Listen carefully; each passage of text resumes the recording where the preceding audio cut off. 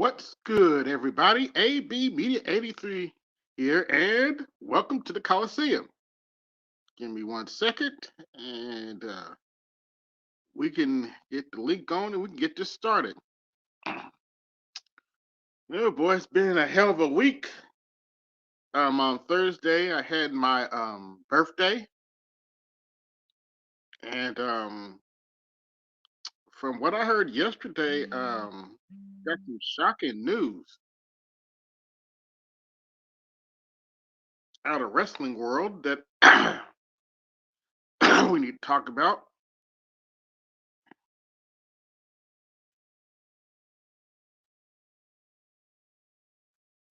But there's the link. So we can get the show started. Um, for those of you who don't know, my birthday was Thursday. I am now 41 years of age. And yeah, I'm getting old. What's going on, D. Scott? But yeah, another news. Vince McMahon has another sex scandal. Only this sex scandal is very interesting because it involves John Laurinaitis and Brock Lesnar. If somebody would have told me a year ago that John Laurinaitis and Brock Lesnar would be involved in a sex scandal with Vince McMahon, yeah, I would look at you like you was crazy. But that's what happened. And now Vince McMahon has stepped down from his position at the company that owns WWE now. For those who don't know, WWE got bought out last year. It was good. I'm listening. And Royal Rumble this weekend, we got a cluster. We got another clusterfuck. Much like the New Hampshire primaries, well, at least the Democrat New Hampshire primary was a clusterfuck. This is a clusterfuck in wrestling, and we'll see how this lawsuit turns out. But yeah, that happened this week. There was also a clearly a crisis at the border. Texas has employed its National Guard to allegedly protect the border, and Joe Biden, for all intents and purposes, is against it. And, and is trying to stop Texas from defending its border. Now, I honestly don't know how this border situation is going to turn out. I just hope it doesn't lead to a civil war. Apparently, more than half of the other governors in the union support Greg Abbott on protecting the border from illegal migrants in the illegal migrant invasion. And I agree with it. For those you don't know, we've had about 6 million migrants, illegal migrants, coming to the country since Joe Biden's been in office. That's a lot of people. But you know, we have so-called sanctuary cities. Oh wait, they're complaining too. Oops. You can't make this stuff up, folks. If you don't think the border situation is a problem, you're not paying enough attention. And if you think this is just about, people hate illegal immigrants, no, it's deeper than that. It's much deeper than that. Just look at the Chicago. Just ask anybody in Chicago about the legal migrant situation and what it's done to their city. Ask the New York mayor. New York mayor came out and said that illegal immigration is destroying New York City. Yes, that New York City. So it's good, Snowman. So if you don't think immigration is a clusterfuck, keep watching.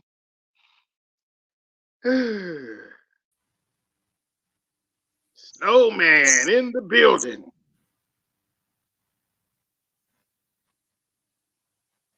You there? I hear Mike, but Okay, I think I got the right mic now. yeah, okay, yeah, you good. Yeah, I love the word you use, which is a clusterfuck. Oh yeah, with Vince McMahon, I was like, okay, I don't know how to take this one because when I first heard, it, I was like, okay, he screwed another one of his employees, so what? But then I heard all the details, like, oh shit,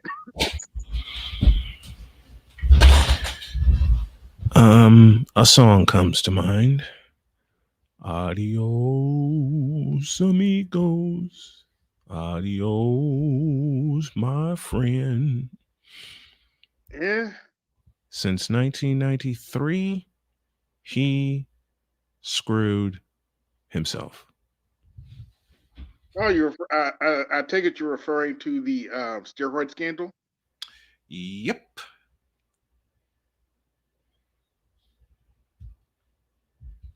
Yeah, Yep. He screwed himself. This is too easy. He screwed himself. yeah, And not to mention what you were talking about a moment ago, the uh, migrant situation's a royal clusterfuck. yeah. And I'm being nice. Matter of fact, Oh you're no, being it's nice going to right. be issue in the election, whether people want it to be or not. Mm-hmm. You better ask them people in Chicago, because I don't have to. I've seen it. I've seen it for 30 years. I saw a dude, recording that they were in the airport behind black, those black curtains, Mm-hmm. and the dude was I forget what company he's working for, but the dude was recording. He's like, "No cameras." I'm like, "Really, motherfucker? You coming in our country illegally, and you talking about no cameras? Really, really?" Shout to the late great George Carlin who saw this back in 1970. You talking about no cameras, and you coming in this country illegally? You talking about no money for you, and No money for you. No cap. don't He's even properly pay taxes. Really? mm-hmm. No money for you. Nope. He doesn't pay taxes properly. Usurps all the jobs that we're looking for. Yeah. I still got brothers coming to me. Oh, come on, man. Illegal immigration isn't that big of an issue. Like, okay, bro. You keep telling yourself that line. I I borrow from you, my friend. Mm-hmm. If you don't like how this looks, you can always kick rocks. I mean, this is going to be an issue, whether you want it to be or not. I mean, It's been an issue. Quit it. It's not you quit it, but to the yeah. people who don't to the people who don't believe. It's been an issue. Stop Oh, it. oh, by the way, for all those of you who are whining about the cages, you do know that those kids in cages that didn't start with Donald Trump. Ironically, it started with who was that president's name? It started with Barack Obama. Mm-hmm. Oops. And speaking of Donald Trump, he I don't even know the lady's name. I can't think of that lady's name, but he lost the case from his Me Too case, and now they're claiming that he has to pay her 83 million dollars For what? for alleged, I guess, an alleged SA case that she can't prove. You just took my next two words. Prove it. I'll be back in a moment. Yeah, for those you don't haven't heard, Donald Trump is has been convicted to be payout for $80 million in an SA case that lady can't even prove. Now,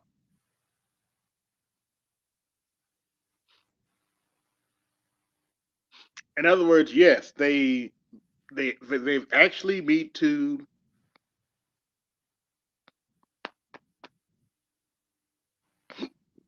Excuse me. They've Me Too'd a former president. You can't make this shit up. That's all right.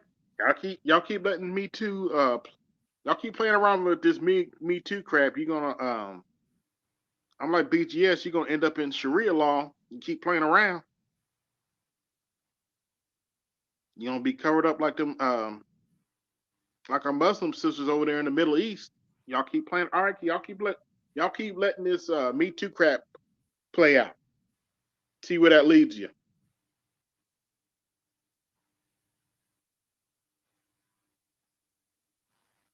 You think Jonathan Majors? Do you think that Jonathan Majors decision that helps women in their rights? You really think that shit helps them? Okay, y'all keep playing around. Y'all keep playing around with this,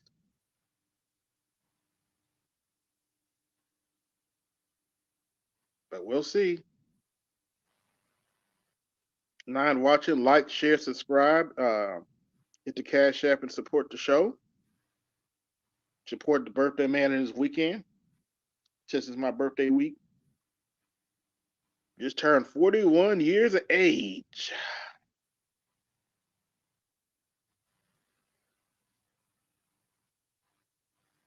But yeah, a lot of news this week.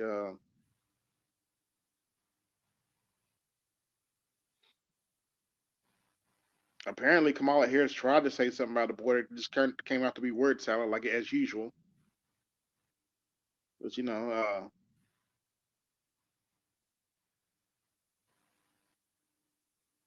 but yeah, the migrant crisis is real, folks. And if you think they're just going to sweep all this under the rug, you got that thought coming.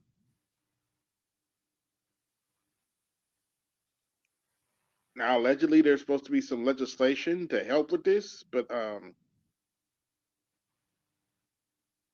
apparently Trump is holding it up, and we'll see what happens.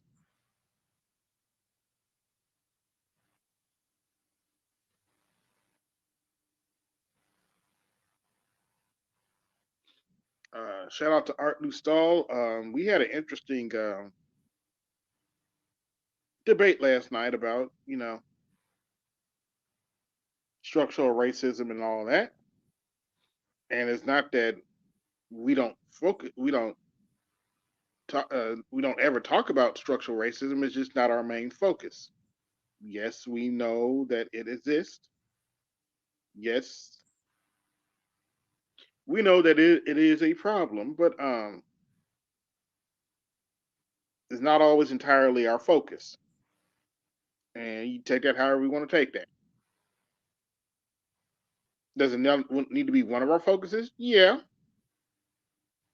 but one step at a time. One step at a time, folks. 14 watching, like, share, subscribe. You want to come up, the links in the chat. Want to hit the Cash App, support the show, you can do so. Cash App is pinned to the top of the chat. Let me make sure it's still up there. Yep.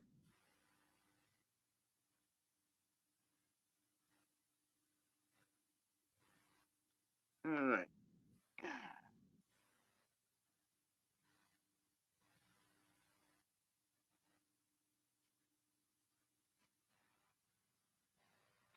Yeah, a little slow tonight, but we'll get it. We'll get it moving soon. We check the news, see what else is going on while I'm thinking about it.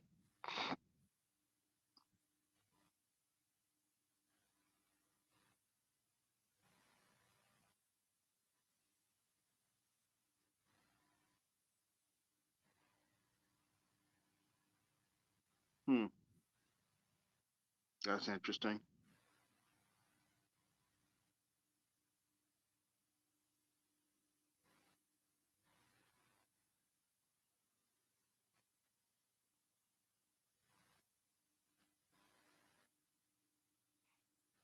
Oh, allegedly, Joe Biden's trying to do something on climate change to screw over Texas, but we'll see how that plays out later. Hey, what's going on, PK? Got PK Angel in the building. Links there if you want to come up, sir.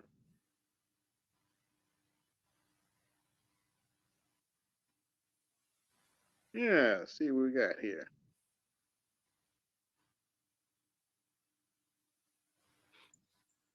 Hey, what's going on, PK? Yo, how you doing? And happy belated birthday, man. Oh, thank you. You at home?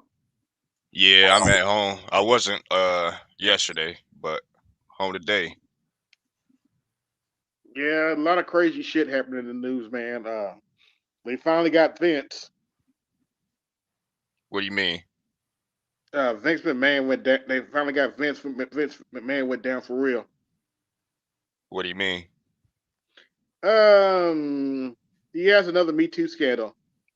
Only this time it involves John Laurinaitis and Brock Lesnar. Oh, I don't put shit past anything that he's ever been involved in and the people around him have ever been involved in. I mean shit. The WWE slash F era was absolutely fucking insane. Yep. Like when you dig into it. Oh yeah. What's up, PK? What's going on, Brian? How you doing, man?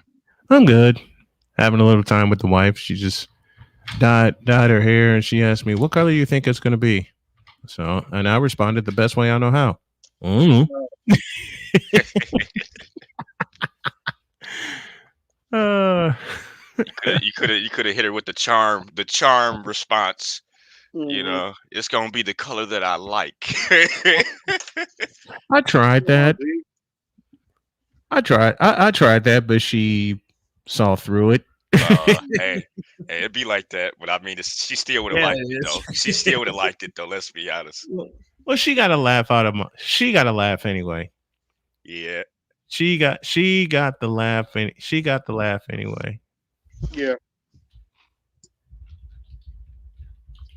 What's going on, But when G? it comes, what's going on, G?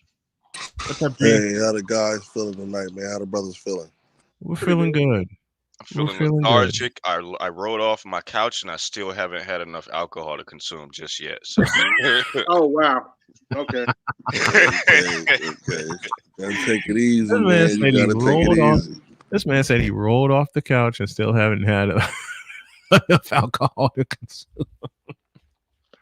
Yeah, my birthday went pretty good. I actually got an early birthday present. I found since I got Game Pass, I picked up the new 2K for 20 bucks, Nice, That's what's very up. nice. which is a still considered these games are like $70 now. Oh yeah, Yeah, it was illegal. yeah. And I got turned on to that when I was working for Res Care up in Terre Haute, and the clients I used to work with were getting those. I hate Terre Haute, boy. You And mean Walmart City? yes, Oh yeah, the that's infamous one. name That's Terra. Since we all since well except for G, since we're all indie folk here, Terrible Hope is the infamous name for Terra Hope. mm-hmm. Mm-hmm. Learned about it in the year I lived there. Yeah, And I mean, when we had a chance to get the hell out of there, we got the hell out of there Mhm. quick.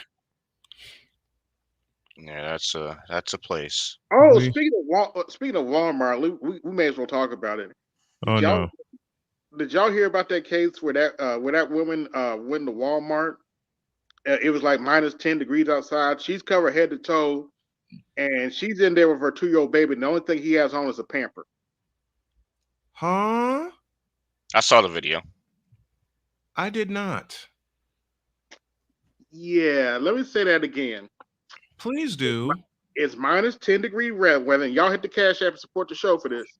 It's minus 10-degree weather, Uh-huh. and this sorry heifer came into a Walmart fully clothed while her son only had on a pamper.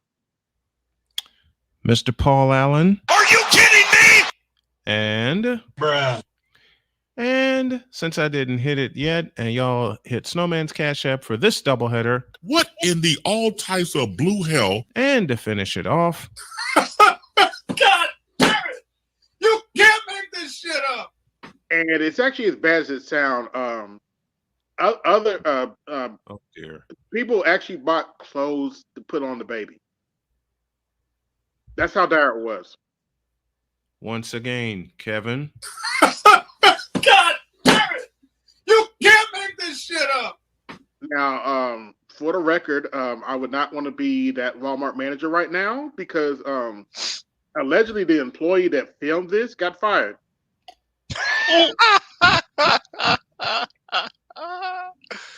I would not want to be the manager that fired that woman. I'm telling you, The person who filmed this, what? got fired. What did they get fired for? What was the reason for firing them? Allegedly, Walmart did because she released it to social media or something on that order. Come on! So hold up. So some I random hope she lady sues. came into Walmart with a naked baby in the freezing cold, and they fired the employee for filming it. Yeah. Oh, it gets better. Don't get it twisted. And I hate to say it, but it was a BW. Oh, The police. Fortunately, somebody did call the police, and she's looking at 5 or 6 years, and Wait, what? yeah, Who's looking for, okay, I'm confused. Who's looking at 5 to 6 years? The mother or the mother. okay. Yeah, the Wanted mother. that confirmed. She's looking at 5 or 6 years, and That's it. apparently, when the person bought the clothes, the mother didn't care. In fact, they said she was throwing stuff at the baby. Stop the cap. That's no cap, is it? Unfortunately, no. Arlie, I've said it before.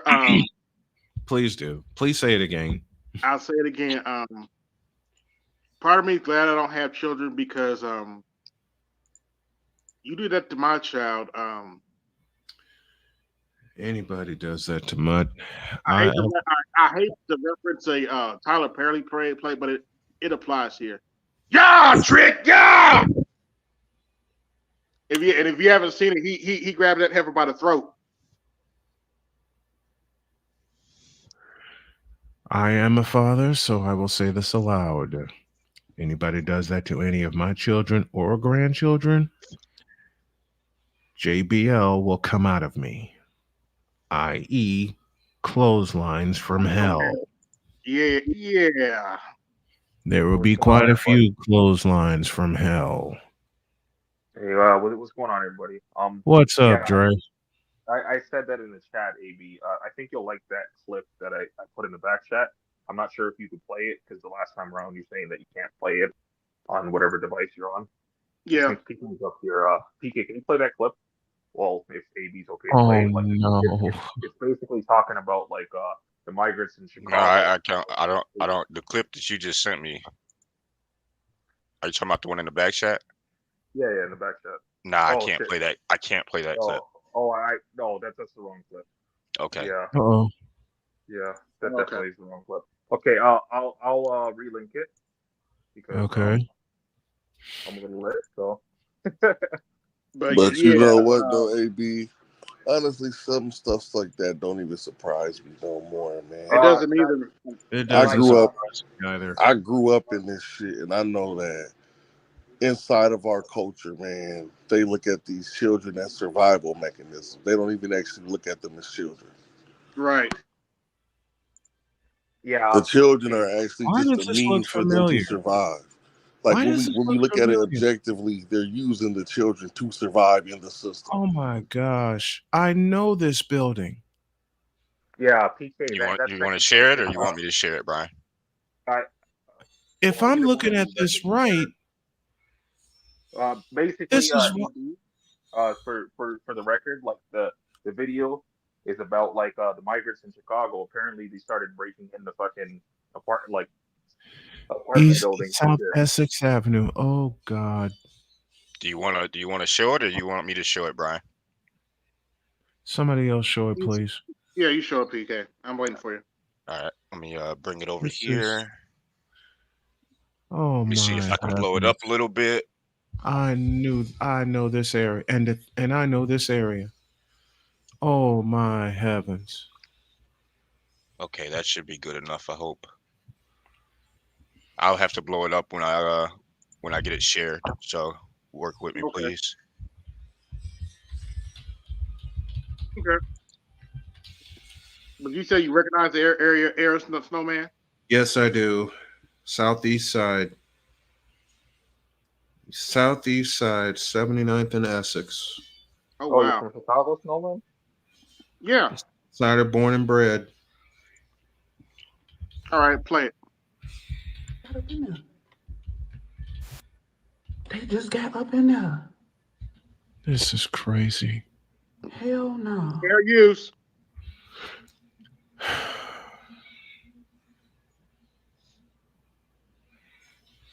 Damn, they just got up in there. This don't make no fucking sense. This is crazy. Yeah, look, they the fuck just got up in there. They just got up in there. That is nuts. Hell no. That is nuts. All right, What did they that's do? the They just clip. basically broke in there and just took it over. In essence. Now, from what I've heard, the dude that owns that property let them in there. What? Yeah, as the shout out to Philip Sky, he's like, that's an evil motherfucker. He wouldn't let other poor people get in there, but he let the migrants in there. But he let the migrants in. Oh, goodness. This is why I never lived on that side of the city, ever. Well, he probably depended on getting some type of payout from the government, right? Yeah. I'm so glad I never And that's lived. what's crazy to me about our current system is like, you guys won't help the homeless Americans, but you'll help homeless Ukrainians. You'll give them health care, Medicare, housing, and everything, but you won't help the homeless Americans. Yep. I'm gonna go pour myself some alcohol. I'll be back. 2 occasions in Chicago I was homeless. You know they blamed me for it. I applied for all kinds of services, and only on 1 occasion did I get any help. 1. And that didn't even last. That's crazy, bro. Like, I was homeless most of my youth. Most of my youth, I was homeless, And then Oh as shit, I I was got talking aged about out of the this on system, I aged out of the like state care system. I was Mm-hmm. homeless then. They didn't give me shit. But then we Yeah, read about these freaking people. I mean, I'm not even going to call them no derogatory names. There's no purpose for that.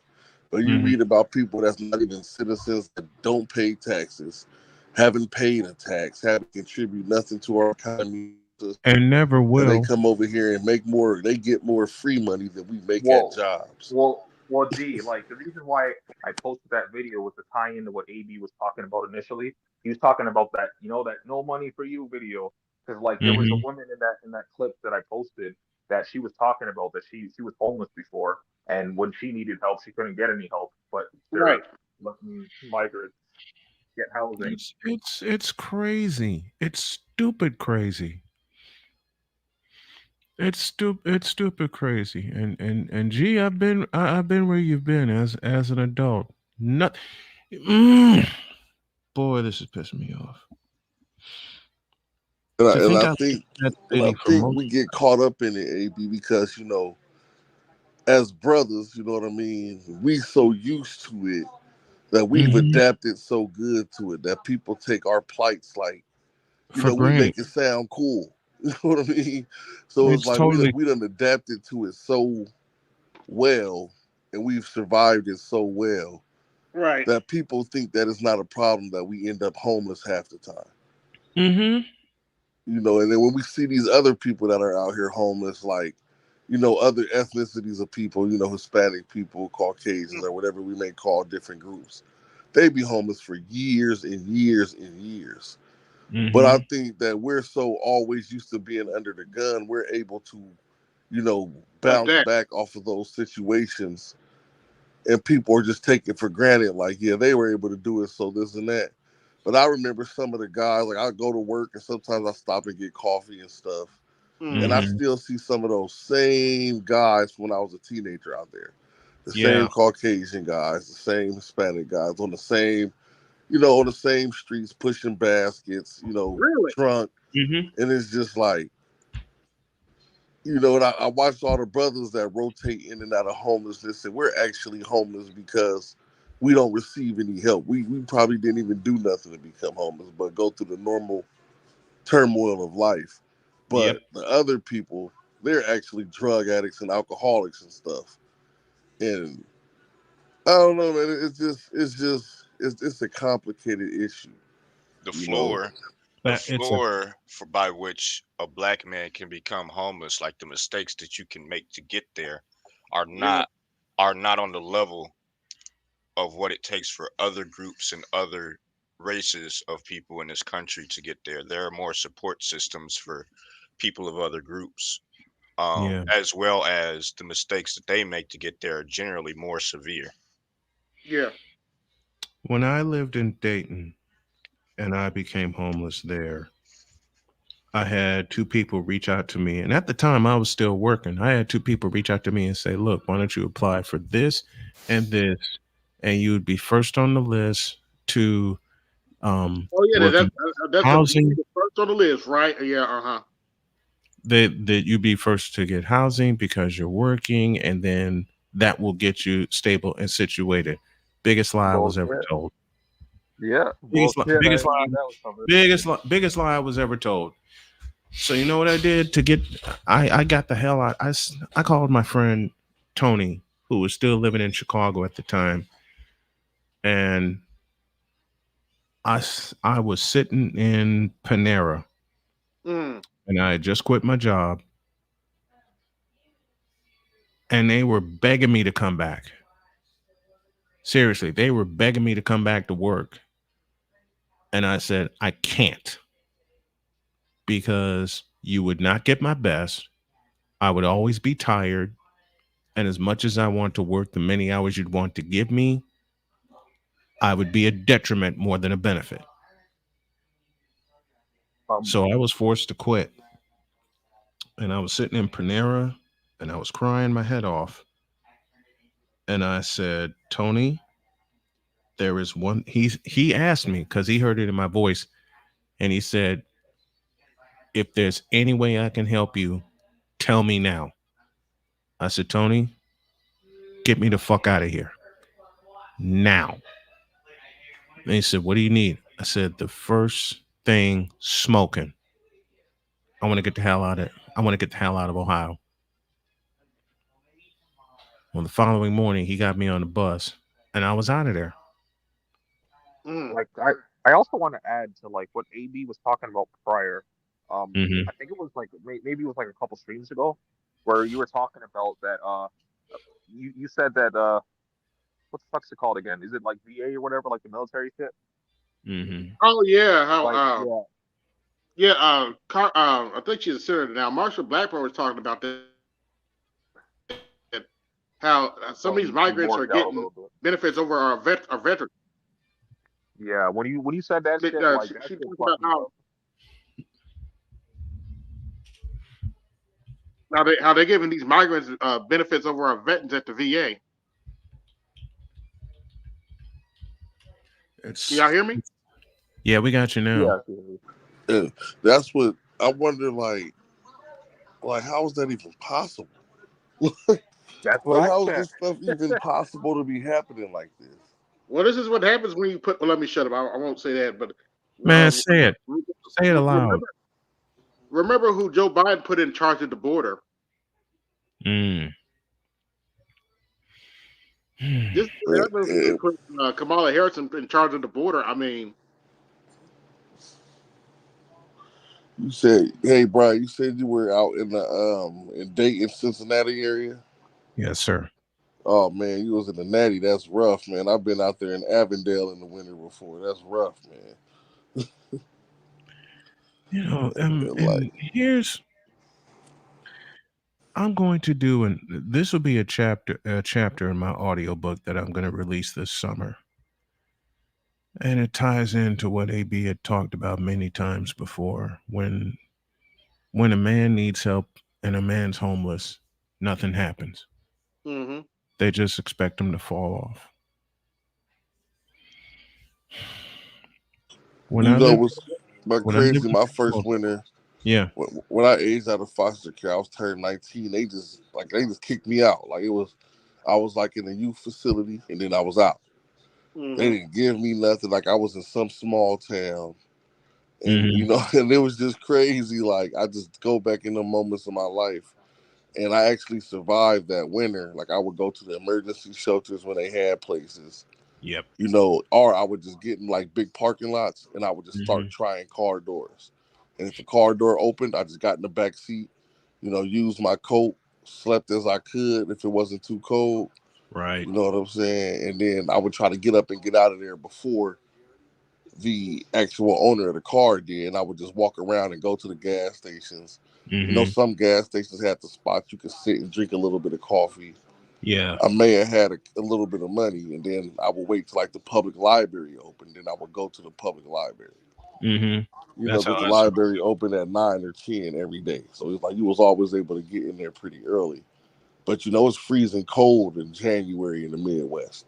You know Man. what I mean? In Oh yeah. December and February. So, like that's how I survived my first winter as an adult on the streets, like just sleeping in cars. Mm. Hmm. Like if I couldn't do that, I would find like the emergency shelters that just let people huddle on the floors and stuff, or stay with a couple friends every a night a week or something, or you know romance a girl and get in a house for a night or two, and just man, I survived it, man. I look back at those times now, like man, we was surviving on top ramen and chicken bones, man. Dear Lord, yes. Yep. 'Cause I remember I used to also go like to the dollar store. Then like as I got better at being homeless, I ended up getting a job at a tannery. Like I don't know if you guys know what a tannery is, but I know what a tannery is. yeah, so I ended up pulling cow hides all day. But Hmm. and it was only for like $11 an hour, $10 an hour. But man, that was such a blessing. That's why I'm so confident. Like man, I can survive off of $10 an hour. I've done it. Like I've done it to where I made $350 a week after taxes, Yep. and I went and found a room for rent or a hotel, or but now I'm so smart with it now. I would just buy a camper and park it in a storage Hmm. unit and live in the camper at the storage because I can still get electricity. But that's just advanced how much I've actually been homeless in my life. Yeah. So I've Yeah. actually mastered like how to do it. I know how to travel light and just in my bag have my important documents, my changes of underwear, my socks, one or two pair of jeans, a good nice hoodie. You Hmm. learn how to do it. You learn how to survive with minimal stuff. And I've met so many brothers that were surviving on that level and as we get older, we always seem to grow out of it and get more stable. And Like Yeah. people G, think that we have blessings. It's like, no, bro, we worked for this shit. like G, as much as I don't want to like share too much personal shit, like I gotta say a little bit on that. Like I've been in a scenario, but that was when I was like younger though, like fucking I don't know, maybe like what, like 15, 16 type shit. And but that was like self-inflicted for me because it was like, if I'm gonna live with like my parents, like I have to follow their rules. But them times I was like, you know what, fuck that. Like I'm not gonna listen to shit. I'm gonna do what I want to do type shit. So it was self-inflicted. But yeah, I've been where you've been. So I don't want to get into too much details, but I've been where you've been. I Yeah. mean, well, that's what gives us like that's what gave me the work ethic that I like. I go to work every day. Like I don't give a fuck. I'm going to work. Hmm. Like I'm going to work, bro.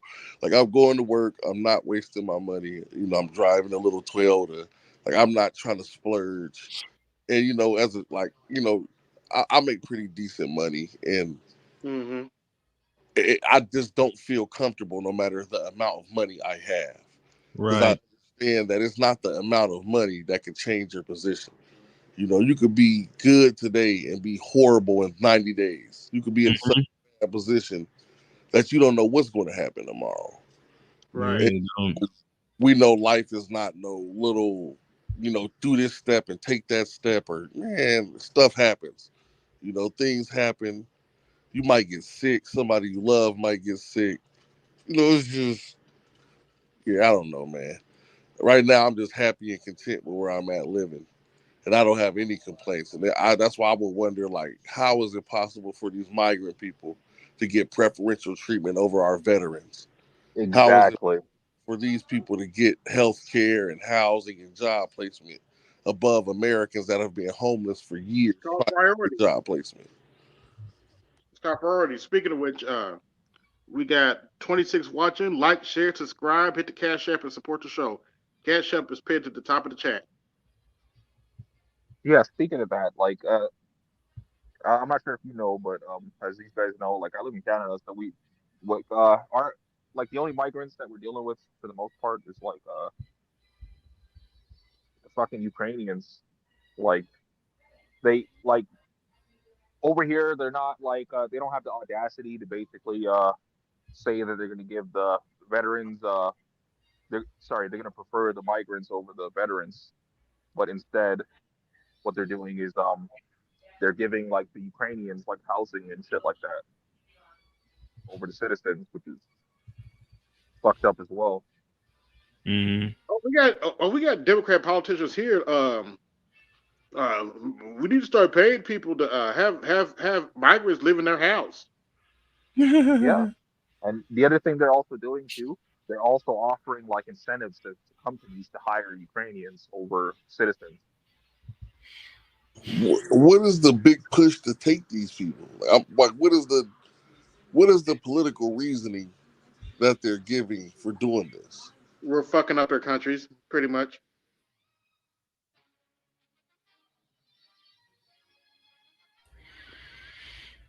Well, Oh, they're that Who's taking that, off we're not that, the fucking up their the country? Russia's fucking up their country. We well don't they have nothing to do with that. actually the U.S. is funding that war over there. So is Canada and other places as well. Yeah, but So what does that have to do with us funding the migrants above our own people? Like if well they're if the country of Ukraine is in conflict with the country of Russia, what does that it's have more to than do with the United States it's more citizens? than it's more than Ukraine though. G. It's like Venezuela and other places in South America. like basically, what's going on is it's a proxy war, right?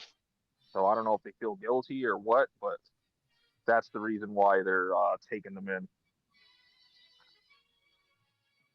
And what like I just don't like I know eventually things are going to change, but like I don't understand.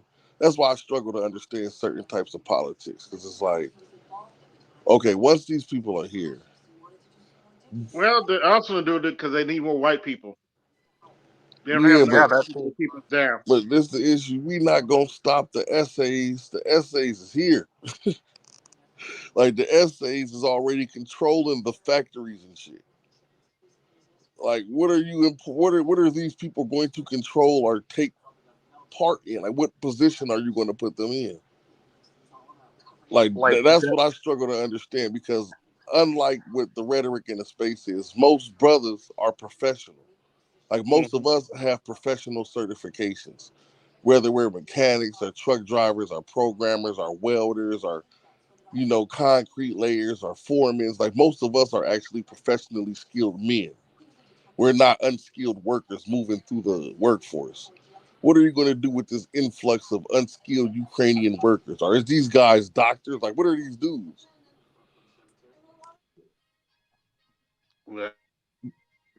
I don't know. We'll find out.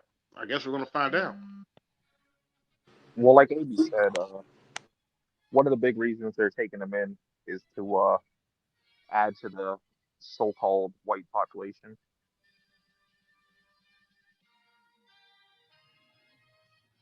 I understand that. What I'm saying is like all of us here on the panel, we all work. I'm assuming, and you know, I know we most of us are professional workers. We work at professions. We're not unskilled labor.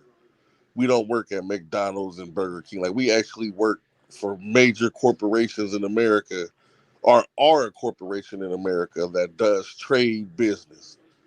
You know what I Mm-hmm. mean? We have actual trade skills and degrees behind us. That's most of the brothers that I know that are actually working inside of this world are like they have trade skills, whether they're carpenters, electricians, plumbers, appliance installers, small engine repair technicians. Like that's most of the people that I know as far as black men my age in their mid 30s that's working. We're all certified workers. We're not unskilled Mm-hmm. workers. Or if we are, we've been working at these factories for 20 years now and 17 years. And like you're a CCAD specialist, or you know how to run certain presses in a machine shop. Like these jobs are here. And I'm not talking about the amount of money. Where are these Ukrainian dudes going to work? Mm-hmm. I don't know. I don't have an answer for you. Damn good question. Well, I'm sure they'll offer programs and training and education to replace black people. Of course. In a minute. But well, that's the thing though, Andre. They can't like we're already trained. Like most of us obtained our training individually. Like we didn't have no boot up. Some of us were able to get help, and that's fine. Like it's okay to get help from the government. That's what your government is there for. Exactly. But most of us are already skilled workers. Like these dudes are brand new entering the field. You have the Hispanic migrants; they're already the unskilled labor in the country. They already do probably 50-60% of the unskilled labor. Mm-hmm. Far as like working at factories, construction, stuff like that for labor. Most brothers are not unskilled labor. Like that's a Well, myth. Most of us have skills already. I'm not just speaking about people in the space. I'm just talking about like the population in general, right? That's what I'm speaking on. Like if they brought X amount of thousand of these people here, then they have X amount of thousand of everybody coming from everywhere else.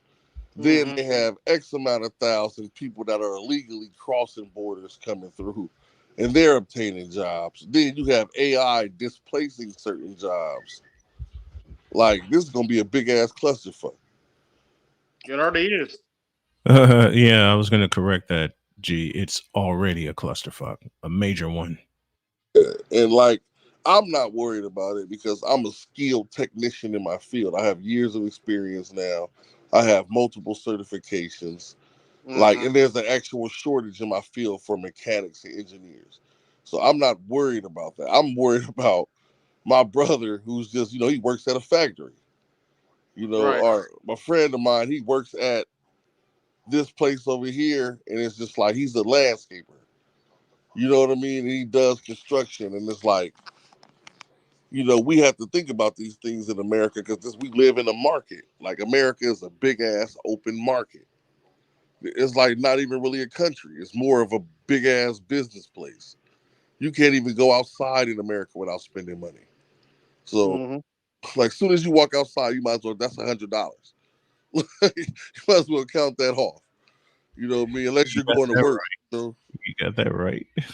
So that's why I'm like, what did it? What is the end goal of this shit to our politicians?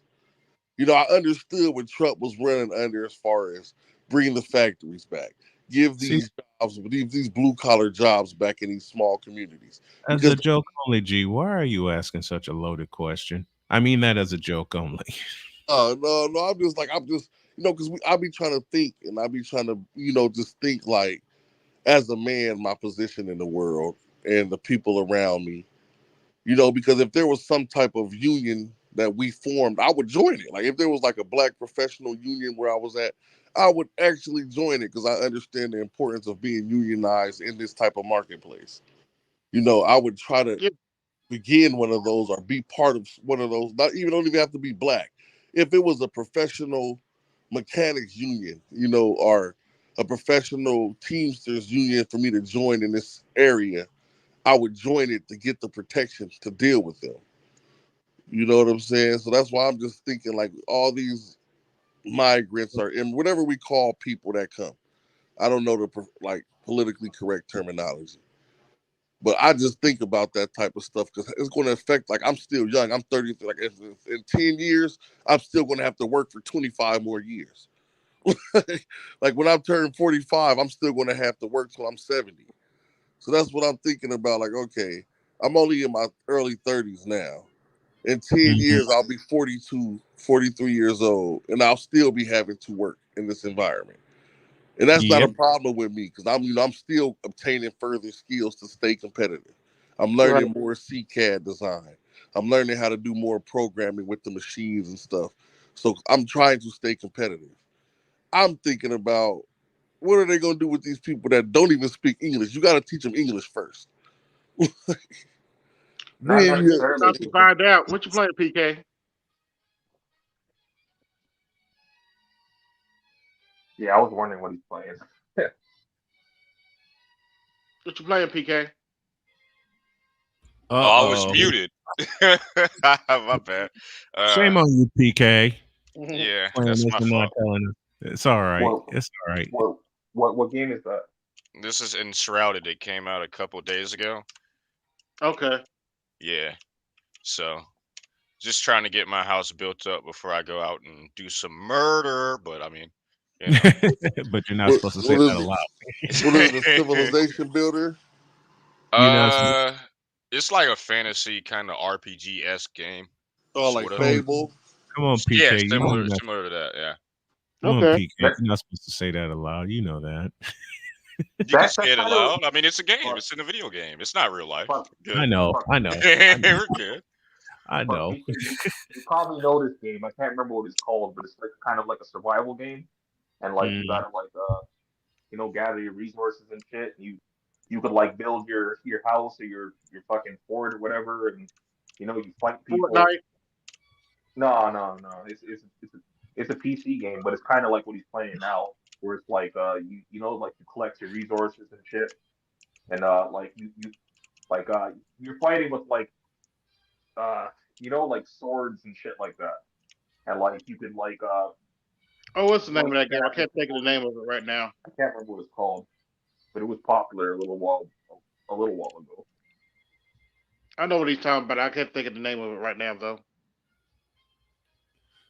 Yeah, I Speaking of have no games, clue. I'm getting ready for two big ones tomorrow. Mm-hmm. And Playoffs. Charles, playoffs. Matter of fact, I think I have that whole clip. And Charles is going to join me for the first one. I think he's Okay. going to. I think he's going to join me for both of them. Mm-hmm. Where is Jim Mora? Yeah, I'm getting ready for two of these. Playoffs? Don't talk about playoffs. You kidding me? Playoffs? Oh, okay. TK, I believe this is the name of the game. I think it's called Sea of Thieves. Oh, okay. I've never played Okay. that. Yeah, it's a pirate game. You Hey, on the road right now, PK? Or you at home? I'm at home right now. hey, TK's AB, playing a game. Yeah. AB, I got a response from Dallas Cowboy fans after 2 Uh-oh. weeks ago. I'm as mad as hell, and I'm not going to take this anymore. I guess so. 35 watching. Like, share, subscribe, hit the cash app and support the show. Please support the show, folks.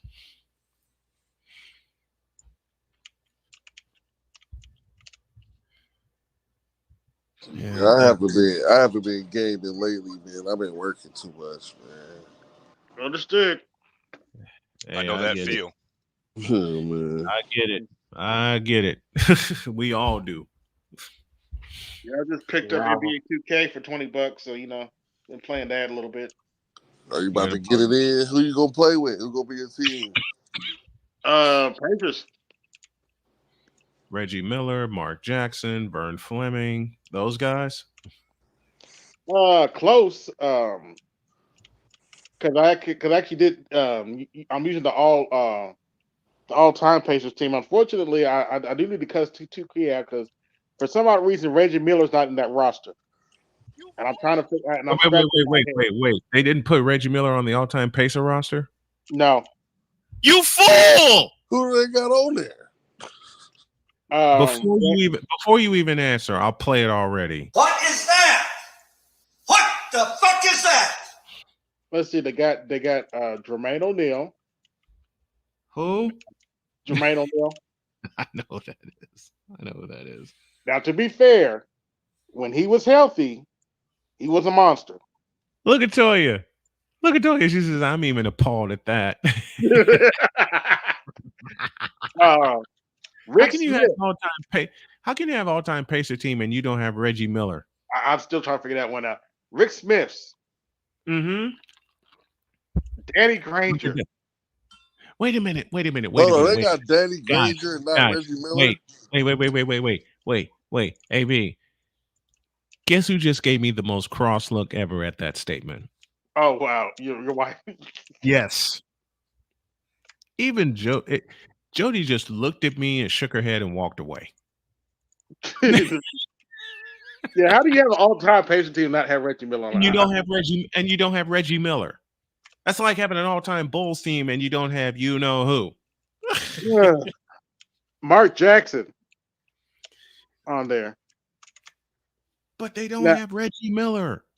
Oh no. To be fair, now I'll tell you who is on the team, and I kicked him off when I started my league season. I can't believe he made it on that list. Roy Hibbert. Who? What? Roy Hibbert was a bum at every team he went to. Let me do this. Let me do this again. You fool! What in the all types of blue hell? I'm like, how the hell do you leave? What the fuck is that? How do you leave Reggie Miller off the team and you put Roy Hibbert, who is worse than Kwame Brown, on the team? I don't have an answer. All I know is I created myself and kicked him off the team. Is Chuck Person a part of the team? I think he is, yeah. Oh, Chuck Person's a part of the team? Wow.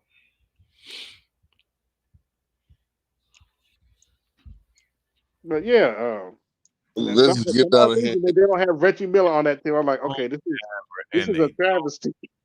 Who are they playing at guard then? Don't! There. I needed that one. On the base game, they have Paul George at guard. Okay, they put Paul George on there. Okay. AB, what do you? This is AB calling 2K right now. AB, what do you? I'm assuming you're playing on Xbox. Like they might have sold you a defective version. That might be a messed up version. Like you might need to call those engineers, those programmers. Like, do you guys know you forgot Reggie Miller on the Thinking about that, it did only cost $20. Yeah, that's true. Yeah, it did. AB, since you said Game Pass, I'm assuming you're playing on Xbox, no? Yeah. Again, this is AB. This one's for you, and this is also for BGS, and I expect we'll see him later. This is AB calling 2K to complain about the lack of Reggie Miller on the club.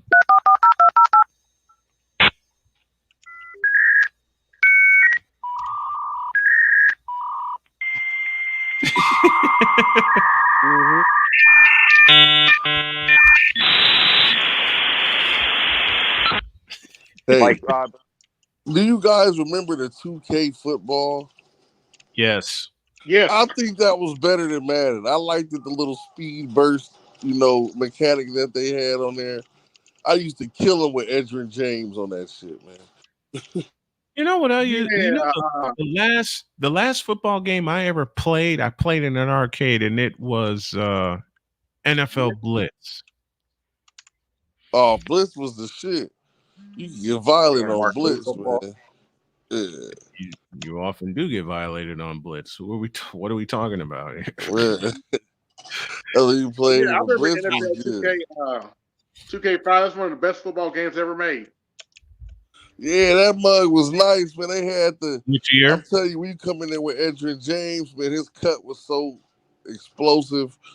Like, man, yeah, that was a good game. I liked that game. I wonder why they stopped making the 2K football. Because EA bought out the license and 2K couldn't make the game anymore.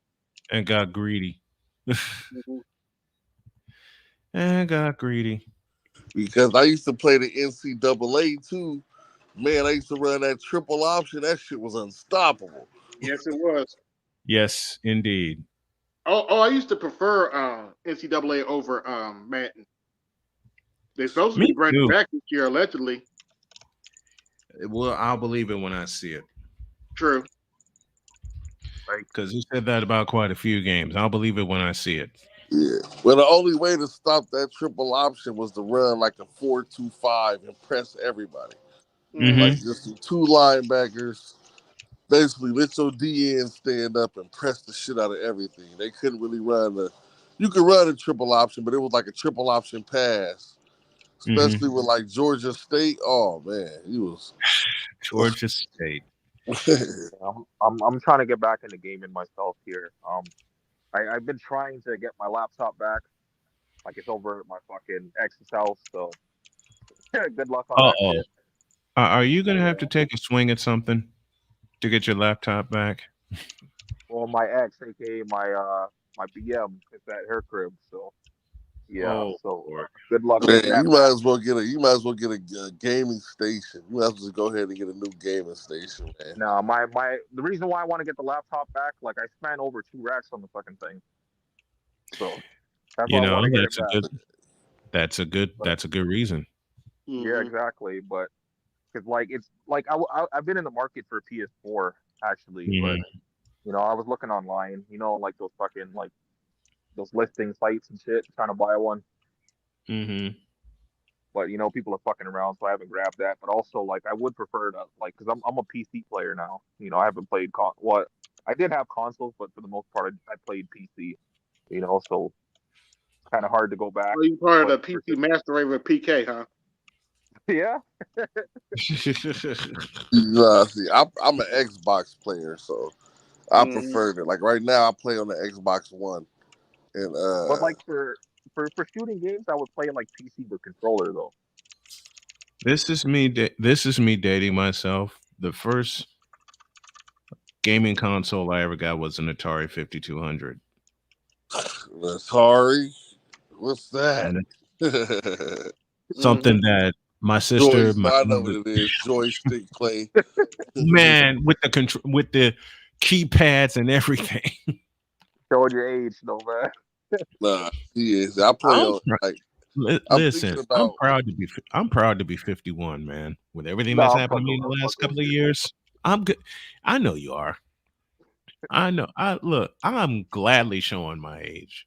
I mean, my wife picks on me all the time. She says, when we met, you only had one gray hair. And then she came in while I was shaving one day and she says, look at all the gray hair you got. I said, yeah, wonder where I'm that starting to see from. more and more of that wisdom here, man. Mm-hmm. Yeah, man, I hope I live to be that age. I hope I make it to 50. I hope you do too, man. I hope you do too. I hope you all do. Yeah, I told myself if I make it to 50, all I'm doing is barbecuing and wearing open-toe sandals. Look, as soon as my legs get healed, I'm going to be wearing open-toe sandals. Because I wasn't supposed to make it to 50. But after kicking cancer in the ass, I not only made it to 50, I'm going to make it to 52 this summer. Well, definitely. You deserve those. Oh, you got to get the ones like with the checker design that all the old heads used to wear, man. Man, you ain't going to tell me twice. I already know. I'm looking for my grandpa used to wear those. Man, I'll tell you, that's the ones I'm looking for. They looked so comfortable. I want them now. My grandpa used to have them, and I know so many of them. You're getting fucked up. Used to have it. Yeah, I am. I'm getting my shit pushed in. Yeah, why are you getting? He's fucking you up. What the hell is you fighting? What the hell is that thing? A minotaur? A monster. Why does it have a weapon? What the monster? He takes like a 30 something. health every time he hits you. That's crazy. That's something you ain't supposed to be fighting. Y'all hit the Cash App support the show. Are y'all not entertained? PK over here fighting Lucifer. No, you don't want to fight Lucifer. Okay. I win. You win. There you Yeah, go. running away for fucking 2 minutes. Yeah, I see that shit. I mean, you're just beating my ass. What do you want? You want me to get my ass beat? Oh, he's got a You know sweet what I ass. haven't played? You know a sound I haven't played for AB in a while? What's that? AB, I got something for you. I haven't played this in a while.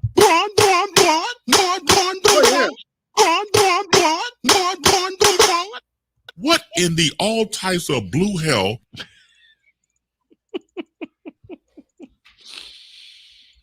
Yeah, AB. That conversation that y'all were having yesterday on Arts, like that was interesting as shit. Mm-hmm. Mm-hmm.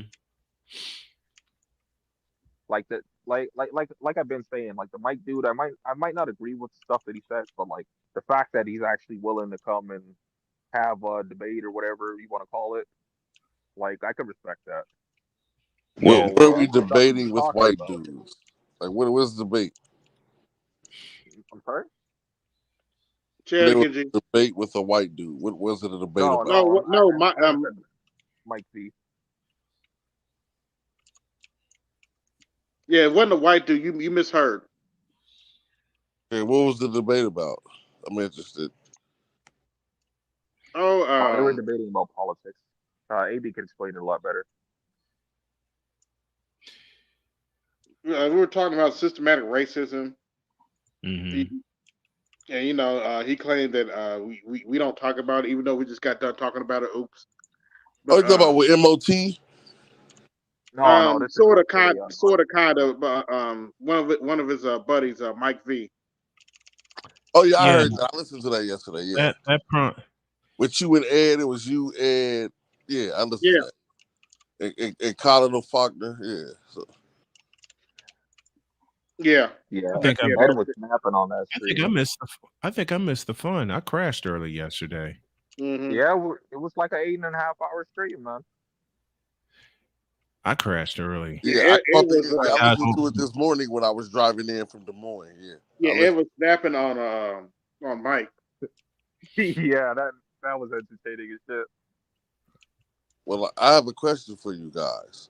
Do Mm-hmm. you guys think that eventually this space will evolve into like an actual real life organization? we already are. We already are just by being here, just by Yeah. talking, just by being multifaceted, just by being us. Anyone who Mhm. thinks otherwise, You fool! I had to throw that in. Well, Yeah. basically, one of the arguments that Mike was using yesterday. Is My apologies, the ambulance is going by. what's going on? No, I said an ambulance was Okay, going get by. it It out. was making noise. Oh, But okay. yeah. We can't So hear it. Go ahead. well, one of the arguments that Mike was making was like, basically, what are you guys doing in real life? And he was like, talking about somebody else that I don't believe has anything to do with space, and he's acting like the space is supposed to do this stuff. But on like his camp over there are the ones talking about they do this stuff in real life, right? And if that's the case, what are you guys doing before you come over here to try to, judge other people for what they're doing? Can I respond to that with a Street Fighter sound? Mm-hmm. Can we just give him a couple of quick Tiger uppercut. to shut him up? Well, he might respond, but whatever.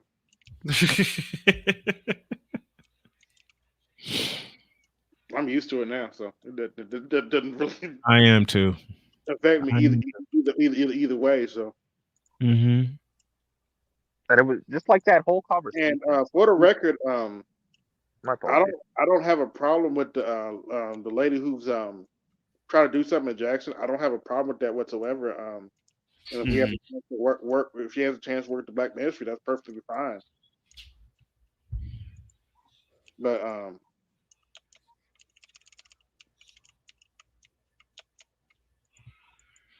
that I don't think that necessarily needs to be our focus right now. No, it doesn't. It doesn't. Well, I personally I don't believe in I don't believe in centralizing things anymore. Like anytime that we seem to coalesce in one space, we seem to get attacked. So I'm much more free form. Like I don't believe in forming groups anymore, like the Black Panthers and stuff, as much as I believe in just ideology and living by certain practices and principles, like SYSBN and things of that nature. I'm in full support of that. I'm in full support of all of that. I don't believe in making the headquarters or we're the group and this the leader. Like I don't think that's necessary. I think we're all intelligent and self-sufficient men where we could just have this ideology and this thing. What the Italians say, this thing of ours. Yeah. Like what's going on, Master Teacher? Hey, what's going on, y'all? Master Teacher, how are you, sir? We're good. We're good. How's Jody? Jody is good. And I had her cracking up when I repeated the joke that you made that one night last summer. Hey, let me get BGS in on this. Because now how is my favorite black lady, by the way? Anyway, she's doing great. When she when you talk to her, ask her what up, mama. Oh, I already did. You know what makes it so crazy? My daughter heard it and she started cracking up. All of my kids heard it and they started cracking up. And Jody's like, well, I don't want him showing my house, but she didn't realize that night I was off camera, and not on it. Yeah. And she says, "Oh, you were off camera." I said, "Baby, I'm off camera when I'm with the guys." And she goes, "Oh, okay." And we have laughed at that joke since that night. That's what a black woman would say. Okay. In a minute. Yeah, don't show my dirty house. Yeah, that's what my mama would say. Yeah, and it's the way that she said it too, with that southern twang. Don't show my dirty ass house. She said it that way. She says, "Well, I don't want you showing my dirty ass house," and we just sitting there rolling the whole time. Oh, we were cracking up, but she says hi to you. She says hi to y'all. She's doing better, getting better. Okay, she's getting better, and all that good stuff. Okay. I know. Black folks don't like drinking water. Drink your water. Yeah. Don't stop eating them fatty ass foods. Okay, I know what you're doing. Yeah, I feel called out. I was about to order a pizza or some shit. You know what? That's why we call you Young Maple Leaf, man. That's what you do. You and the Ninja Turtles will eat pizza. But go ahead, AB. What you gonna say? Yeah, I downloaded NBA 2K earlier, and they have an all-time Pacers team, and they don't have Reggie Miller on the damn team. I'm like, what the fuck? Maybe they couldn't get his rights. They probably couldn't get his rights. He didn't sign off. Yeah. That's exactly I why. was thinking about that too. I was thinking about that too. But they got two two people on the team. I was like, okay. If two players on the team, I was like, no. If he was still playing, it'd be automatic. But he's not playing anymore. So no, it's not. It's not even that, BGS. It's two players on NBA 2K who refuse to give up their rights. It's Charles Barkley and Reggie Miller. High yellow niggas never want to cooperate.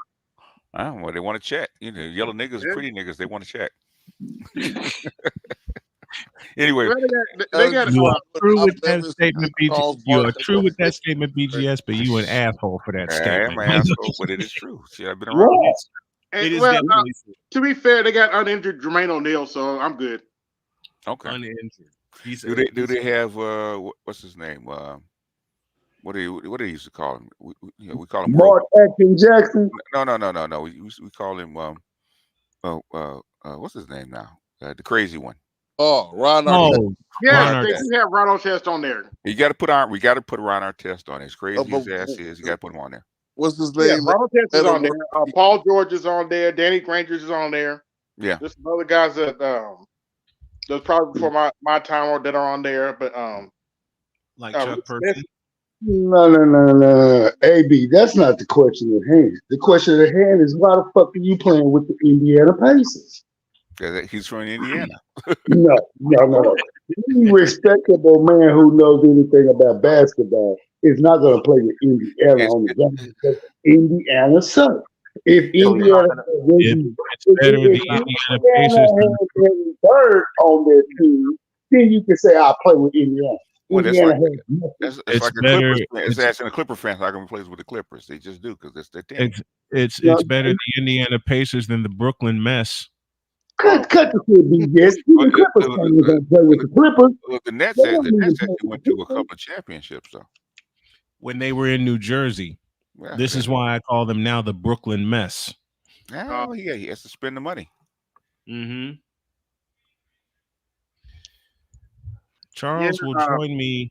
I'm gonna please BGS by saying Charles has agreed to join me for the Ravens Chiefs call tomorrow. Oh, good Lord, that's gonna be it's gonna be. Hey, something. man. You know it's gonna be. You already know. You already know it's gonna be off the charts. What if it's San Francisco, what if San Francisco and Baltimore get the Super Bowl? What's that gonna be like? Oh boy.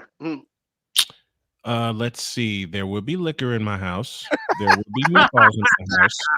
There will be my children over here. There will be my wife on the live stream with me.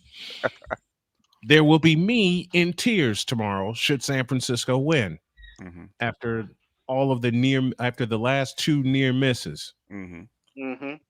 So, and last Saturday, I thought I woke Jody up when I was screaming at the top of my lungs when Christian McCaffrey gave us the lead. I went in there and I said, "Baby, I apologize in advance for waking you up." And she says, "Are you kidding? I was zonked out." She was. Next morning, she woke up and she says, "So y'all won, right?" Barely. yeah. The hairs to your chinny chin. Skin of our, we won by the skin of our ass. Barely. We won. But we won. I think that's probably worst. That's probably the worst game I've ever seen him play. I think that final drive. Yeah. That final drive. 34 watching, like, share, subscribe. Hit the Cash App, support the show. BGS taxes in effect. I is here. Yeah. What's going on, Jules? I think Mahomes gonna send them boys home tomorrow, man. He gonna send. You absolutely One correct. thing about that kid, Mahomes, he's a winner, bro. He's a winner. He know how to win, man. Man, he is. It's a tough get for Baltimore to get past that by the reigning champions. The only advantage for Baltimore tomorrow is they're at home, but Kansas City has won the AFC Championship on the road before, so I give the advantage to Kansas City. And the thing that people not understanding is this is Patrick Mahomes' crescendo. Once he proves he went 3-0 on the road this year, every game he won, which he's gonna do whether Charles likes it or not, because as much as they want to say, oh, Jackson this, Jackson that, look what we did to him last week. They couldn't blow us out to the second half. You can't pull that shit against Kansas City. You cannot pull that shit. I think Buffalo was a much tougher game for them. Yeah, and that was that, and to do that in Rich Stadium. Yeah, that's even more crazy. To do that in Rich Stadium and hold Josh Allen in check in the second half. Yeah, he's on a road tour. He's doing his road tour to Kansas. But Patrick Mahomes and Kansas City Chiefs is to take this shit all the way to Las Vegas. He's gonna leave them old boys over there in Crab Cakeville. Real sad tomorrow. Real sad. It's just the truth. I mean, I've watched Lamar play and I've watched Mahomes play. When Lamar get under pressure, he fuck up. He is not a pressure handler. He when it's smooth selling, he do amazing things. When it's time to buckle down and actually play the game under pressure, he can't do it. And what pressure game, conference championship game has he been in? Don't worry, I'll wait. 0. What's this flying squirrel shit, man? Let's look at this game. It looks like a fucking flying squirrel. Oh, but you gotta ask PK. He's the one playing. I know. That's what I'm saying. AB, that not AB, but AL. That boy Mahomes, he's a winner, man. He don't get flustered. But check it out. Check it out. Everybody thinks the upset's gonna come from KC beating Baltimore. That's not gonna be the upset tomorrow. Everybody is fucking sleeping on them sorry ass Detroit Lions who ain't fucking sorry no more. They're not sorry no more, and they got weapons and they got a solid defense. That's the Yeah, game people should be worried yeah. about. I'll give you two problems. One, Debo Samuel's playing, and two, so is Christian McCaffrey. But They're gonna Debo Samuel is playing banged up. He's not healthy. He's banged up. and he's played Yeah, banged up before. and that's what I'm saying. And to your end, because you're saying and he's playing, and I'm saying and he's banged up. You're He's damn not right. 100%. He's not going to be 100% going into a 100% needed ass football game anymore. So you better be throwing to a Koa. You better be throwing to that other tight end that they got. You better be running Christian McCaffrey like crazy. If not, Debo ain't gonna be doing Debo shit. He's gonna be out there for the decoy. Anybody that knows football knows that. He's going to be a big time decoy tomorrow. But just the presence alone, just the presence alone is going to be huge. And it's the late game tomorrow, so they have as much time as they can up until kickoff. But they made the decision yesterday that he will go on Sunday night, but he's going to be a decoy. I already know this. He's going to be a decoy. He's got to be. That boy is healthy. Ready because Detroit gonna be blitzing the shit out of them boys. Oh, this is Dan Campbell's one shot. Man, everybody's been talking shit about Detroit all year, been talking shit about it for 65 years. He just got over that curse, that Bobby Lane curse. And so, man, he's that's the coach, and that's the team that's playing with house money. Everybody was saying it was Houston. I kept saying, hell no, it's Detroit. We gonna have a Detroit, Kansas City Super Bowl. No. Detroit, Kansas City. No, we're not. It's a strong possibility. You can't say no, we're not. What you got to say is it's a strong possibility. That team on paper right now is matching up, matchup for matchup with San Francisco, and you cannot not say that. They got the only flaw Detroit got is in their quarterback. Goff is the question mark. Jared Goff is the question mark. And he showed you something when he took on Matthew Stafford week before last. Mm-hmm. He showed the nation something. Yeah. Hey, BGS, did you see that Walmart video with that crazy mama? Oh no! Oh no! Was the Walmart with what? Y'all she walks into the Walmart. She walks into Walmart fully clothed, but her child, and mind you, when I say this, a little boy, an infant little boy, all they had on BGS was a goddamn pamper, nothing else, just a pamper, in the 12-degree weather in rural Mississippi, right outside of Meridian. Okay, so she's nuts. Yeah, she comes in there and everybody's chastised her. You got employees literally trying to buy clothes to put on the baby right then and there. She's fighting them, she's acting a fool, and then when she sees she's being filmed by another employee, she starts twerking.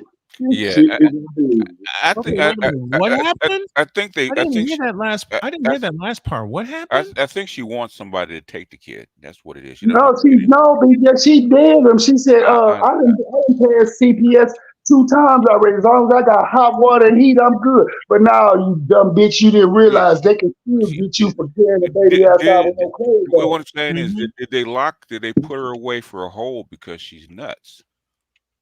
Well, they said they arrested her and she bonded it.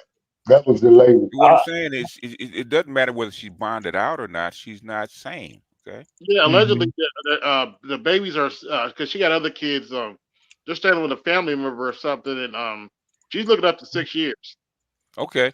What thing is, okay, it's one thing if she commits a crime. It's another thing if she does something absolutely insane like that. Man, with a kid, that means she's not. Whatever. So, boss, you think she's gonna get off on neglect? No, she should be locked up into some asylum and get her shit together because she's not together. She's not sane. Okay. And not fit to raise a child. She's not fit to be. She's not even fit to take care of herself, much less raise a child. Right. She's not sane. What I noticed about. Go ahead.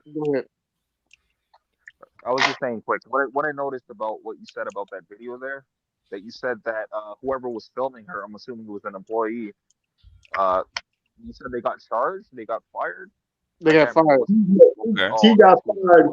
He had to start a GoFundMe. She started a GoFundMe with the goal of just $5,000 until she could get another job.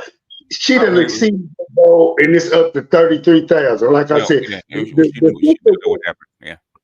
the sisterhood is crazy, man. First, you want to give $44,322 to a brick face ass bitch when you know this bitch Nah. was wrong. But then I think that's for making up a brick face. They have to change. What's more? What I'm saying is more than a sisterhood that gave her money. I'm sure everybody gave her money because Yeah. the employee did the right thing. So I'm sure it's white folks, all kind of folks gave her that. But the sister in question, number one, should not have her kids anymore because she's not competent, mentally competent. Number two, she should be put away someplace that's to find out what the fuck is wrong with her because either it's stress, either she's got an issue, there's something wrong with her. Okay, that's a cry for help when people do shit like that. No, boss. I'ma just sum it up as that's a purity, good old ass witch. She's doing witch ass shit. Modern day. Man, we've been around. She's mental. She got problems. No, let's call it spade, boss. That bitch is nuts. We've been around crazy bitches. That bitch is nuts. That's a cry for help. Okay? I would say that for guys that do dumb shit like that, man. It's a cry for help. That person is not sane anymore. Mm-hmm. And this atmosphere, Yeah, I've been telling you guys, to be fully clothed and have your baby not clothed. Yeah, your baby not clothed and take them out in 12-degree weather. You shouldn't be out in 12-degree weather. That's unnatural. Yeah, that's unnatural for a mother. She's nuts. Okay, and people trying to help her, she's fighting them. That's the cry for help. She's nuts. Okay? The most ratchet chicks I know, they would never do that to their babies. They would never go outside. Yeah, they wouldn't go outside. Boss, the rational part of me agrees with you 110%. But just once, I want to say, nah, this bitch was on witch time behavior. Fuck okay, what is witch time? What is witch time? If she was on witch time, she'd just taken the baby outside and left him in the car. Ooh, that's even worse. Ooh. She did this. You did shivers down my spine when you said that, old man. Damn. Yeah, that's witch time. What I'm saying is she dressed the baby that way and went into Walmart where there's everybody watching her. Okay, that's not witch time. That's a cry for help. She needs help. Okay. Yeah. And where is she in? She was in what, Mississippi? Where was she? Yeah. In other words, the reason they don't lock her up in California, she'd been locked up the first time, right? The reason they don't lock her up because they ain't got no money, they got no place to put her. Yeah, probably most likely. Yeah.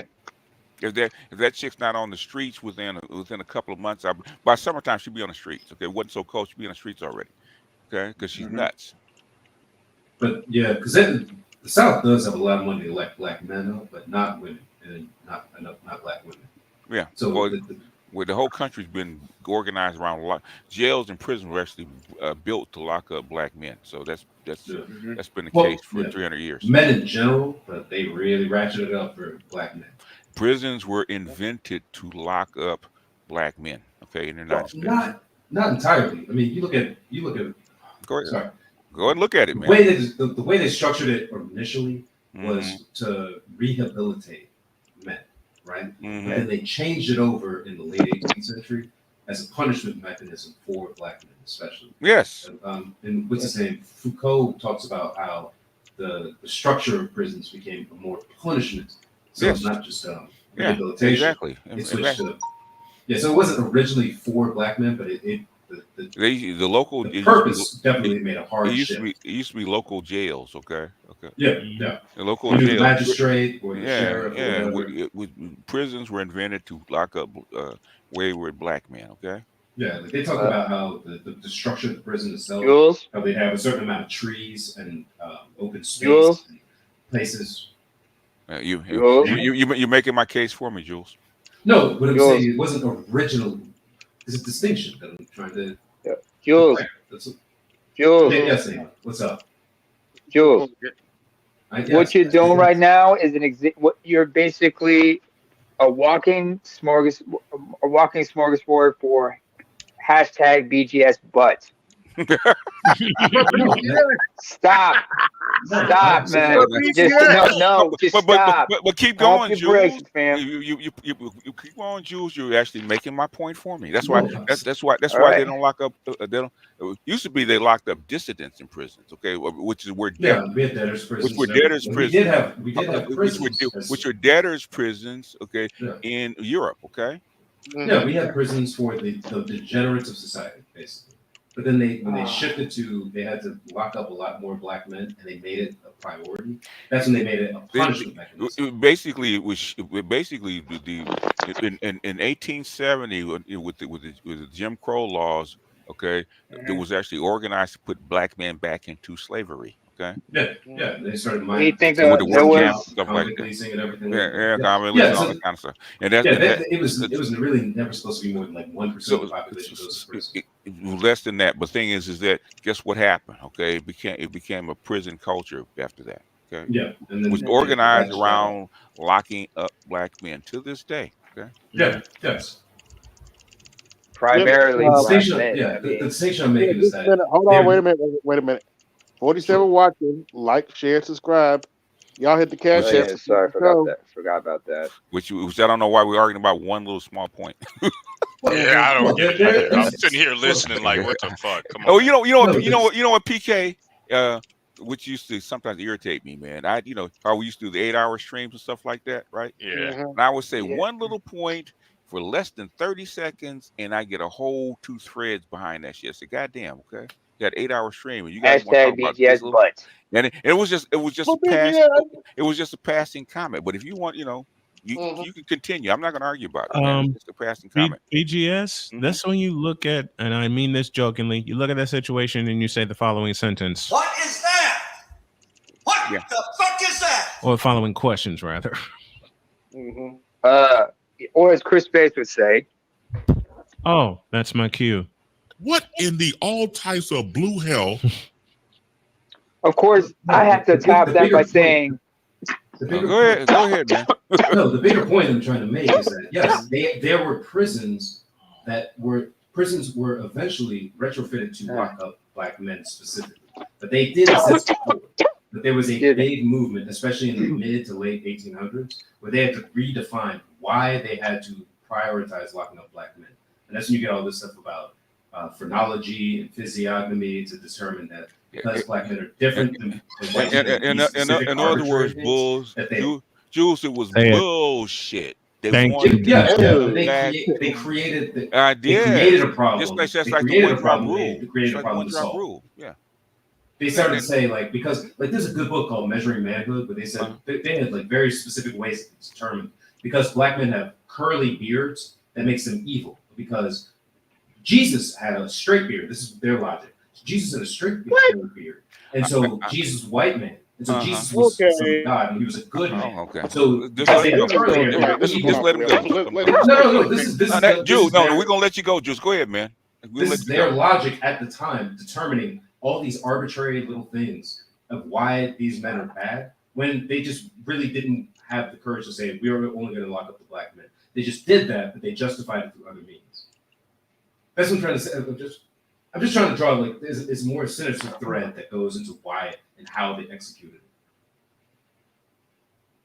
Okay. Jules, you get it out? Did you get it out? Yeah. All right. Jules, I'm just going to tell you this right now. Don't patronize me, Emma. Don't patronize me.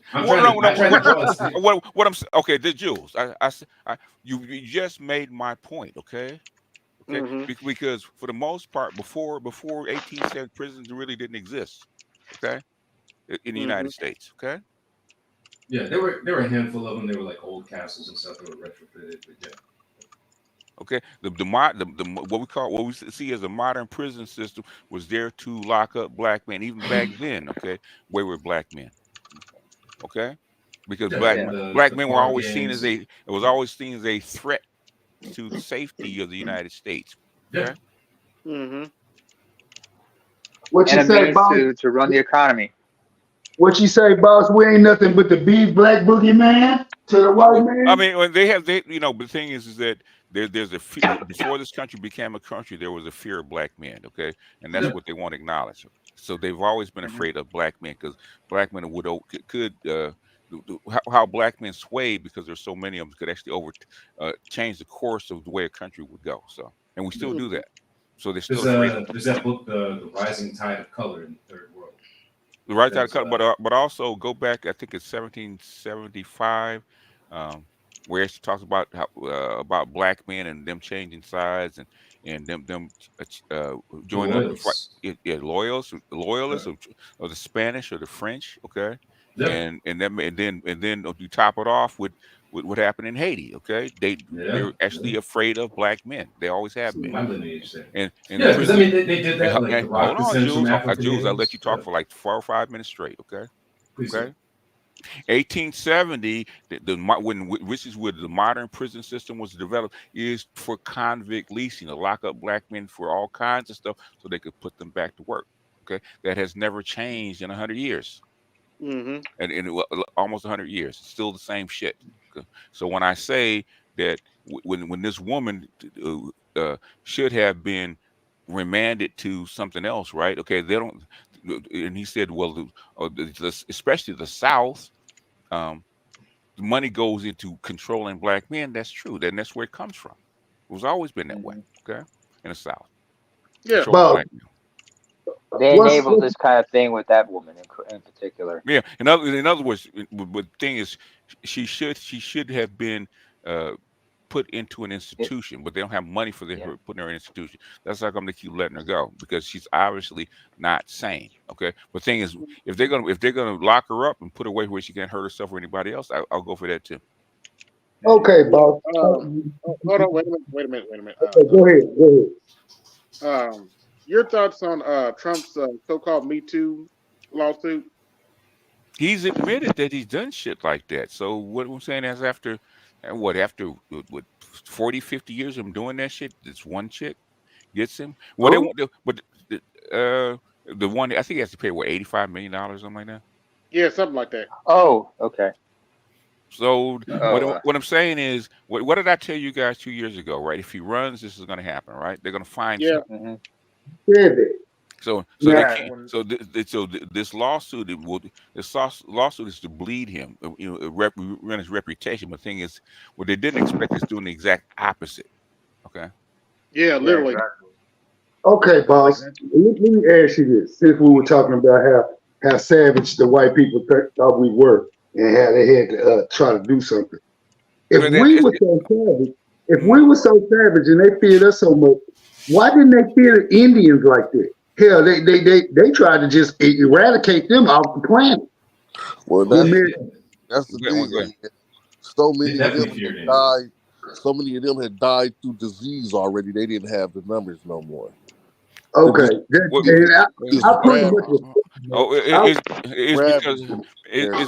It's because black men were a necessary evil. You would not have the United States if it was not for the labor of black men. Okay, that's how they didn't kill you after 1870 or forcibly ship you out of the country. Okay, 75% of your wealth was in what? Cotton, sugar, rice, and that kind of stuff, right? And where did all that stuff lie? In the South. In the South, okay. That's what Georgia, when Georgia actually applied for their secession, right? That's one thing they complained about. They pay for 75% of the tariffs, right? Which is the government taxes, which actually subsidize northern factories. Okay, northern factories can survive by themselves without government help. Very few. I swear, if the Indians and the black folks back then had enough sense, them Indians should have raided every chance. They did. I mean, they really fought. They fought the fight for really 400 years, and they partnered up with black folks down in St. Augustine. There's still some monuments down there that talk about. The white people conquered, a lot of Africa. They conquered India. They conquered China, and which were much more advanced than these people. Okay. And Australia. Yeah, much more advanced than these people. It's unanimous. White people are the scourge of the earth. No, in other words, it was just their turn. Okay. Okay. They got the gunpowder from China, and they got the metallurgy from Africa. and then they started getting the money from the trade, so they Oh, mercantile system set up, and Wasn't started just that. basically, China and India were the biggest organized group as far as business and making goods, all that kind of shit, right? Okay, but they only took silver. Okay, and so Europe was poor; they had to beg for the most part, right? Until what? Yeah. Until they went to Mexico, they found this big ass mountain of silver and made them rich overnight. I mean, the richest country on the planet overnight. Marco Polo talks about how they went to trade the trinkets from Europe, and the Chinese just laughed at them. Yeah, they laughed at them. Okay, They well, were I'm like, saying "We don't want these little toys. they wanted Get the fuck silver. out of here." So, but the thing is, you go to Mexico, right? You land and you find the biggest mountain of silver, and you mine that bastard for 100 years. You become the richest continent on the planet. Yeah, Okay, plata, as it's called in and you Spanish. can buy weapons, you can buy people, you can buy all kinds of shit with that, right? And then you have excess people because you got people importing shit that you don't need. What are you gonna do with the excess people? You put them on ships, you give them guns, you give them weapons, and you send them out to go out and conquer, which is what they did. And then right in 1775, when you get what technology first, okay, that's what allowed them to take over. Stop blaming yourself, okay? I mean, one thing people forget is like when Europeans went to some of these places, they were coming to areas where there was already conflict among the various indigenous populations. I mean, they would rather side, and each group would rather side with the white man than side with one another, with a bitter rival, because they had like old tit for tat scores to settle and whatnot. For example, like Crow and Lakota in the American plains, certain tribes. I mean, like when the Spanish Cortez, when Hernan Cortez, no, not Hernan Cortez. What's his name? Who led the Diaz? I think it was Diaz or Hernan Cortez. One of them for when they Cortez. conquered the Aztecs. The Aztecs. Cortez. Thank you. Because when the Spanish came, a lot of the groups who were who resented being under Aztec rule were quick to side and align themselves with the Spanish, hoping to overthrow the Aztecs. Because there was only a handful of a number of conquistadors were not that many, and most of the numbers were made up by the indigenous tribes that sided alongside them. Yeah, I remember, but they did that everywhere. Why? Yeah, yeah. Same thing in Africa. Yeah. Africa, same thing in India. Okay, the only one that didn't. Okay, but thing is, the tech had gotten so advanced they couldn't resist. They had to. Okay? They divided and conquered. I mean, it was also there was the old grudges, and then the Europeans just took advantage of that and started splitting them up even further. They're still doing it today. What do you think the conflicts are about? Right, one group is wants an advantage over the other, and the Western people have better tech, so you side with them. Yeah, and the prime example of that was take where I'm from. I mean, one thing that we really wanted, that any tribe, the dominant tribes wanted from Europeans, was the latest in muskets, the latest in firearms. And they learned once they learned about artillery and whatnot, they started trying to bring in metallurgists from Europe and whatnot, and try to have them. I remember it was like Theodore II. He was an emperor of Ethiopia from 1855 to 1868. He brought in several Europeans, and he held them hostage until they could build him a cannon. And they were like under a lot of stress to build a cannon for him, because he knew that as much as I need firearms, I need artillery pieces. I need to modernize. You would not see a modern. I mean, right. Yeah, the Indians didn't have that. They didn't have that economy. The economy. They didn't have that. I mean, the first time they were introduced to firearms, I could say it was in the 16th century. That's when firearms were first introduced to that region. You go to other parts of Africa, they learned of firearms around the same time. When Native Americans came into contact with the Europeans, two things they wanted from them: firearms and horses. Because once they saw how these people were bringing their horses and traveling around with them, they figured, hey, we got to find it. We got to learn how to tame these animals. That's why within a couple of centuries, like in the Midwest, they started developing, a culture of horse handling and whatnot, animal husbandry. Yeah, it is what it is. Mm-hmm. Your thoughts on the border crisis, BGS? The so-called border crisis. It's a mess, man. It doesn't make any sense. But they,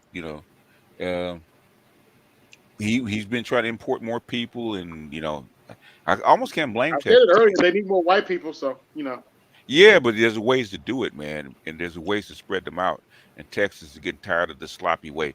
Instead of, the thing is, it's an unpopular thing to do, so you lie about it, say they're coming across the border illegally, okay, and they're not, okay, they're allowing them across. Instead, Europe. I want to say about Europe. Europe has a way of doing it, right? If you come there, they have a way of processing these people and spreading these people out, right? It's organized. In the Correct. United States, we lie about this shit, okay? Even though we know we allow them to come. Obama deported more immigrants than anybody since Eisenhower. How did he do that? He just like how you get rid of mice and roaches. You get rid of the food source, right? Right. You're not coming here to starve. What happened to the Venezuelans when they had to sleep outside and they were homeless, man? Fuck this, I'm going home. Yeah, that's a great way to describe it. It's hilarious too. Yeah. Yeah. What it's accurate. It's accurate. Yeah. Yeah. What I'm saying is that if Texas and if the governors really wanted to bust that, which they really don't, because they're protected, because they need those people too. Okay. Yeah. And the federal money. Well, it's not even the federal money. Okay. The thing is that the reason you're bringing these people here is number one because because you need them to work, right, as cheaply as possible. And the second thing you need is for demographics. Instead of admitting that, if you admit that, then we have to tell they'll tell the American people this is all a scam. Okay, which has been a scam for the last 50 years. And if you admit that, a lot of people are not trying to hear that. Well, your business people of both sides are not trying to hear that for different reasons. Okay, really almost the same reason. Okay, everybody knows what the game is. So, in my opinion, this is a game. Okay, they have to sell it. Texas is not going to secede from the United States. Okay. Nope. No, I don't see that happening. They're not going to secede from the United States. I know they're trying to talk about it, but I don't see it happening. And if don't talk about it, be about it. Okay. Don't talk about be about it, and then ask your people who are already suffering under inflation and whatnot. Are they willing to change their lifestyle for an idea? Nope. How you get people to back this move? Okay. How you get people to back this move? Okay. What's the incentive is what they're going to be asking. Yeah. Hey, BTS. What's the payoff? Yeah. Hey, BTS. Isn't this what you and Gigi was kind of talking about earlier with the intellectualism versus the blue populism? Yeah, populism. Yeah, anti-intellectualism. Yeah. What that's where I feel about it. To me, I'm saying go ahead, man. Go ahead and hey, I might have to suffer, but guess what? White supremacy will die on the United States actually does that. It will die a horrible death. Okay. Because Europe is not in the place where they actually handle this kind of stuff. If America goes down, okay, they'll take Europe right along with it. They have generations, years of wars that they are ready to kick off at any moment. They probably are, but the thing is the hope with the global South organizing, man. Okay, the only thing's holding them back is the United States. If the United States goes under, that's it. Europe can't do anything. They don't have the weapons. They don't have the people. They don't have the tech. They can't do anything. And they don't have the resources. God, even like certain things that they could maybe work. They'd have to make whole new negotiations. I mean, if you combine all of the West, they have less people than China. Okay. Yes. Far less. Yes. I mean, it's 350 million in America, maybe 500 million in Europe, and then 20 million in Australia. Yeah, I mean, and 20 million in Canada. That's not a lot of people. I'm saying if you break the United States up, right? If it's healthy, you can actually organize a breakup. Thing is, United States is not healthy right now At all. at all. Oh, but Biden's economy is doing great, right? The stock market's up. Isn't the economy doing great though? Gosh, I okay. know I'm pulling your leg. I know. Yo, don't do us dirty like that. We don't got 20 million people. We got 40. Wait, hold on a second. AB, if you're gonna be saying it, try it like Eddie Griffin said it. Try the Eddie Griffin impression of Richard Pryor's president. You know, the economy be good than a motherfucker. You know, I got some money in my motherfucking pocket. You know what I'm saying? Oh, but Biden's economy is doing great. The stock market numbers are great. Businesses have record profit. You know, still great, right? you know, the only thing that upsets me is that I don't mind if people have opinions. But the thing is, you guys are supposed to be knowledgeable, politically sophisticated. Come on, man. Mm-hmm. You know, at this point, man, it's a joke. Wait, it's. Oh, go ahead. I was just gonna say, speaking about that, like right before you came up, we were starting to get into that conversation that was had yesterday.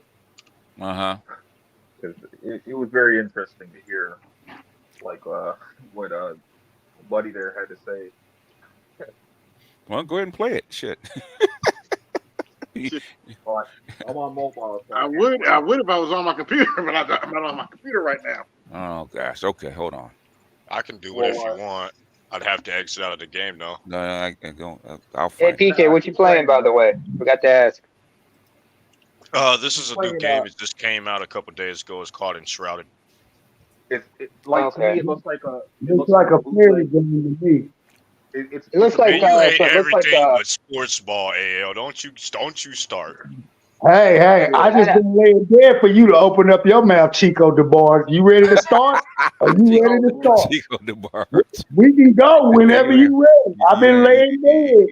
Y'all ain't right. No, he know what the fuck I'm talking about. I'm trying to be nice. Be nice about what? Okay, Chico, you really want to go there? We can go there. We can fucking go there. Over there, over there, lusting after BGS's forbidden fruit. You know better. Oh, that's what we're talking about. Okay, I forgot all about that.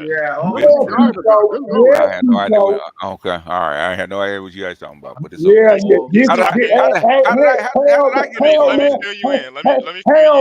Hell, man, you stay out of this. This is between me and Chico DeBarge right now. How did I get in the middle of this? Because he was trying to bite on your forbidden fruit half this morning. God damn it! Why is it mine? I didn't what forbidden fruit? The fuck is he talking about? Yeah, how y'all nigga know what I'm talking about? Oh, y'all ain't shit. Anyway.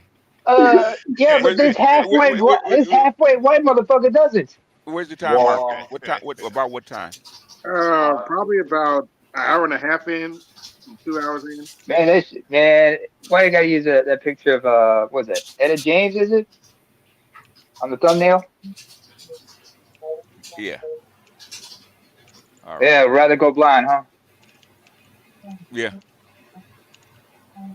And that was her most famous song. Yeah. All right. And 70, right? Correct. I'm looking at this here. First, I would ask. Well, actually, I would throw these numbers out here. It says since 2021, Black residents aged 25 and older holds 22 to 22.6% that have earned a bachelor's degree or higher. So my question is, the state of Black America, are we doing well? Or, I mean, how are we doing? And then if the numbers y'all gave up, should we go higher? Well, I don't want to answer this. I would prefer to have Ed say something because he's been waiting before I would even answer. To be fair. Sure, you want to know what I think? Or yes, you've been waiting. Yes. All right, so first of all, this whole degree shit is absolute fucking bullshit, completely. And I'm gonna tell you why. I remember when I had a guidance counselor, a white bitch, and she's a bitch because she lied to my mom and told my mom that I was gonna pass because I decided I didn't want to take fucking trigonometry because I had enough classes to leave. But anyway, long story short, basically she had. I'm one of them smart Negroes. You know, that these white women. You know how these people look. Oh, well, you're not like the other ones. Why don't you want to take these AP classes and you're just staying in honors and blah blah blah blah. And I did take AP history. I was interested in it. But my point is, when you sit here and say, you know, you want to trade or you know, they ask you about going to college, the way they make it sound like is if you don't want to go to school, you're either not ambitious, you're either not fucking, like, you're just not smart. Exactly. I would argue most of these, if you have a whole bunch of debt and you're not in STEM or you're not in law or something like that, you are a dumb fuck. And I'm just going to say it just like that. School is populated. This is not school from yesteryear where the elite actually went. We're talking about school. We're all in our late 30s or early 40s. We're talking about school from like 2000, like 2010 on up, even though a lot of y'all went earlier than that, like in 05, 06. From 2010 and up, and really I would even argue earlier than that, school is not a place necessary for the elite. Now, obviously, if you're talking about Harvard, MIT, even the good state schools, even schools like Howard, fine, I get that. But for the most part, this stuff is like a scam. They vacuum you in and they let you stay there. And I'm not even blaming the schools 100% for this. You got a whole bunch of black folks that sit there and they basically doing 13th to 16th grade. And then they come out. And by the way, black men don't tend to do this because black men will drop out before they really get held up in a degree. They'll peace out. Versus the women, and I'm not trying to blame the women, but there's a reason why black women got all this debt, because they were sold to get off welfare. And if you go to school, this was just another way to move the paper around. So anyway, let me land the plane. My point is, we have to completely reorganize the way we think about it. When it comes to skills, when it comes to being a plumber, an electrician, getting in construction, we have not completely, but for the most part, seeded so many industries to these damn Hispanics. I mean, we just gave this shit away. And it's fucking stupid. The reality is, the blue collar folks are more important than the college. And I'm a white collar person. They're more important. So when we frame it like, and I'm not even talking about anything Mike said or Fauci. In fact, this is kind of more what you said. I'm not coming at you right. I'm just saying this. Well, we need all this education and the leaders of tomorrow. The reality of the situation is this. A guy, I am more likely to listen to a dude that has demonstrated he has done things than people that want to talk theoreticals about shit and they work in the service industry. Now you have folks like Fauci to know what they're talking about, like Mike V that has expertise in politics and stuff like that as far as policy and stuff. But we don't need a whole smorgasbord of people like that. Right. We need a few, and we always need, like, you know, first string quarterback, second, third, fourth. I get that. But the reality is, it's this mentality. 20 seconds. It's this mentality of if you get a college degree or you ain't shit. And the reality is, we got a lot of, and I'm not even saying that on some class shit. Understand that they're saying in these jobs you don't need a degree anymore. And that's because they're going after international markets, which is kind of what Fauci was alluding to. You need to understand where these stuff is going, because it does affect you whether you want to believe it or not. And so ultimately, we just need a whole reorganization in how we talk about this stuff, because it's too much pie in the. They're saying you don't need a degree anymore because they need the white boys to get jobs, and most of the white boys have done the same thing the black men have done. So if you want white men to work, and you need these white men to work, you have to do something, right? You have to lower, actually drop these degree requirements. And plus, they're getting these women and other people that don't have skills anyway, and not doing a better job, as far as when they get into the workforce. So why do you have these limits? Okay, that's why. Okay, but I don't know where you guys want to go with this. Is this where you guys want to go? No, let's go about, I don't know, about 20, 30 minutes later. Okay. I never had a specific point in the stream, but I thought it was, in general, it was interesting. Like the argument that he had with Ed, and also like the argument with Salty and Mike. Because you're in Canada, so it doesn't necessarily apply to you 1-to-1. So yeah, so it's a local. It's a, still interesting to listen to. It's a local problem. So this is an embedded local problem with black folks in the United States. It's been 40 years. Well, one of the points with the argument between Salty and Mike was like, Mike was telling Salty that why should Americans care about like the global economy when there's issues in the States, and like you can't be serious. And that shows is the ignorance as far as finance and the way the world works and politics. Okay, if you shouldn't even be asking that, because you should know already why it's important. Okay, because they talk about it every day. Okay, You've been around Mike and them have been around us for like almost 10 years. So we talk about this stuff constantly. If you haven't seen the connection, then either you just don't want to believe either three things: you don't believe it, you're lying, or the information is not taken. I don't know which one it is. That's why I'm tired. That's why I'm not even worried about them, because you've demonstrated that how you teach somebody where they've demonstrated they can't take in the information for whatever reason, right? You give up. I've given up. Yeah, and like Even B. it was Yeah, just play it. also yeah, go ahead. Okay. Just tell me if this is a spot where you guys want to go, because I wasn't up when fucking James. If you actually want to help black people, what about the fucking earlier or later? Just right there, but real quick, let me address something you just said, if that's okay. Go ahead. You said that and I agree with you. You've given up. I don't necessarily disagree with that statement. I think though you also said about Mike and his little cronies. What's going on here is that these people, by and large, have an interest, as you said in that particular stream at one point, is that they want things to go a certain way, and it's for their benefits and for maybe people that they want to be in control's benefit for things to go their way. They want it to be this way, which is unfortunate. But you have to make peace with that. These are straight up enemies, unfortunately. Well, don't come in here lying about it, okay? Because it's because it's really obvious about what's going on, man. And I've actually documented step by step what's going on and why this stuff happened. I had to argue with my neighbor, right, about this, right? We talk about inflation and stuff like that. And he said, "Well, Biden's not responsible." No, he's directly responsible for this stuff. Directly, not indirectly. Directly responsible for what's going on with inflation. Okay, and they knew this was going to be a byproduct of it. Okay. Anyway. And during that conversation as well, but during I'm just gonna say something real quick. And make it quick, because everybody wants to jump in, man. And if you guys wanted me to play this so you can actually comment on it, right? But now you guys want to give your ideas on it. Go ahead, make it quick though. No, I was just saying, like, Mike, he said that infamous comment. I think he said that's to Salty, where you telling him pick a side. Yeah. Which I think is stupid. They've been saying that for the last 6 months. Pick a side, which is bullshit. We don't have to do anything. Okay, you don't have to vote. You don't have to pick a side. Okay, and they haven't not given you a compelling interest to pick a side. Okay, so we're not your lackeys. You're not the supervisor. Go ahead. Somebody want to get in? Yeah. Hey, BJ. We can barely hear you. You're muffled. We can barely hear you. All right, hold on. Let me come back in. Yeah, continue to play it. All right. Oil rigs that are being reactivated in fucking New Orleans, we can go on blue collar shit. They're talking about a fucking Wakanda. Are you fucking serious? Let me know when you want to. Mississippi has never been anything in this. I think let's go a little early, because we talked about the Mississippi plant. I think. Yeah. All right, let me go like a little earlier. They don't. It's not as loud as they would railgun other stuff. This is the type of stuff that every politician should be aware of and use any little thing they can do.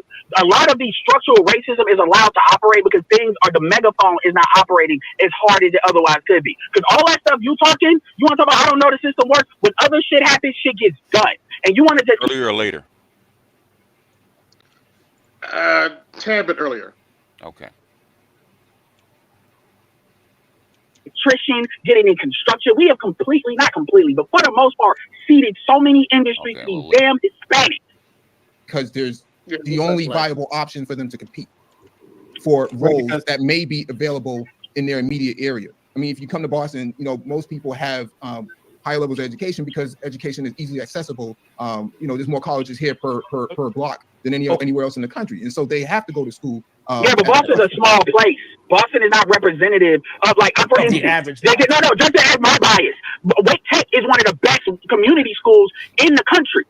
Literally top 2, top 3. So we have a strong community school system that, by the way, Republicans run this state to the point where they damn near can veto the governor. Not saying Republicans don't do fucked up shit, but if we're going to really talk about structural racism, I have no problem talking about that. My first thing we need with structural racism is you attack the real problem. And the real problem is we need to remove anybody that is supposed to represent us. They're not doing their fucking job. So if somebody would ask me, what is the solution? My solution is black men, black people need to all vote in the Democratic primaries and completely vacuum out every fucking black politician starting and replace them with ones that are gonna, and leave only a couple of them in there, and the rest of them need to go. That's gonna actually focus on policies and do stuff. So you talked about, Mike, the community school system. So then we ask these people real questions. It's in the Democratic primaries because y'all want to act like it can only happen to the Democratic Party. Cool. Then it's in the primaries and we start vacuuming these people out and replace them with people that are actually going to do what we need them to do. Damn the Democratic hierarchy. But what happens is what we do, and this is where black people have to be accountable, is we sit here, we don't control our media. That is our choice, by the way. That is our choice. You mentioned that water in Jackson, Mississippi. Every black politician should pay for that shit. Whoa. Why would they pay for it? Because when I say pay, I mean they don't need a job. I don't give a fuck about these politicians being in office. The fact that could even happen, you need the national Democratic body politic, and as far as black folks need to be worried about that. The motherfuckers in California will fucking remove them just because they even heard about that. We're not folks that I don't care. No. I don't want to hear that because Mississippi is a weak ass state that doesn't matter. So the only way you can solve a problem, I'm not done. The only way you can solve a problem like that is if the actual federal body holds Mississippi accountable. And the only way that happens is if these politicos are doing their job. They're not doing their job. And black people, where we're fucking up, is we're not in the primaries where it actually affects them at the federal as well as state legislature levels. And so then we get to the general, and then it becomes this Republican who's racist versus the person who's supposed to save you. I'm done. But that's not how the system works. And unfortunately, yes, it is. No, it's not how the system works. I mean, if you actually understood how the system works, Jackson, Mississippi, Mayor Lumumba already had those resources procured. It was the state under the governor and the secretary of state that withheld those resources from Jackson, Mississippi, so that they can't actually solve their issue. And so it wasn't until Biden came into office that they had to go to the administration, to the EPA, and file a civil rights complaint against the state of Mississippi, against the governor's mansion, so that they can actually get those resources, which Biden and the administration eventually ended up writing an $850 million check directly to Jackson, Mississippi, so they can solve their water crisis issue. That's how the system works. It's true. Is their water system fixed? It's not fixed because hold on. You have to understand how this works because you're talking about something that you don't really understand. That's not true. But go ahead. No, you don't understand this. They hired a third party French company called Viola. Viola was supposed to come in and do the process, to do the assessment. The state, the governor's mansion, put in controls in place to prevent Viola from actually doing the assessment unless it went through the state. It's internal. Excuse me? It says internal. Internal what? With the state. The state, the structural racism that's in place is what's preventing Jackson, Mississippi from solving this issue. And so when you say get rid of all the black politicians, that's not. No. First of all, you're trying to make one particular. Yeah, but you have to make. Cause see, here's the thing. I don't want when you threaten my ability to survive. There's things that I'm not gonna even bring up in this goddamn Because when you said it, the Mississippi is one of the lowest population states. There's a lot of black people in there by percentage. And so when we talk about survival and you start playing those games, then that's really a different conversation. Especially when you look at New Orleans, and then you look at what happened in Flint. But I'm not even going there. So we're talking about within the confines of nonviolence. So the thing is, one of the things is the fact the media doesn't talk about it, and they don't. It's not as loud as they would railgun other stuff. This is the type of stuff that every politician should be aware of, and so any little thing they can do. A lot of the structural racism is allowed to operate. Just let me know when you want me to stop it. You guys want to comment on this stuff? Let it play for a little bit. All right. Because the megaphone is not operating as hard as it otherwise could be. Because all that stuff you want to talk about, I don't know the system works. When other shit happens, shit gets done. And you want to just keep on saying structural racism, there's an answer for that too. And so, again, what I don't know, no, Mike, this is what you have to understand. Especially when you talk about people on the ground, you said it yourself. People on the ground want to hear it's happening, it's not. All that other shit in between, they register it's bullshit. Because to a certain level it is. The system works as fast as or slow as they want it to work. And if you press the right screws, it's amazing how fast the system can actually work. So when you're in the quote unquote game, in the policy game, people tend to accept things that are unacceptable. And so at the end of the day, you may be right about these things that you're saying, but at the end of the day, they don't want it to happen. And by the way, I don't want to hear I don't want to hear that. Well, the Republicans are holding it back. It's amazing how Republicans can hold shit back with black people, but with other shit seems to happen a lot faster. With that Asian hate shit seems to happen. As soon as Clarence Thomas wanted to fuck around with gay marriage, which I agree that he should have, all of a sudden all the fucking politicals start passing. Only with us did it. The Republicans did it. Anyway, I would just like okay. I would like to ask if you've even read Social Dominance by Jim Sedanius, especially part 4, oppression and cooperative. Good. Okay, this is the point I agree with Ed. I get there are roadblocks in the way, but it's called political pressure. Yes. And oftentimes the Democrats just do not put enough of political pressure. And I know they know how to do it because that's what FDR did. Okay. They can put political pressure on the Republicans to actually they can change the Republicans enough to actually do certain stuff, but they refuse to do it. They sit there with their fingers and Obama was in office for 8 years, right? Trump was in office for 4. This problem just didn't happen, 4 years ago. This has been an ongoing problem for like the last 20 years. Yeah. So basically, you had an administration that was Democratic and a black man, right, in office. How come it didn't happen sooner? That's a good question, isn't it? Why do they have to wait for Biden to get in office? The only reason it happened when Biden got in office is because the shit broke down so badly. It was actually a national scandal. Like Trump would have done the same thing if it had happened on his watch. Yes. I'm saying the pipe didn't. This whole breakdown of that system didn't happen under Trump, did it? Like BGS. I'm asking a question. No, if I'm not mistaken, I haven't really looked into the history of this, but go ahead. So in other words, this national scandal of this water system in I think Jackson's the capital of Mississippi, if I'm not mistaken. If I'm not mistaken, yeah. So in other words, you have the capital of the state, right? Who's washing dishes? I don't know who that is.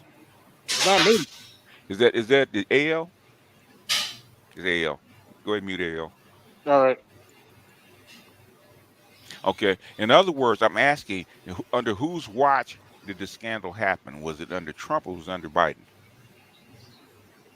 Yeah, if I'm not mistaken, it was under Biden. It was under Biden. So if the same thing had happened under Trump, what would Trump have done with a national scandal like this? He probably would have done this. He probably would have done the same thing. He probably squashed it faster. Yeah. If there's a Republican state, he would have squashed it faster. Yeah. So in other words, so if Biden did all this and the Republicans are holding back this fixing of this pipe, okay, that's an internal problem. We ourselves cannot do shit about that. Okay. Right. We can't, tell them how to run their state. We can't have time. It's not the black manosphere, Democrats or anything like that. We have no influence. If they're on the ground, okay, if they're on the ground and they're not making the shit known about what's going on in Jackson, Mississippi, how are we supposed to know? Okay, that's their issue. Okay, at some point you're gonna have to hone thine own nuts. Okay. Yeah.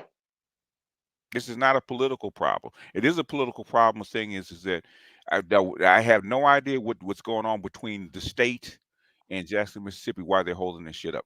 Is it racism? It could be, but the thing is, possibility, yeah. They're not going to risk international embarrassment over just because somebody's black. There's more to it than this, okay? It's got to be more to it than this. I haven't really looked at it because it's an obvious problem. Well, ultimately, how much is the black manosphere accountable to that happens in the real world in terms of infrastructure issues or just problems in general happens in America? We're not none. So I mean, it's like, why is it exactly that even becomes a topic of conversation about what it is we are or are not doing? Why are we more accountable than any of the people with influence and power in this society? How does that end up happening? Are we supposed to all of a sudden become the black messiahs? Is that what's happening here? And I think to some extent, yes, it's a shifting of accountability from the people that are in power to us, which is problematic. I wish I had the clip. What's that clip you always played, BGS? it's Jermaine's fault. It's always Jermaine's fault. Yeah. In other words, but it's not okay. It's not me or Ed's goddamn problem that you can't exhibit influence over this space. Okay, that's your problem. But yeah, That was actually me. I apologize for that background noise from earlier. Okay. Had some ice cubes hit the ground and everything. Sorry about that. God damn, man. That's some latest ice cubes. He got them extra large ice damn. cubes. I mean, damn. Were they titanium or something? Yeah, really, man. Frozen titanium ice cubes, boy. Ice cubes on definitely hardwood sound like floor, and I got a big echoey space. I mean, it's a noise cacophony. Just stuff bouncing around. Okay, Sorry about continue that. playing it because there's some parts I want. Oh, can I add something? Real quick. Go ahead. Yeah, federal funding versus local administration is how this has always been able to be executed by any type of structural racist institution. There was a good book, When Affirmative Action Was White, talked about how federal funding went to the GIs during World War II, and it was supposed to go to all the GIs. But when it was administered on the local level, only, I think one county in Mississippi only had like 2 GIs who got funding. And there were like hundreds who had the capability to get it. So that administration portion is a big part of it. So why? Okay, let me. I don't know how many politicians Jackson, Mississippi had, or black politicians in Mississippi. I have no clue. Right? Okay. Y'all you motherfuckers have Twitter. You have Facebook. You can open up YouTube channels. Y'all can get on the mic and holler and scream all over the world. How come you don't? Because we have a politically inert class of people. Exactly. So you like Ed said, you need to get rid of them. AOC can actually holler and scream and cause worldwide reverberations by herself, right? One person. Unfortunately, Ed's correct, and this is for the record, because I know he's gonna say it. This is not just on the Democrat side; it's on the Republican side too. They're not.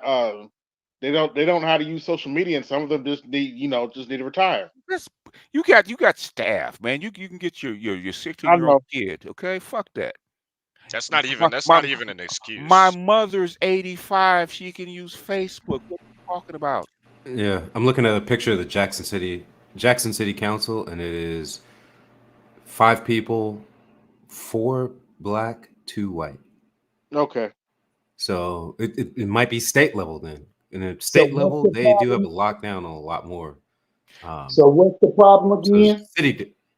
So it's probably the state. Actually, the state government actually probably prevented those funds from coming in. So what is stopping you from getting on the news, going to Roland Martin, going wherever you need to go to, and talk about this? Bad tactics, bad strategy. Basically, go get like 3 or 4 you people, go to the Breakfast Club or Club Shay Shay. Okay, get 20 million people involved. Okay, what's stopping you? Man, my bet is 1. Those people probably didn't think of that because they're just not thinking of it. And 2, a lot of black media we just don't have control over, like big black media. And so there's very. You're a politician. That's not an excuse. You know what? I understand. I'm just saying that's what I think. You know what upsets me, Jules? Okay, please. When I first got here in 2015, and PK is my goddamn witness, right? There wasn't shit here. Okay. There wasn't shit here. And as far as the black management, there wasn't shit here. We built this shit with all you people involved, right? Us as a group, built this shit, took this goddamn thing global in less than 10 years. Yeah. If we can do it, chewing gum and popsicle sticks, with chewing gum, a baling wire, and popsicle sticks, exactly, right? If we can do it, they can do it. How come they can't do it? They have way more power, way more influence, and way more money. What's wrong with them? Not forward thinking. Ain't no fucking forward thinking. That's called fear. I'm afraid I'm gonna lose my fucking job. That's what it is. Which is why it can never be a club, right? I personally have like 5 clients that make $500,000 each. Okay, I know them, right? I've seen them. Okay, I know what they do. I know what they do. There's money here, but guess what? They cannot do, including you, Jules. Okay, you can't put your motherfucking face on this because you got to work. Hell no. I know what you're talking about. Which is why which is why this will never be an organized group, because it can't be by nature. Yeah, it has to be. It's basically a loose organized think people. tank. That's why. Here are the ideas that are out here. What the idea, you coalesce ideas, you try to perfect ideas that can be used, and then each individual person, like Jules, like Salchi, like other people, can actually go out and use these things to actually effect change, right? And that's the way that's the way the manosphere is built on purpose. I said this to all my doctors, right? It's not my channel, okay, is not built for how many, it's built for who. I put stuff in my channel for people like Jules, like Andre, like Dr. T, like a whole bunch of other people that have influence, right, in their sector. Okay, that's what it's here for. It's not here to actually become a political system, right? But the thing is, within the manosphere, right, with the people that are actually rock with the goddamn message, we do have political influence. Okay. So this fucking pick a side by fucking Democrat. I don't give a shit whether they're Republican or Democrat or independent. It doesn't matter. If you're sitting at the table, if you're in the meeting and you can speak up, have a chance to speak up and get shit done, speak up and get shit done. And first thing I say first thing, protect your goddamn job. I tell that to everybody. Anybody talking to me, protect your job first, okay? And we had this issue with Dr. Neal. I told him same thing, protect your job first, okay? Secondly, if you see the opportunity where you can actually tip the balance in our favor, if you can do it and protect your job, do so. And that's the way the shit works, okay? That's the way the manosphere has grown.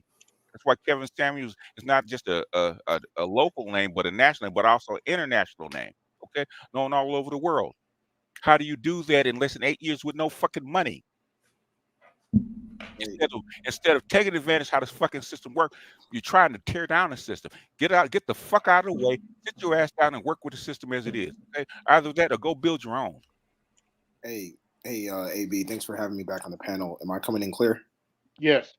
Hey, BGS. Hey, so you're absolutely right in the sense that I think there's always people always want to skate uphill with ice. Get up here. Yep. Yeah, because I was just at a two-day meeting for a nonprofit that I volunteer with, an educational nonprofit, and I'm on a lower level board, but the main governing board, one of the members is an economist for a major bank, and it literally was almost like logging into one of your live streams, because what he was talking about was he used data from the Brookings Institute and talked about the gender gap with boys. I'm not even. Oh, good. Wait a minute. I gotta say it. God damn it! You cannot make this I'm shit sitting up. there, and I exchanged numbers with him. I'm gonna try to grab lunch with him in the next few weeks because he works. He works downtown where I'm at, and I'm sitting here, and I'm like, I mentioned Richard Reeves, and he's like, all the data I use is from the Brookings Institute and from Ross Chitty. Yeah, and he was basically just showing. I remember when he put the information up there about the gap. It was basically saying that like there are less boys going to college, and even the ones that are going to college, there's like 36% of the boys that are going to college still are not even finishing.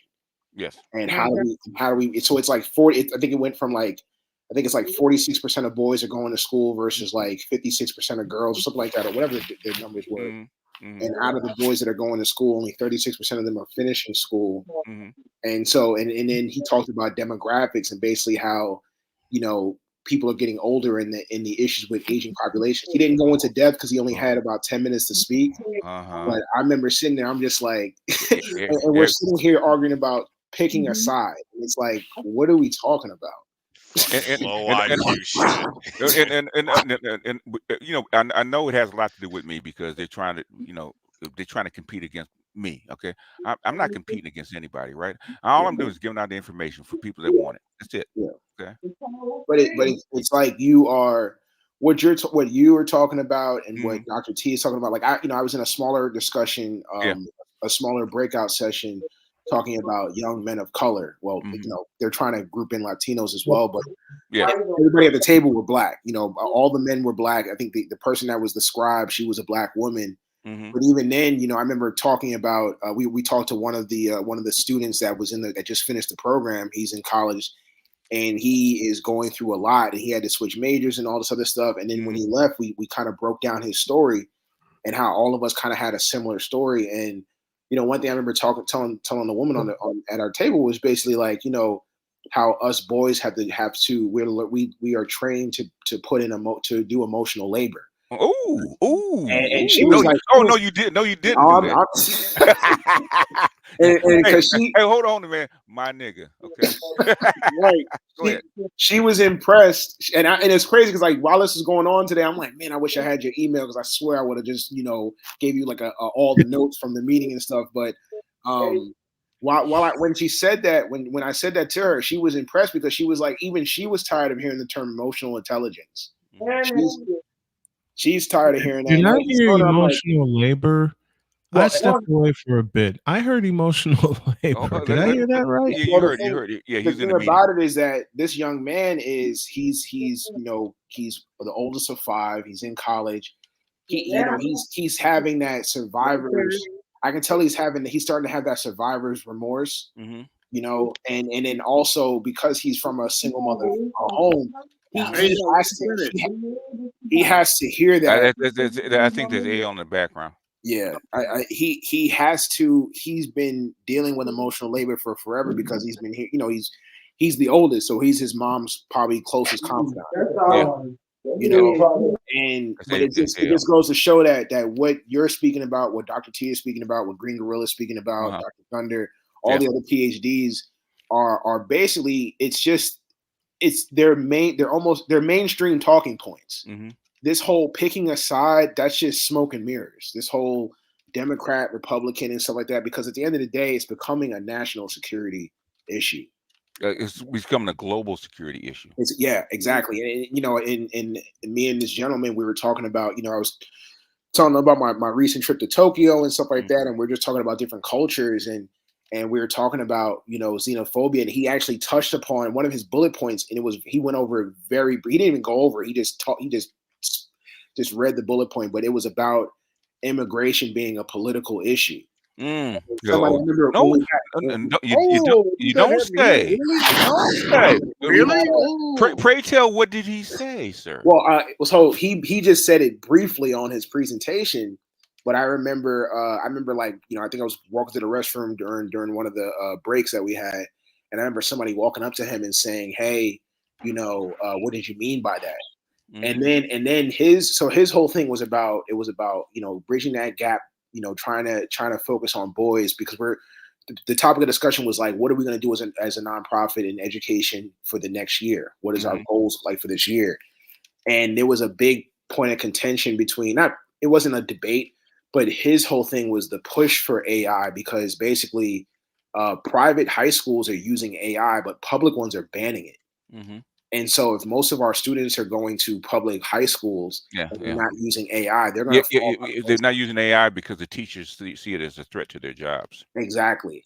But then one of the gentlemen on the board, his whole thing was like he wasn't necessarily anti-AI, but he was anti-AI in the sense of you still need to make people are still important. People still need to make decisions. People still need to learn how to think. Mm-hmm. Like the economist, his point was like, yes, people need to think, but you need to know how to use these tools, because these tools, they were almost arguing the same thing, but just they weren't.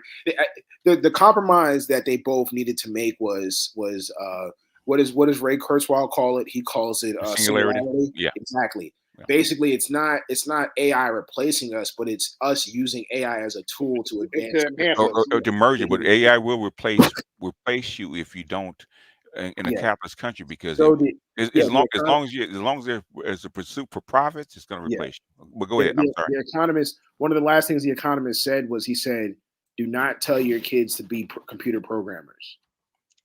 Because he said AI is programming, and AI is writing code way faster than any human can write code now. Really? Really? We ran that experiment 2 years. Yeah, we ran that experiment 2 years ago. Yeah. Yeah, I remember just sitting there. I'm like, man, I wonder what his username is on the behind the wall. Because I could tell you as a programmer, if ChatGPT is anything, is the baby. Yeah. I would like to see what Microsoft really working with behind the scenes. Yeah, because I asked AB to actually run that experiment for me when it first came out, right? Yeah. And he said, "Oh shit, this is something else." Okay. I'll put it to you this way. let's say you need to create an object to make your computer do something. With ChatGPT, I could literally just write how I want that object to be written out in a sentence, and it can translate it into any language I want it to. Mm-hmm. I can have it translated to C#, Python, JavaScript, C++. You name the language. If I asked it how to, particularly with C++, how to manage the menus properly, it probably could do that for me too. Yeah. But Go ahead. I'm sorry. I was just gonna say just the last thing to wrap it up, just kind of wrap it back into what you were saying earlier about why this space can't be like a conglomerate, like because nobody's showing their face. If everybody's having the same message though, then you can kind of say like, hey, I heard this from the Black manosphere as a whole. But when you have these factions of pick a side and these factions of you ain't right BGS or screw the PhDs, it's like it's the same trick. It's the same trick bag. I remember hearing that in the old Coliseums about the trick bag. Mm-hmm. It's the same trick bag that we've been falling for since slavery of tearing each other down and stuff like that. It's not so much tearing each other down by not supporting Black businesses, but it's like, yeah, we all can't show our face. This isn't the Illuminati, but at the same time, if we have the same message and if we're on code when it comes to, we're all different minds and we can all contribute to this by doing our own research in our own way. How does, one of the questions that was posed today was, how does AI affect your work? What are you looking for when you hire people? I hire people, all the time. I just went through a round of interviews and hired some people. Mm-hmm. And it's like, what we're looking for is critical thinkers, but we're also looking for people that can use the tools to do data analytics. Yeah. And it's like, I don't agree that, Chat GPT should be used for your whole college application, but at the same time, it can be used if you know how to ask it the right questions and know where it's pulling from, because there are biases built into the program just because of just the internet itself. Yes. If you type in, they brought up an example today of if you type in Chat GPT CEOs and the images that'll pop up, it's mostly white men. But if you type in home, housekeepers, it's mostly Latino or Hispanic women. Those are biases that are already built into it because of what it's scouring from the internet. Mm-hmm. At the same time, if you know how to ask it certain questions to give you an objective viewpoint and to write your personal statements or to help you with applications. I mean, I follow a few Instagram pages where people are using ChatGPT to help them write their resumes. And so if you know how to use these tools, you can get a jump ahead. But it's, if most of our children, Black boys in particular, are being educated in public schools and public schools are already banning ChatGPT and not even trying to learn it, you're already putting yourself behind the curve. One statistic that stuck out today was 85% of the jobs by 85% of the jobs in 2030 haven't even been thought of yet. And that's not even in a decade from now. Whatever's left. Okay. Exactly. But it's basically saying that because of innovation, we're not even thinking like the jobs that are in the next 6 years, 85% of the jobs in the market haven't even been thought of now. So that means people that are starting their PhD programs now, their MBA programs, their bachelor's programs now are going to create these jobs in industries.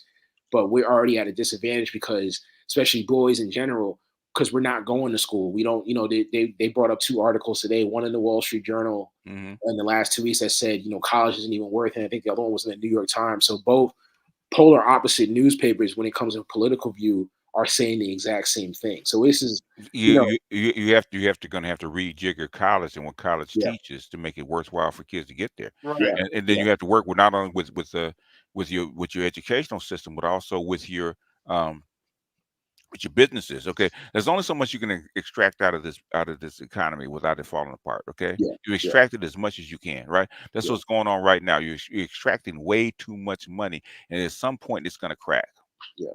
But if everybody can, you can have your Black brain trusts out there, you can have your angry mans and stuff, but it's like, if you're not even going to talk about, AI or demographics and put your own spin on it, but at least have the same, not the same message, but the same topic of the same topic.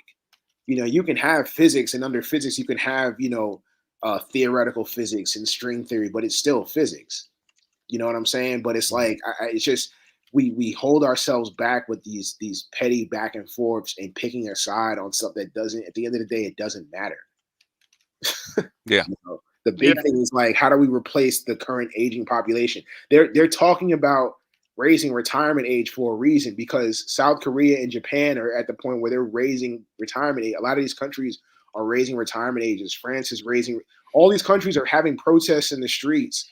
You know, their farmers are protesting. Everybody's protesting because they got to keep on working, and it's like, you got to keep on working because there ain't enough people. They're not having children. Yeah, and the children you are having, you're not training them in to replace the people that are already getting ready to retire. Exactly. So, but you made that choice 40 years ago when you want to turn this into a service sector economy, right? And that shit hasn't worked. So how do you reverse all this kind of stuff with the mess that you made over the last 40 years? Yeah, and one of, you know, that's one thing that the economist brought up. It wasn't just about, you know, boys not going to school and stuff like that, and the ones that are finishing school. It's like you're starting to see a lot of boys that are just living at home. Yeah, he's like that's the population we need to target. Why are they staying at home longer? You know why they're staying at home. Yeah. Okay? I mean, if they listen to the manosphere, you know why they're staying at home. They've been very clear why they're staying at home, right? Because they don't see a space for them. Why should they try? Yeah. If I really said that to him. I said, if you're not going to give them a fair shot at a good life, why should they try? Okay, he literally agreed with me. I said that the pendulum, you know, he said he, you know, he was like, hey, you know, he's like, he gets it. Women have been disadvantaged for years. He's like, but now it's to the point where the pendulum has, we both were in agreement. The pendulum has swung so far to one side that it's left the other side without anything to hold on to. And I said, the reason why there's that is like the juice isn't worth the squeeze. I literally said that to him. You know. So real quick, gentlemen. Thank you, Jules. Thank you, Aquatechy, for the cash apps. 88 watching, like, share, subscribe, hit the cash app, and support the show. Continue, gentlemen. Yeah, no, that's all I had. I didn't want to hold up the panel. No, you know, actually contribute quite a bit. If you want to continue, go ahead, man. Because these are outside. Because people don't think this actually has relevance in the real world. Right. We're just masturbating on you know, on these streams. That's what they think. That's what they say. Ironically, it's funny, but that's what they say. That's what they say. It's a circle jerk, right? It has no relevance on the outside world. But the thing is, you actually showing that it does. Go ahead. And it's like, and you don't have to. You can still operate from a role of you can still operate from a role of anonymity. Yeah. But you can come back to these panels and say, hey, this is what I'm seeing in the real world. Yes. This is like I'm literally at this. I had no expectations. I thought it was going to be, you know, feminist central, and you know, the discussion that we had yesterday was it was a lot more women on the panel and stuff like that. But today when we got down into the weeds and we said, what are the problems that we're seeing going forward? And it was definitely like, you know, like this is an economist, and this guy, he's up there. He's not just like Joe Schmo. I mean, he's, you know, he's from the top business schools. Like he's, you know, we're talking, I mean, you know, the first couple things I spoke to him about was behavioral economics and talking about Richard Thaler and Nudge. We're going back and forth on books. So that was within the first break. And then, you know, by the second break, he was coming over to my table to exchange numbers. He was like, you know, like, hey, well, what's the best way I can reach you? Have a slouch over here. Yeah, because it's like, you know, that's another thing too, is like we're in these, you know, we serve our communities in the sense of you give back. Yeah. You give back your time, you give back that's why I do what I do outside of work. That's not, you know, work is just, it's just what I do. That doesn't define you. What you do, you know, what you get paid for doesn't define you. Yeah. You know, that my purpose is to give back in the sense of like, I've had mentors and stuff coming up in unofficial, you know, unofficial roles and stuff like that have helped me along the way. So let me do the same thing. But now you're hearing like, we got to look out for the boys, because at the end of the day, you can't have a society where one half is just allegedly outrunning the other half. And even though men are still making more money than women, because, you know, they talked about the whole, you know, the pay gap and all this other stuff, there was still, you know, the thing that really stuck out to me was like, he's looking at the Brooks Institute, you know, and I kind of, I mean, he didn't really take any offense to it, but I remember like just talking about like, you know, the Brookings Institute and how it's backed by the Department of Defense and all this other stuff. I mean, I'm in the restroom later on. I'm like, man, like he knows this stuff. This guy is, you know, he knows where they come from. That's why he's using their information. They're using their information for a reason, because it's not just some right wing, you know, think tank. This is like this is backed by a bipartisan group. Yeah. And Reeves are lefties. Reeves and Galloway are lefties. They're not right wing people. Exactly. Yeah. And he's using Chetty, and he's using all their information, and he's reading these books, and he's like, hey, this is what we need to, these are the people that we need to target, because this is going to drive down our numbers when it comes for recruitment into this program. Yeah, it has major societal effects when these things come up, especially in a big country like this, where if you can't have all your boys in basements and not number one, producing children, which you sorely need, and families, which you sorely need, but also the labor that they produce. You can't have them working 20 hours a week. Okay. And there's this big push now too, where companies are hiring. I mean, even the company that I work for, we're having career fairs for people that don't have college degrees, which is fine. But at the same time, you're not giving them a good wage. It's not like you're paying them 6-figure salaries for somebody that didn't go to college. That's still not happening. So the big thing was like, yeah, they're doing these hirings for people that just have high school diplomas, but at the same time, it's like college. It's still proven that colleges, you can do white collar, you can do vocational. We didn't discount that at all. But at the same time, bachelor earners, if anything, earn more money today than they did 30 years ago with the bachelor. Well, like that was like one of the points that I found interesting, especially like the conversation between Salchi and Mike. Because Salchi was talking, because I think Mike was asking him basically how do black people move forward. And Salchi was talking about family structure. And he was arguing with Salchi for like a good hour. And the conversation, it led back to family structure. So like that's because of something that you can't sidestep it. Everyone wants to find ways and innovate their way around sidestepping that. That was something that was left out of yesterday's discussion, because the stat that was used was that if you have two high earning college degree, if you have two parents that are college degree, and they, if you're college degree, you're 9 out of 10, you're high earning. Let's just make that assumption. So high earning college degree parents, 2-parent home, even if the child is less talented educationally, they'll still make 30% more than someone who was talented, college educated, and came from a single family home, single parent home. Yeah. And the thing that they left out from the discussion was family. Well, it's like, well, then let's talk about the nuclear family, but you don't want to talk about that, but nobody wants to talk about that. Because you're attacking the females that they're anti-nuclear family. It's like you're in a hotel room, and you're like, man, it's a big room, but it's small in here. It's like, no, because I tried to make that point. I tried to make that point yesterday because I was on the panel that you got to start with the family. Like, no, we still structural racism. I'm like, okay, exactly. You're skipping steps. Going on about structural racism for a long time. Skipping steps, and I mean the thing is, he had a moment there where I thought he was having clarity, but he wasn't. He was just obfuscating. Where he said, and he mentioned many black movements of the 60s that got us civil rights. And I thought where he was going with that angle was going to be, okay, well, we had family structures back then because it was already brought up. But then he just completely disregarded it as if that wasn't an issue. You have to have one before you can get to anything else. All this stuff, basically, and that's why I did a whole thing on culture, right? Is because all this shit is just culture, okay? If you naked in the middle of a forest is nature, okay? That's you and nature, okay? Everything else is culture, okay? Politics, businesses, innovation, all that, education, that's all culture, right? Where does it start with? It starts with the group. It starts with family. It starts with family structure. You can't get around it. BJ, you should have heard the argument that he made. He was like, black people were married a lot more back in like the 1950s or 60s or whatever. So how come they weren't doing better now? How come they weren't doing better then?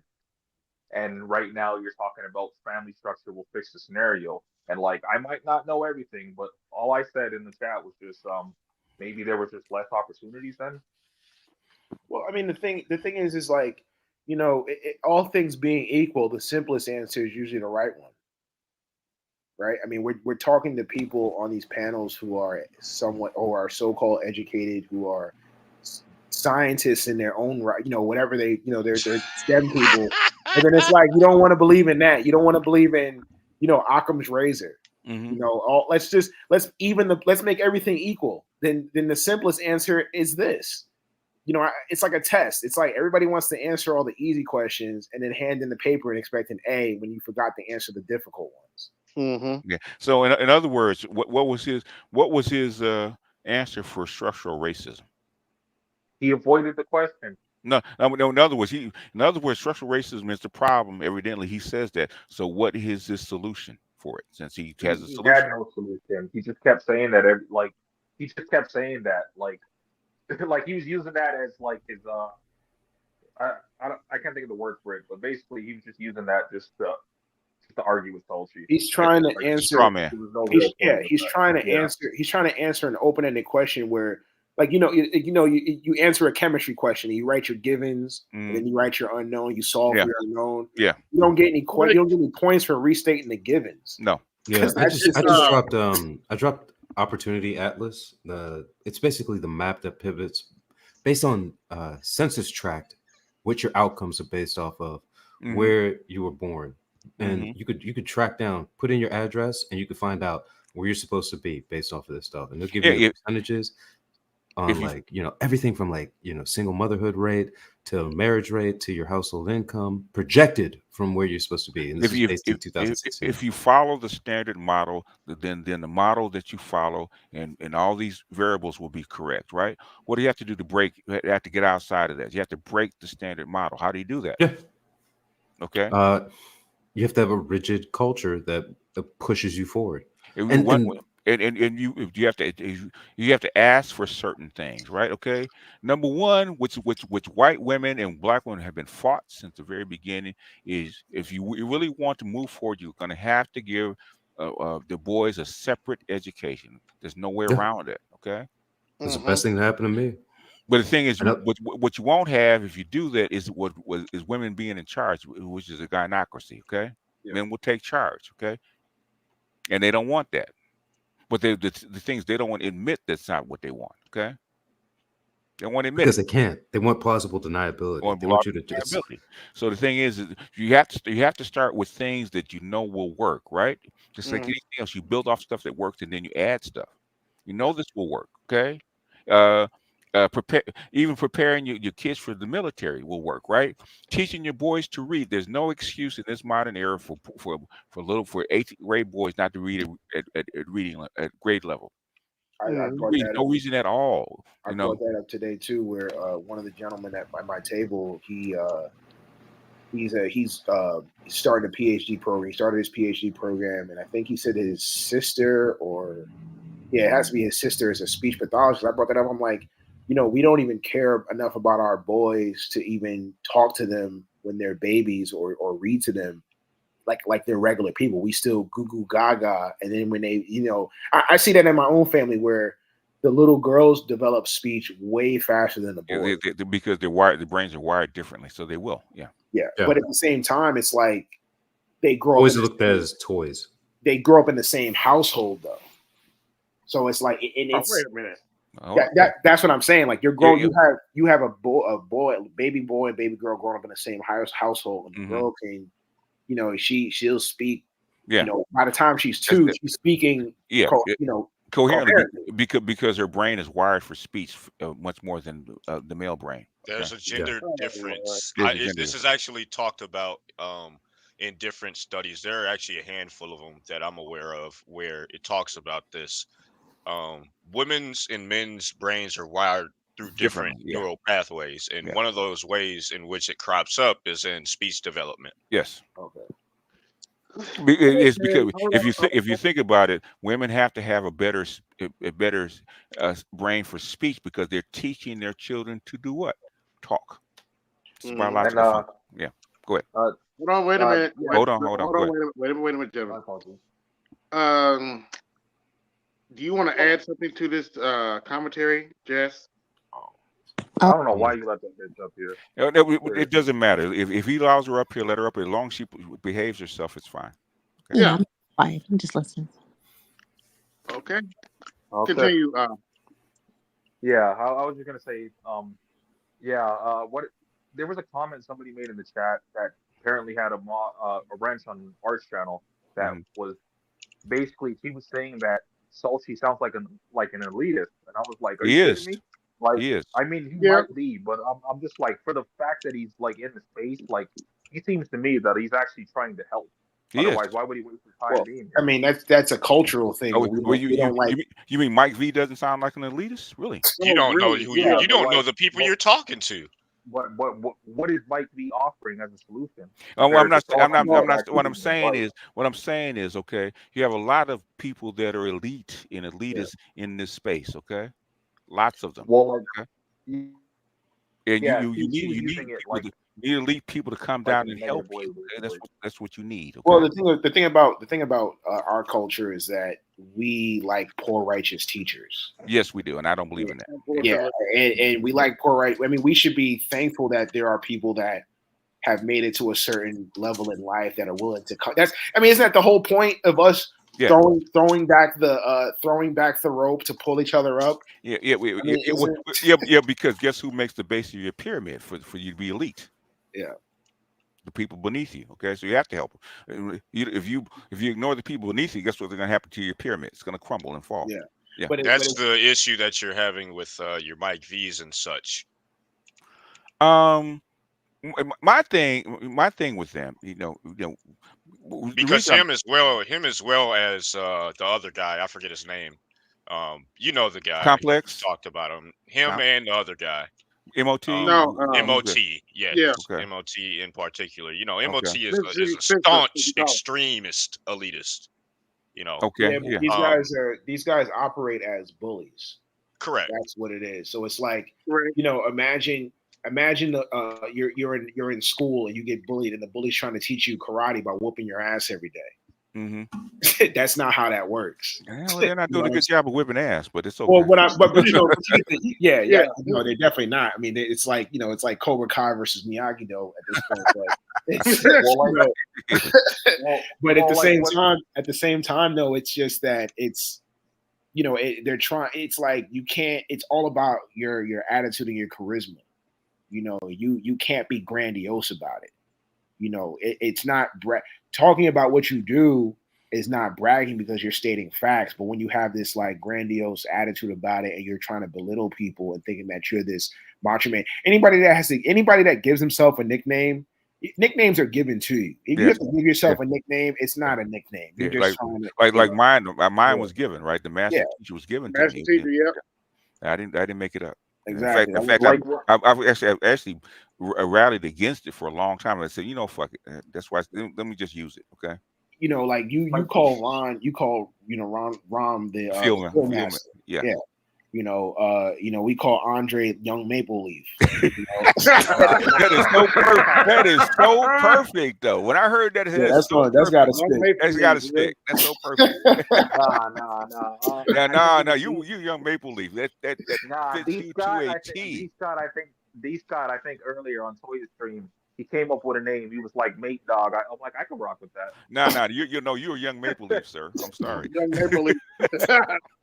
You don't get to know your nickname. Everybody heard it. Everybody said yes. but yeah, you can't be grandy. Like you can help others that are not where you're at, and have you know hubris about it. You can have like, you know, humility and stuff. And you know, I think a lot of people are just not self-aware of like, hey, you rub people the wrong way because of what you say and how you say it, and not trying to tone police, but it's like, you know, people are taken aback by that. You got to have some type of charisma and have some awareness of like, you know, what did Kevin Samuels used to say? Self-awareness is sexy. Yes. Mm-hmm. You know, you have to have self-awareness to like be able to impact people. Well, like when I brought up that comment about somebody that was calling Salty and elitist, like they were using it in a negative light, but like, yeah, I know there's like different definitions and like different ways that you can say it, but like in his case, like Salty, I don't see any of that shit from him. Like he seems like there are different types. There are different types of elitists. Yes. Yeah, I know. I'm just saying, like the way that person was speaking about him. If I could bring in a whole bunch of top level global elitists, you guys would bow down at my feet because they can get shit done. Okay. Yeah. Well, yeah, and that's the thing about, I think you know, I mean, even the rooms that I was in yesterday and today, it's like it was filled with elitists. They're all they're all C-suite, C-suite individuals of different backgrounds, different races and stuff, different genders. But it's like they don't make you feel that way because if you're in those rooms, you belong there. You belong there. They are problem solvers. And as long as you can speak their language, right? Exactly. Which why the guy asked for your number because you speak in his language. Okay? Exactly. And like it's for example, like hold on, Andre. Hold on. Okay. Yeah, no, you're absolutely right about that. It's like I think that's something about that's an intrinsic thing about having self-worth and self-value. And that's something that we try to when we mentor, we not try, but well, I guess it is the correct word is try. We try to instill in young men, it's like you're here for a reason. You're in college, you're at these schools, you might be the only black boy in this class or black man in this class, but you're here for a reason. People don't in this day and age, people don't have the resources to just have people around that don't belong there. That's true. That's very expensive. You know, I tell that to everybody, regardless of what their race is. When I interview people, when I mentor people, I tell them all the time, like, look, you're supposed to be here. You're here for a reason. If you weren't here, if you didn't need to be here, you believe me, you wouldn't be here. No. Like I was just gonna say quickly, like my understanding of Jules, like he's a high earner, but I never hear him talking about like his work environment for the most part. Rarely he says anything. You haven't picked up the clues. I've heard it. I've heard it. You just I've heard about him there, but he rarely says anything. Oh, that's why. Well, people that do rarely say anything, right? Okay. Yeah. But he said it before. They only look, bring I work in a good environment, but look, the biggest risk about this environment is that if you show anything about yourself, a lot of these women will gather any data they will, find out who you are, and they will lie about everything about you to whoever employs you, because most of us have a W-2 position or 1099 position of some sort, and they will get you fired. They will lie. They will lie. They will lie. They will lie. I'll try to put this way. People always forget that. People always classify the Emmett Till thing. Black women especially try to classify that as a white woman thing, and I always say no. That's a woman thing. Women will lie to get out of responsibility for things that they have done for themselves. That's what happened in that situation. People try to classify that as white women do that. I say, no. Women will try to do that so that they don't have to suffer the repercussions of their actions. Same thing. You can see that movie Rosewood, true story. Same thing with the Greenwood situation, true story. Women will lie to avoid accountability at all costs. In this space, they lie to keep you in your place. Okay, exactly. Keep you back on the plantation. And it's not even just in this space. It's not even just the women, because if you think about it, most men of the channels, too. It's to be honest, on this space, it's probably mostly men, because most of the channels, the subscribers are male. Men, you know what? The men will do it because they have the nigga juice. And they will say, you don't have the nigga juice. And by comparison, I have more than you do. So I look better to the women than you do. I'm not trying to compete with those men. But they have, if you want to do that, they have a whole nother space. I always ask people like Mike V and MOT, why are you, if this space is not working for you and it's not doing what you want, why are you still here? Because they have nowhere else to go. To be fair, I would not qualify Mike V and MOT in the same. Well, they have very different objectives. One hates BGS and one is antagonistic. They both hate me. I don't think Mike V hates you. I think he's antagonistic. He doesn't say that he does. Mike V can't stand me. One thing I would say, and context clues, brother. Well, he's much more polite about it. He's much more polite about it. Yes. One thing I would say MOT, about the reason why MOT literally just takes all your streams and just dissects them. Doesn't make any sense. He takes them and what has he dissects them? What has he found? Nothing. I don't know. I don't watch. He finds that he doesn't like it. Well, I mean, I would say this one thing that I spoke about this earlier today. One reason why you'll see men tear each other down is because, like, it's like I brought up the example of Juice. You know, you look at the film Juice, and Tupac says, "I don't give a damn about me, and I damn sure don't give a damn about you." You know, it's like when people they don't see the value in themselves, they try to tear down things that look like them because they don't see the value in it. I mean, it's, you know, I'm in Chicago, and it's like, you know, we get, you know, young men don't see the value in each other, unfortunately, and so therefore they act recklessly. Yeah. Well, so it's like it's the same thing on these panels and in these videos and stuff. It's like you're not trying to even hear somebody of differing opinion. Why would you surround yourself with people that think the same? And that's not learning. That's just you're just stuck in a cycle. You're running on a treadmill and claiming that you ran a marathon or that you ran across the Andes, and it's like, no, you ran across the Andes on the screen on your Peloton. You stayed in place. What's that song by Jamiroquai, Traveling Without Moving? Yeah. Well, it's called an echo chamber. My thing is, why do you guys always wind up in it? When I share a stream, why do you guys always wind up on that stream? Every single one. They got nowhere else to go. They got nowhere else to go. Yeah, you should start your streams off with that clip. I actually played that with From Offers and Gentlemen. I got no place to go. I got nowhere else to go. Yeah, it's just like I think people don't have the creativity to make content that's or even I wouldn't even say the creativity. They don't have the patience to build a channel up. So they have to build the channel up off of other people's content. It's called read a book. It's not even just that. Like specifically the MOT dude, like he literally said on his stream that he's basically mad that like BGS has like high earners and more intelligent people on his channel than he does. He literally said that. Okay, so he's like, why are these guys over at BGS's channel? Well, ask them. Fucking around with losers. That's what he said. I mean, like he needs to offer a meaningful critique. Like I found BGS because I finished reading A. Franklin Fraser's Black Bourgeoisie, and I was looking for like online versions. And there's the one guy who did the Fault Between Our Stars. He's a white guy who does like book reviews. I found him and I was like, this is just like a summary. And I wanted to find somebody who would dig between it. And I found one of yours on another Franklin Fraser book. Okay. And then dug into some of the other stuff. And I was like, oh, this guy's got some interesting stuff. And then spread out from there. And then there's other folks that popped up. And then I checked out the live streams. And I was like, oh, these are some good conversations. And then I actually built up from there. I actually found BGS through Torian Rain because I was watching Torian Rain for news and stuff, and we listed some people that he listened to. He listed Angry Man, BGS. He listened to a couple other people, and I just started listening to. So I was like, okay, let me check these dudes out, and I started listening to Valdez first, and then I eventually caught on to BGS and started. Yeah, I spent over 30 years learning how to think like these people. Okay, yeah, that's because I was with Craig Hewlett from first heard him in 1996. I was with him to like 2000 when my daughter went to school. It's 2000 went to college. I think it's 2008 or something like that. So I was with him for like a good 12 years, right? And his thing is learn how power thinks. Okay, study his thing is study power. Okay. Globally, locally, internationally, and learn how these people think. So I've spent 30 years learning how these people think. Okay, and to the point where I really think like them. Yeah.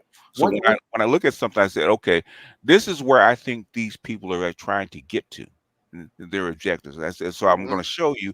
Okay, this is what I think they're doing, and this is where I got this stuff from. Go look at this, look at this, look at this, right? Read this, and see if you come to the same conclusion.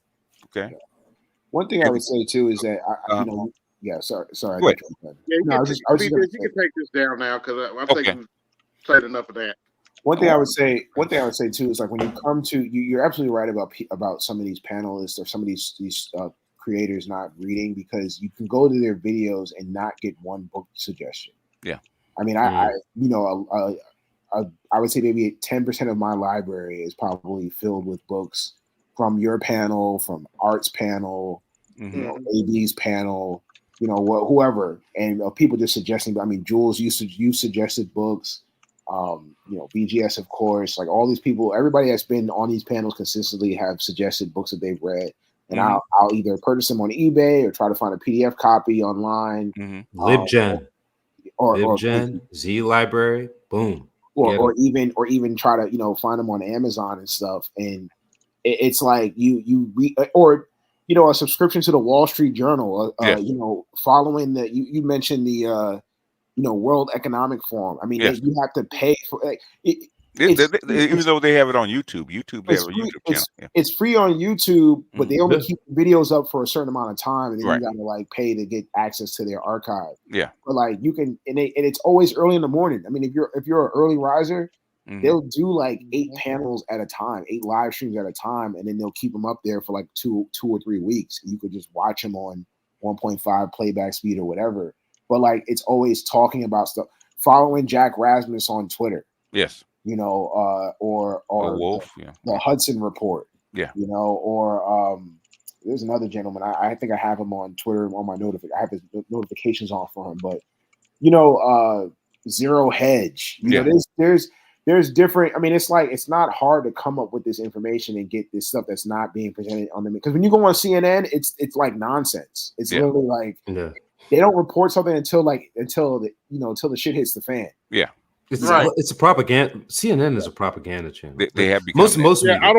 I don't even watch cable. I don't even take cable news seriously anymore. So, well, I don't really watch if the you- news one either. time. I don't watch the news either. I prefer reading it because I can read pretty quickly through an article, and Right. get points of it. And you can Because parse news, arguments you better. got to kind of catch it when they're actually talking about it. And most of these channels today, it's like it might be live news for like an hour or two, and then the rest of the 22 hours in the day is just talking heads giving their opinions. Editorials. Yeah. Exactly. But the big thing is with news channels is that a lot of them have been downsizing the past 20 years, and you have to figure with all the Mockingbird type of stuff, how many of these people are not just straight out government co-owned sponsors of propaganda? Yeah. Like most news Wait a minute. most news Jules, organizations don't Jules, actually make money Jules, outside of Jules. advertising. Well, stop talking about Joanne Reed like that. Stop. Well, I was- Don't do that. That's just one answer. I was It's gonna just say talking- That's just one of them. But And she's not even the main one. Yeah.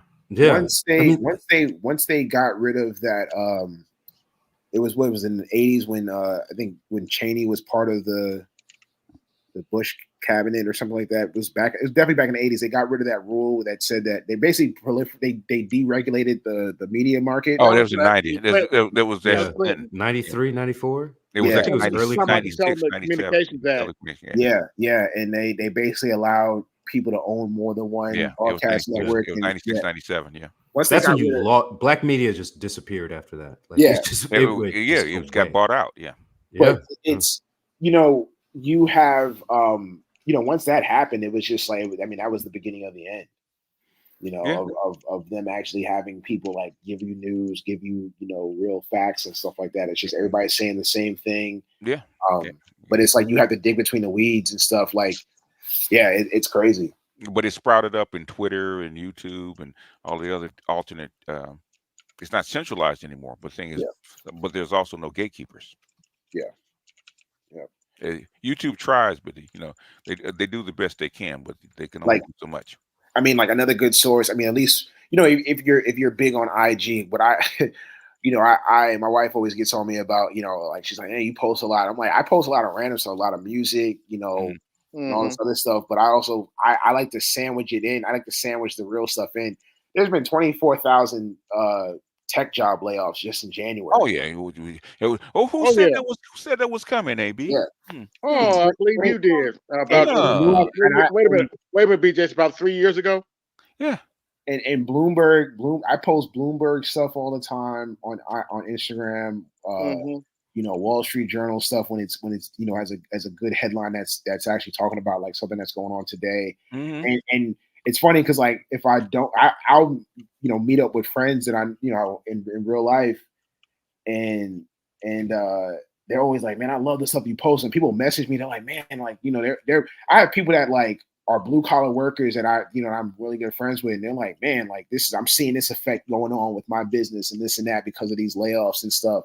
But like nobody wants to talk about that. We want to talk about the Oscars, and we want to talk about Barbie getting snubbed, and it's like, you got people that are losing their jobs, but at the same time the banks are recording record profits. And then I even saw something today with Jack Rasmus on Twitter. He was saying that people are still spending money.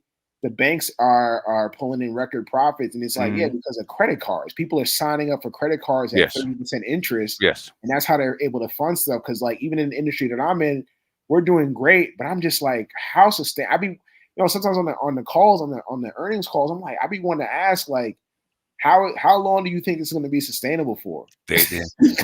Until they're riding until the wheels fall off. They know. I mean, it's like, we had, I remember last year, you see the numbers and it's like, yeah, we're in a recession because we had 2 consecutive quarters of negative growth. But then, but Bidenomics is doing great, right? The stock market's up, right? Right. Companies have record profits. Biden's economy is doing great, great. Exactly. But then you also have a lot of these CEOs and C-suite executives buying into the same stuff. Like, we're not in a recession. I'm like, what are you talking about? Like, why are you like, you're not being truthful. I wouldn't say you're lying because I seriously don't. Technically, you're not in a recession. What you call is stagflation. That's what's going on. Yeah. But they're not even saying that. Because they will. Stagflation is actually austerity, right? Basically, you signed an austerity right after the 2008, 2009 crisis, right? They signed into austerity, been in it for ever since 2009, when actually Obama actually signed that shit over, okay? And it actually gave the banks and the real estate and other stuff, it made America for sale, okay? Yeah. No, I get it. I'm just saying they're on the, they don't mention these things. They know what's going on. Yeah. They don't mention these things. And then it's funny too, because when the affirmative action got struck down, what was the first thing that was said on your panels? It was the jobs are next. And now you're starting to see articles about they gave us all these DEI jobs in 2020 and now they're taking them away. And I remember saying that even back then. I'm like, this is not, you got to have, your job has to make money for the company. I'll say, look at So you think you should check out Austerity: The History of a Bad Idea by Mark Blythe. He's a Brown professor, and it's on Audible. You can get it as an audiobook, but that'll give you a good idea of like why austerity is not functional for most societies, but why a lot of corporates really love it, because it starts to suck money up into the corporate sector and away from government spending. Yeah, and also outside the country. Yeah. It starts to move capital around in dangerous ways. Yeah. Let me share the screen. In fact, I found this is about it's female shit, but thing is, she was speaking some real shit about what's going on with this austerity shit, right? If you want to women pull it can up. know things. I may be a sexist, but I'm not a misogynist. No. This is boots on the ground, okay? Okay. Let me speed it up just a tad for you guys. Okay. All right. Y'all hit the support the show. Please do, because this is literally behind the wall shit. Okay. Normally you have to pay for this. Go ahead and pay the man, right, for actually hosting this. Stop being stingy. Okay. Fair use. Go ahead. Trash bags and one Halloween decoration, $70 on my Target Red card. That's with my 5% discount. My son's looking at the cart and going, "Mom, this was $70. We didn't even get anything." Yeah, I know, kid. And he doesn't even remember a time when you could get a 2-bedroom apartment in a decent area of town for $600 a month. Now a 1-bedroom apartment in a mediocre part of town is $2,000 a month. Gas is $5.49 a gallon. It cost me $65 to fill up my tank. Before COVID, my grocery bill per month was $350. Now it's $600 a month, and I buy the exact same amount of groceries. This shit is out of control. What does the bourgeoisie think that the outcome of this is going to be? They cannot possibly believe that extracting every last dime out of the working class by inflating all of the prices and paying us poverty wages is a sustainable economic model. And the thing is that I could be mad at the bourgeoisie all day long, but they are doing exactly what is expected. They are greedy sociopaths. This is what they do. I am more mad at Americans because instead of uniting against this common enemy who is robbing us blind, we are fighting over whether or not drag queens can read books to children. At what point are we going to stop taking this shit lying down, put our foots down, and say, fuck this, and not allow it anymore? We cannot even afford to live in this country. We can't even afford to die in this country. The Republican Party is bought and paid for by the same greedy sociopaths who are robbing you, me, and our families blind every day. They are manipulating you into believing that they are going to save you from the problems that they created in your life. They have not walked a single inch in your working class shoes. They have no idea the struggle that you and I go through every day in this economy just to feed our families and keep them safe. They are gaslighting you into believing that I am your enemy so that you're distracted while they continue to do their dirt behind your back, because they know that if you knew what they were doing, you wouldn't vote for them anymore. Why are you listening to them? The Democratic Party, with the exception of a very small few, is filled with weak and spineless politicians who placate to everyone just so that they can get reelected because they want to maintain some semblance of power in Congress. Why are you placing all of your faith and hope in this party to save us? Your religious leaders are funded by the same corporate sponsors who have bought your politicians, and they are weaponizing your faith against you so that you are distracted by a made-up enemy, your gay neighbor or your liberal coworker, so that you are not paying attention to the extreme financial crimes that they are committing against all of us right under your nose. In the richest country in the world, 500,000 people are homeless when there are more than enough homes to house them, and millions of children are hungry or food insecure, having their one free meal taken away from them at school. 10-year-olds are being forced to bear the child of their rapists. People are rationing their insulin and dying because they cannot afford health care. The water's polluted, the air is polluted, the soil is devoid of nutrients because we have oversaturated it in pesticides. We're not going to be able to grow our own food in the coming decades. The planet is literally dying. And they are putting hotels up in space and telling you that they can't afford to pay you a living wage, and you are believing them. This period is going to go down in the history books as one of the most epic failures that America ever allowed to happen. Future generations are going to study this time in history and ask themselves, why did they not do anything? How could they not see? And if you're sitting behind your phone right now and thinking to yourself, it's not me, it's those goddamn weirdo trans kids, then you are the people that they will be talking about.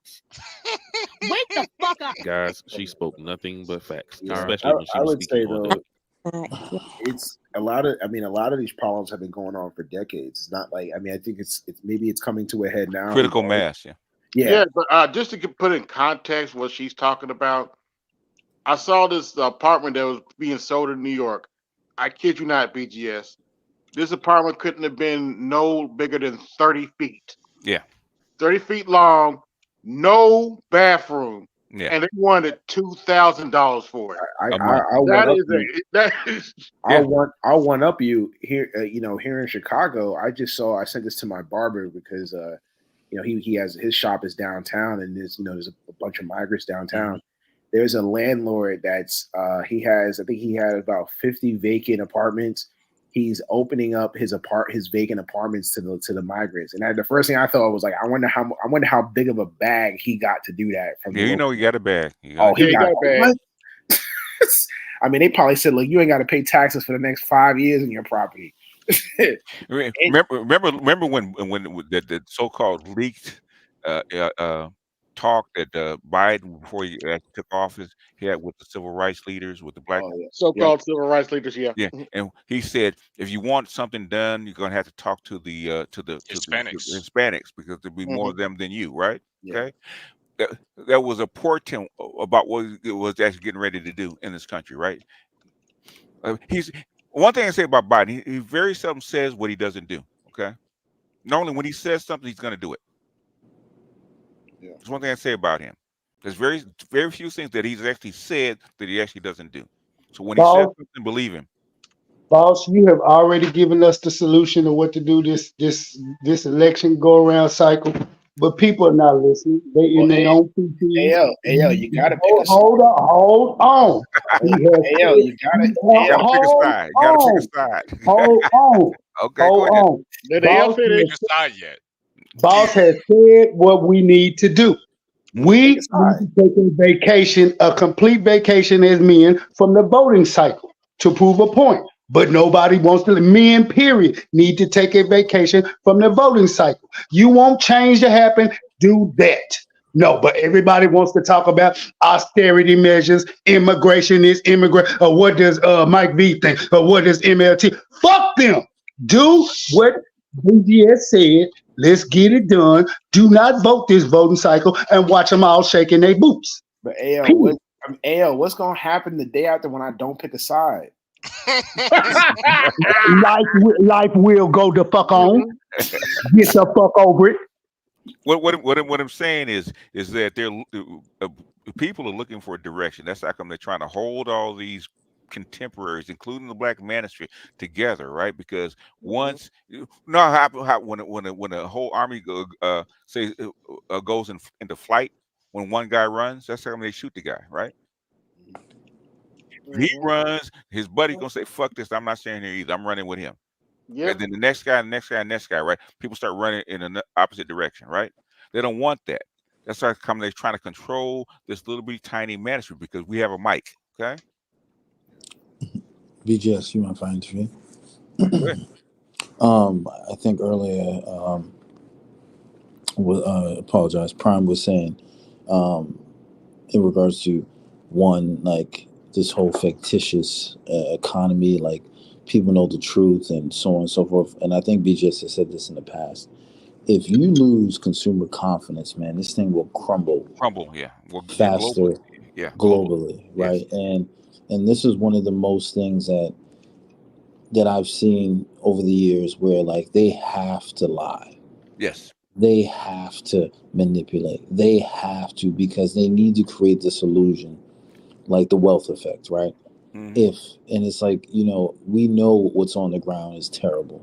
But when people look at their stock market or they see particular stocks, right? There's only like probably like a handful of stocks that are keeping the stock market rolling, right? Everything is the shit. But what do people associate themselves? Oh, Apple or IBM or you know what I mean? Like these Google, right? Yeah. Amazon.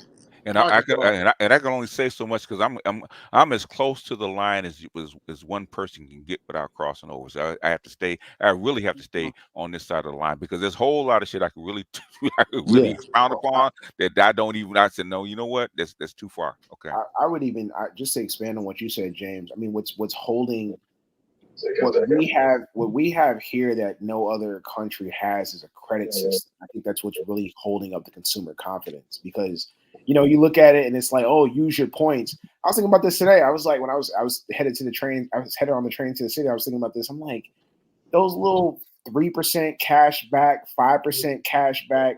What's a 5% cash back when there's when you have 7%, 8%, 12% inflation?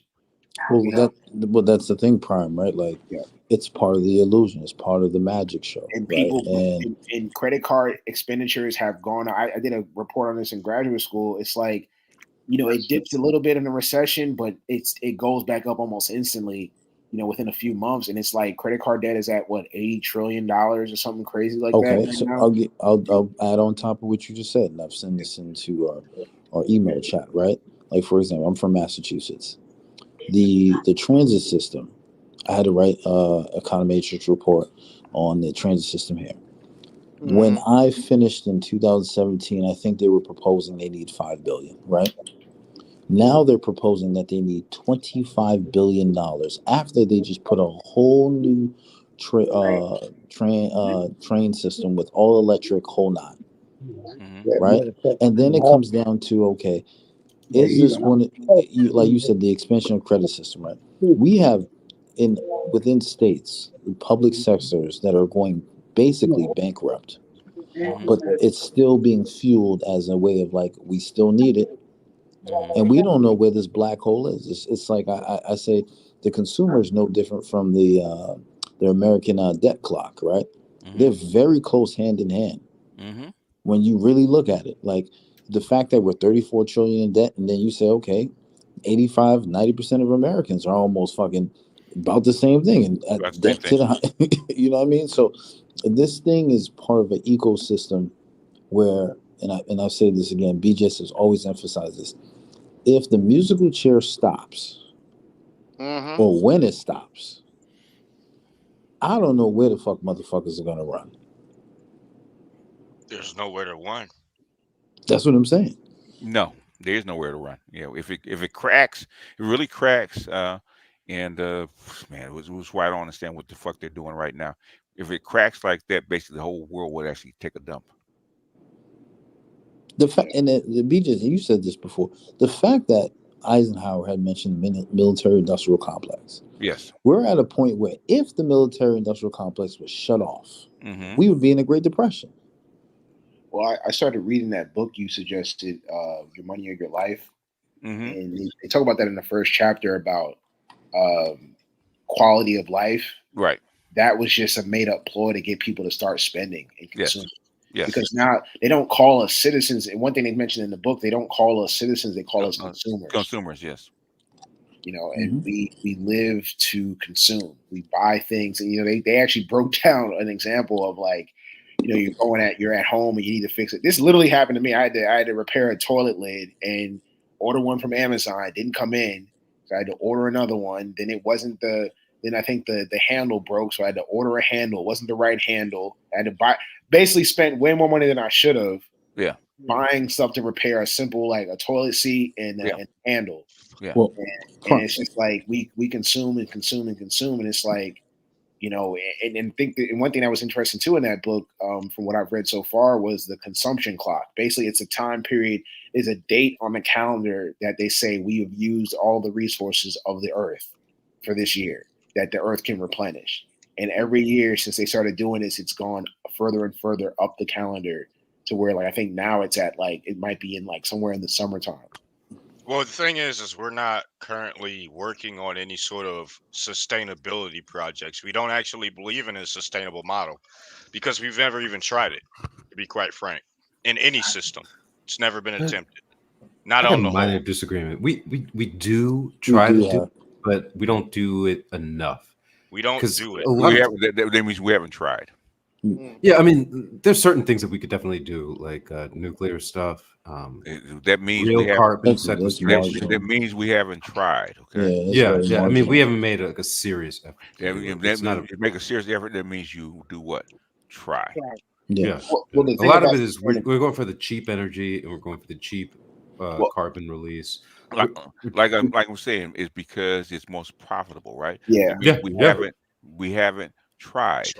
That's there's a good show on Apple TV starring Kit Harington. It has like an ensemble cast that it goes through a number of years in each episode, but it talks about sustainability and how the world just gets warmer and warmer, and resources get less and less. And actually, what happened was, Kit Harington's character, he's kind of like an Elon type of character where he's in, he's kind of like in a bunch of different, he's a mogul in a bunch of different industries and stuff. And he meets behind the scene. He has a technology that was suppressed to kind of like, basically it's like carbon sequestration, but like on a massive scale. And then they set the number of like how many degrees Celsius they're going to, basically can they agree upon that keeps it, sustainable, but at the same time can keep the oil companies can still make money for it. And it was this whole, it was a pretty good show. I forgot the name of it. I'll find it and put it in the chat, but that's what it is. It's like, yeah, we're not doing enough because, like BGS is saying, you still got to make money from this. You can't just say, we're not going to consume oil anymore because the world wouldn't. You can't get off oil right now. It's going to take at least 20 years to get off oil. But you got to have a number. There has to be a number that everybody, that all the industries are comfortable with. So if it's like, if the UN is saying we can't, a 2 degree increase in temperature will cause, global havoc. Well, are we comfortable with 1 degree or 1.5? And they're not. I actually I had to help my daughter write a paper on this shit, right? And when we actually looked at it, right, there's two things. If you look up, they call it wet bulb, okay? Yeah. The wet bulb temperature. Talk about that in that show bulb too. temperature, and also talk about desertification, right? You turn this whole planet into a desert by doing this shit, okay? Like, think about the hottest portion of Ethiopia or Nigeria, like the places where it's so hot that you basically have to live almost underground. The wet bulb is basically you can't shed off enough heat from sweating. Yeah. And at a certain point, your body just cooks from the inside out. And basically what it is there's two things: it's heat and also humidity. Humidity, yeah. Yep. There was an episode in that show where they're in India and they're trying to smuggle. So they I guess most of the world's seeds were controlled by one conglomerate, but these Indian gentlemen were trying to they found they had a stolen group of seeds that were able to survive in the Indian climate during this time. And so they were trying to smuggle it from northern India to southern India or something like that. But basically they would have wet bulb warnings. And so they had to, they had to stay in their car. They had to put the shielding out on their car because to prevent the heat and the humidity and stuff. And if you stay out in that, and then there was a scene where one of the gentlemen stayed out one of the gentlemen they were traveling with, they were like, yeah, he didn't heed the warning. He stayed out too long. And now he was basically almost brain dead. Yeah. And then that happened to one of the other gentlemen too. He stayed out a little bit too long. He wasn't permanently brain damaged, but he definitely had severe cognitive effects from being exposed to it. Yeah. You know, those are two things they actually don't talk about. You know, Yeah. the desertification and also wet bulb. You know, I just found it out because I actually researched it. But you know, it's there. But they don't talk about that as far as climate change. It's not going to happen everywhere, but thing is, it's going to happen enough where you're going to have major effects. Yeah, the It's show is going to have a called. major impact on on most of the world that is supplying many of the resources that are quite frankly needed and are necessary. Yeah, the show is called. A third of the United States is turning into desert as we speak. Yeah. Yeah, the show is called Extrapolations. Mm-hmm. It's pretty good. Just Prime, just to piggyback on what you said earlier, and just entire, like for example, the credit expansion, right?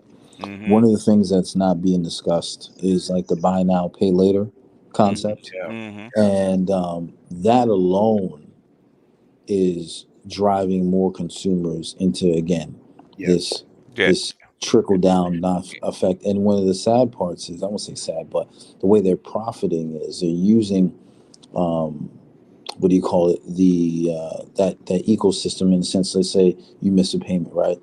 And it affects your credit score, right? But at the same time, it's not reported as a loss, and they're hedging it with like a mortgage-backed security, right? As insurance, because they know that people are so high in debt or can't even generate the money to pay it off. That they're just, these private equity firms and these hedge funds are just making money hand over fist. They're turning everybody into sharecroppers, basically. Yes. Yeah. Well, Company store. Hey, AB, you want to drop Jess down? She's doing it live. She's doing what live? Look at her picture. No, she just switched it back. Look at her pictures. Oh, okay. She's been showing a bunch of different white men throughout this entire discussion. No. I didn't see the white man. Let me scroll back because I want to see him. Yeah, go ahead. Oh well, who cares? Hey, AB, thanks for having me on the panel. Daddypedia. Are they posing with her? No, No. If they're not posing with you, it doesn't count. Here's what I like to say to every woman everywhere. Now that you've seen the rest, here comes the fucking best.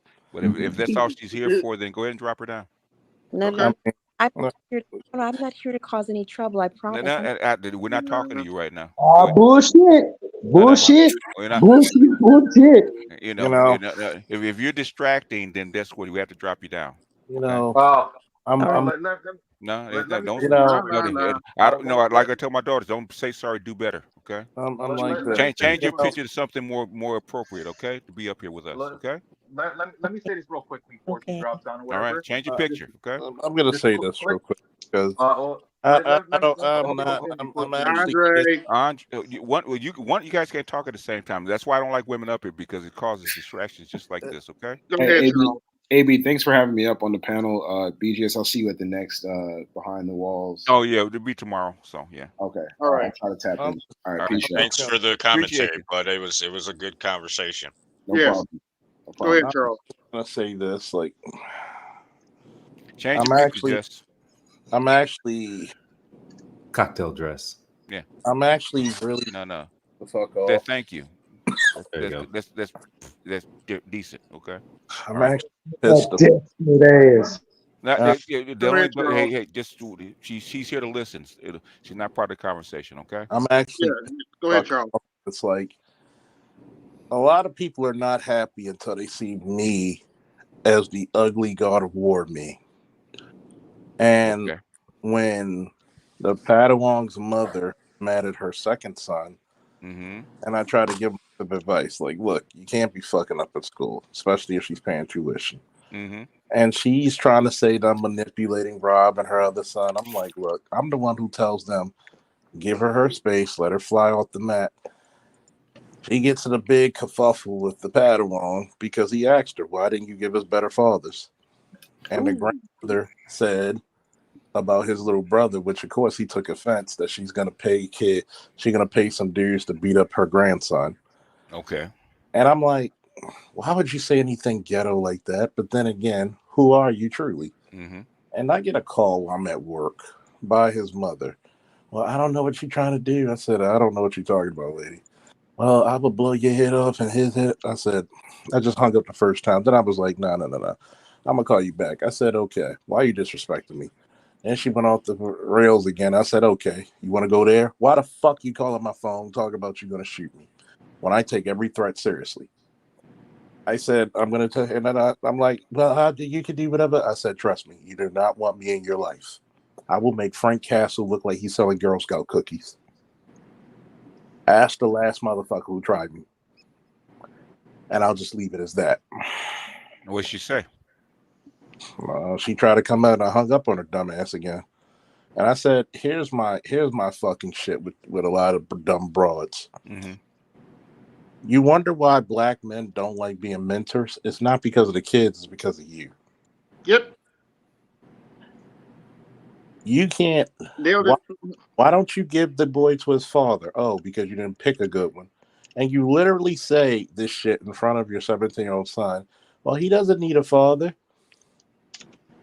Yeah, I used to do Big Brother, and the worst things were, it was when women with children, like single moms, would basically want like a glorified babysitter and not someone who's like a man to be a figure. They just want someone to watch over all of them. It's worse than that. You try to get them to do male things, and they're the first one to come to like, no, he can't be doing all that. Like, They want father as a service instead of father. Man, I'll tell you. I'll tell you the worst thing. I literally told her. One time. Told her, you wonder why you single. You wonder why. She knows why she's single. Okay, she's not stupid. She knows why she's single. She said, Charles's point, to Charles's point, refer to what Corey Holcomb had to do and say to his child, if anybody has seen it, and you need to go see it. He literally had to lambast her ass and let her know, bitch, I got my own life. You're grown, and your mama was full of drama. You're on the second tier being just like her, second generation. I'm not playing that shit. I'm living my best life. I'm done. Nope, I'm not falling for your guilt trips. She even tried to recruit her own grandmother, Corey's mother, to browbeat him. And he told his mama, look, you go watch the little bitch. I'm not watching. And this is a grown woman now. Yeah. I even told her, I said, yo, you wonder why. No, matter of fact, you know why. You saying all this shit to your sons, but when your son becomes an adult, you do know he's your equal now. Mm-hmm. I don't give a fuck what anybody says at this moment. When your child becomes an adult, you're equals. Not in their mind, Charles. Never in a woman's mind. They'll always be their kids. They use that they're my shit like it's a tool. Yeah. But the thing is, do you want the best for your children, or are they just tools for your comfort? I don't know if you want. I don't know if you really want to know the answer to that. Hold on. Boss, have they ever thought about them as not being their tools?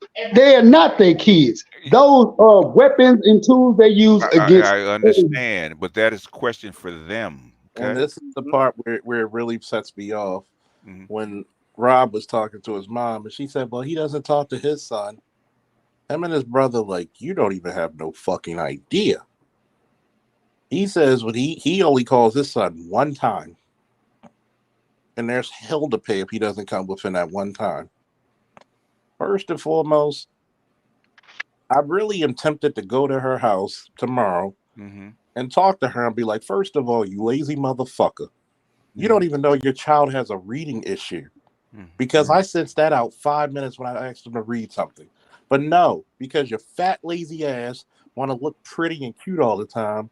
Man, fuck you. She knows he has a reading problem, but she doesn't think it's as serious. Because it does not. This is the reason why I think a national issue is black women with kids. I don't give a fuck what nobody say. Prove me the fuck wrong. I have yet, when I make a claim to shit, I don't get proven wrong. As a matter of fact, I even made the great master teacher throw his own goddamn computer out the window almost. When I make a confirmation of something, it sticks. And people be like, you know what? When I first said the 3 things the black community doesn't give a fuck about, Not one motherfucker, not one PhD, not one of you motherfuckers could say, "Damn." It was because you're right. So yeah, just like your thoughts on the Walmart incident with the mother that had pretty much had a 2-year-old only in a pamper in like 12-degree weather. Did you see that video? No, I haven't seen it. I tend not to watch shit like that because it would get me upset. Okay, Then she started working in the store and shit, and you know. First and foremost, I'm gonna say this to black men: your woman should have a little bit of fear of you. Mm-hmm. There was a certain level of fear that if my son wasn't properly dressed for the season, where I would tell, even when her mother's around, there's times I had to tell her mother, "Bitch, mind your business." People may say that's rude, but everybody who knows me personally, like a lot of you guys on this panel, personally have my number, my emails, and my social media. Right. I'm cordial, nice, and fun-loving as everybody can be. But you take me past that point, I'm not coming back the nice guy. There's no fucking way. I would have fucking slapped a fucking inferno from her ass if that would have been my child. But see, this is the problem when I talk about it. First and foremost, every motherfucking nigga in this place need to grab their nuts and realize you have black gold that you develop out of your semen. Stop giving away your most valuable products to these fucking wayward bitches. Mm-hmm. Why are you getting why? And I know what type of motherfuckers would get this stupid bitch pregnant. Why do niggas find the most mentally ill bitches to impregnate? Wait a minute, Charles. Don't talk about Black Tyler's mama like that. because that's their mothers. That's why. Desperate for sex. Then, No. well. They're trained by their mothers to like these kind of women. I mean, it's both. It's both. It's men have a grooming. drive. No, It's you grooming. groomed to like these kind of women. You are. It's not It's both. funny, and it's funny because a lot of guys are groomed to like these type of women. I have not. And people be like, why don't you like these type of women? Look what the fuck I'm related to. Mm-hmm. I'm detest. I'm turned off. Yeah. I'm like, that's how I knew I am not made of this ilk. And it's like funny. And now the Padawon's starting to say, he's like, dude, now I'm starting to see the world through your eyes. I said, you can't go back, can you? Mm-hmm. It's called a red pill, sir. Yeah. Now, let me just. But I'm sorry. I got to point this out. Mm-hmm. Glorilla came out recently talking about all men cheat. It doesn't matter what man it is. Like, well, I'm like, well, shit. When you say you like sperm in your food and you can't keep your drawers clean, I guess a man would cheat on you. Wait, how about the 30% of young men that haven't had sex and still virgins? How about do they cheat? Here's the problem, right? Mm-hmm. I'm only going to talk about black women. Mm-hmm. But I'm pretty sure this is damn near all women. I'm pretty sure the ballpark is only like single digits. Black women think so lowly of their men because they think so lowly of themselves. True. You do this thing where if I get caught, I'm gonna snitch on the whole crew. Mm-hmm. I'm dealing with that with an employee right now. Yeah. And instead of manning up, well, the reason why he can't man up is because, he's how do we say, he's one of the alphabet people. Okay. Oh boy. Okay. I mean, when you're told, and when your sergeant and lieutenant orders you, not tell you, order you, your boyfriend cannot come on campus because the campus closed. Mm-hmm.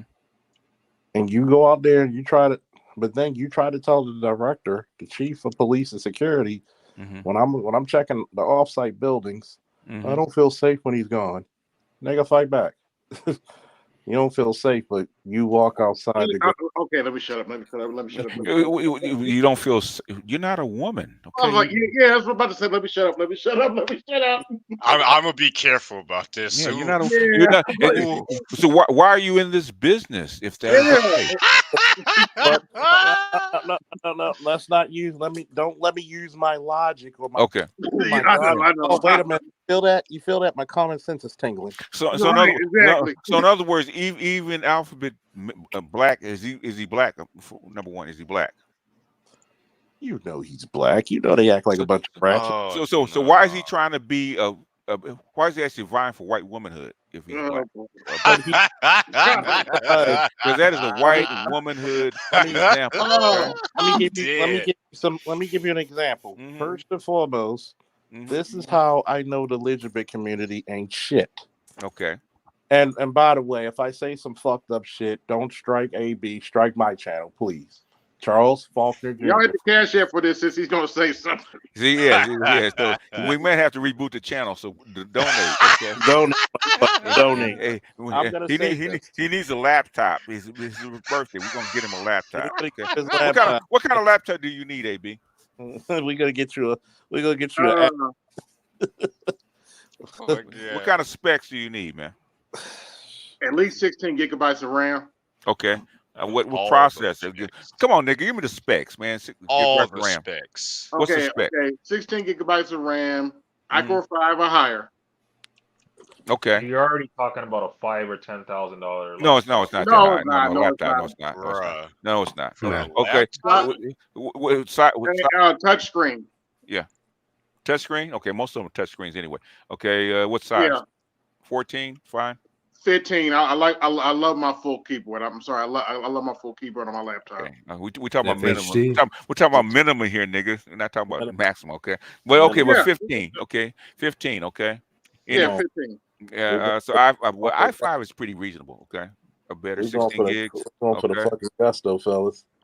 I'm talking about around 600. I'm not talking in the thousands or nothing like that. But you know. Okay. All right. Well, yeah, we talking about eBay, so we can pull something off of eBay. So I didn't think about that. You look at eBay. Yeah. Okay. I'm just going off of like gaming. I'm gonna tell you this one thing, right? That really sets me on fire. Hey, if I get this contract, AB or Albert, I'll be the primary contributor. How about that? Yeah. We go on eBay and pull something up. So, I mean, you know, they have since they're trying to go through these hybrid chips, they got tons and tons and tons of i5s that are hanging out. Yeah. 90% of people can do what they need on the computer for under $700. Yeah. The other 10%. But you need at least 16 to properly run. I forgot the name of the program. Well, not just Unreal, but the video program. I can't think of the name of it. It's the alternative to Premiere. Oh, you're doing video, okay? So so you need a good graphics card. I mean, like my computer is altogether. I made the RAM upgrade, but it's altogether $1,200, and it's 8 cores, so 64 megs of RAM or 64 gigabytes of RAM. Yeah, I think it's like 2 terabyte hard drive, and then it's one of the NVIDIA RTX GTX. I can't remember what, but it was like $1,200. Like that, and that's like you run a lot of VMs. Yes. Well, no. I do a lot of processing stuff in the background, so I wanted the chip speed, and then I wanted the RAM. Yeah, that's why I upgraded that. But it was like a good base price, and then I just added the RAM on, and that's what cost me the most was the RAM. Yeah. Well, if you need it, you know, like I said, most people that need a lot of RAM normally run a lot of VMs.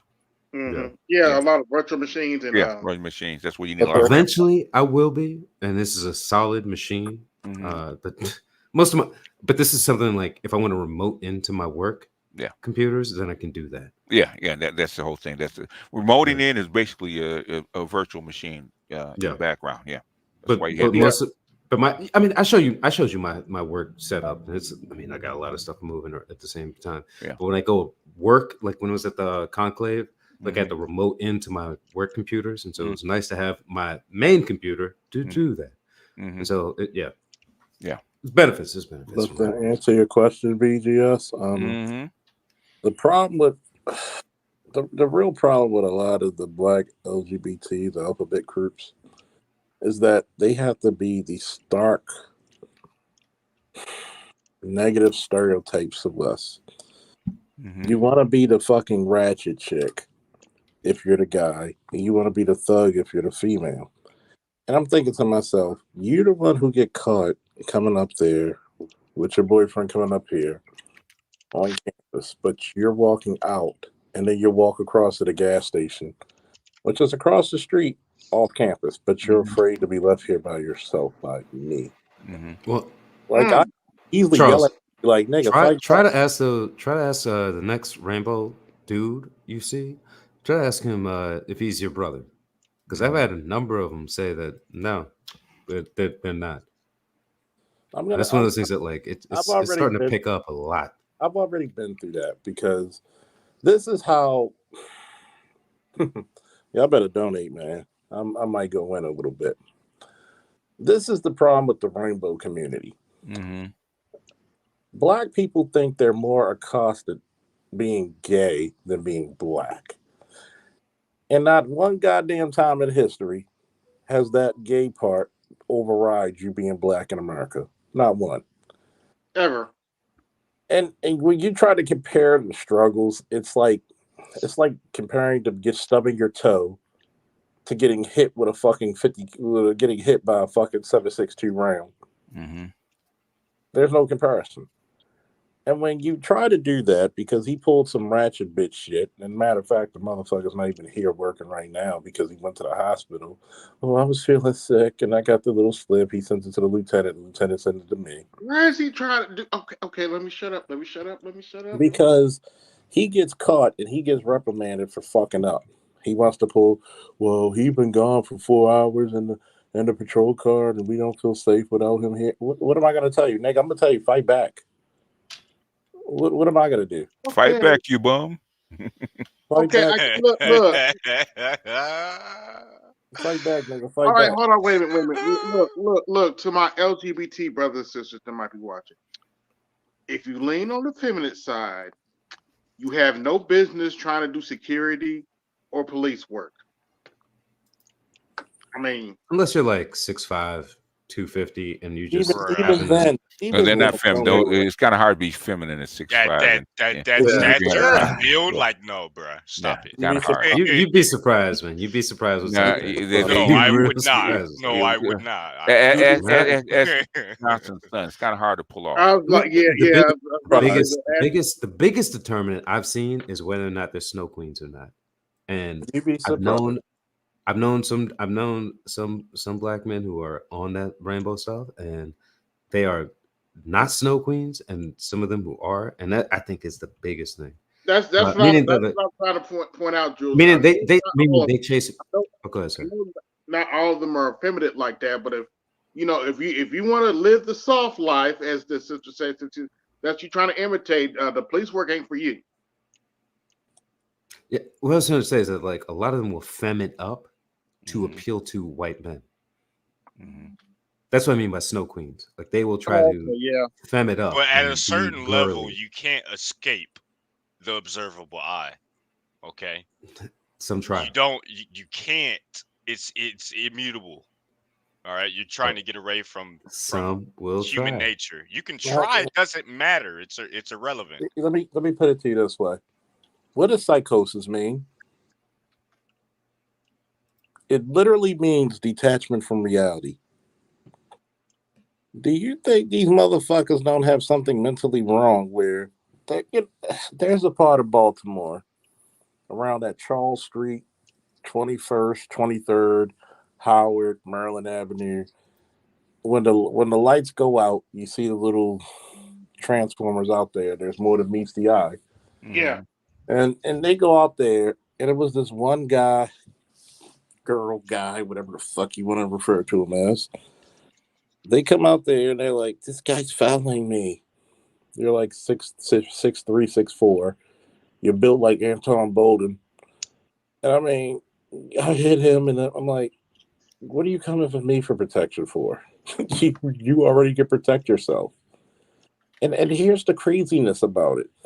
You live this lifestyle and you think nobody's gonna find that weird.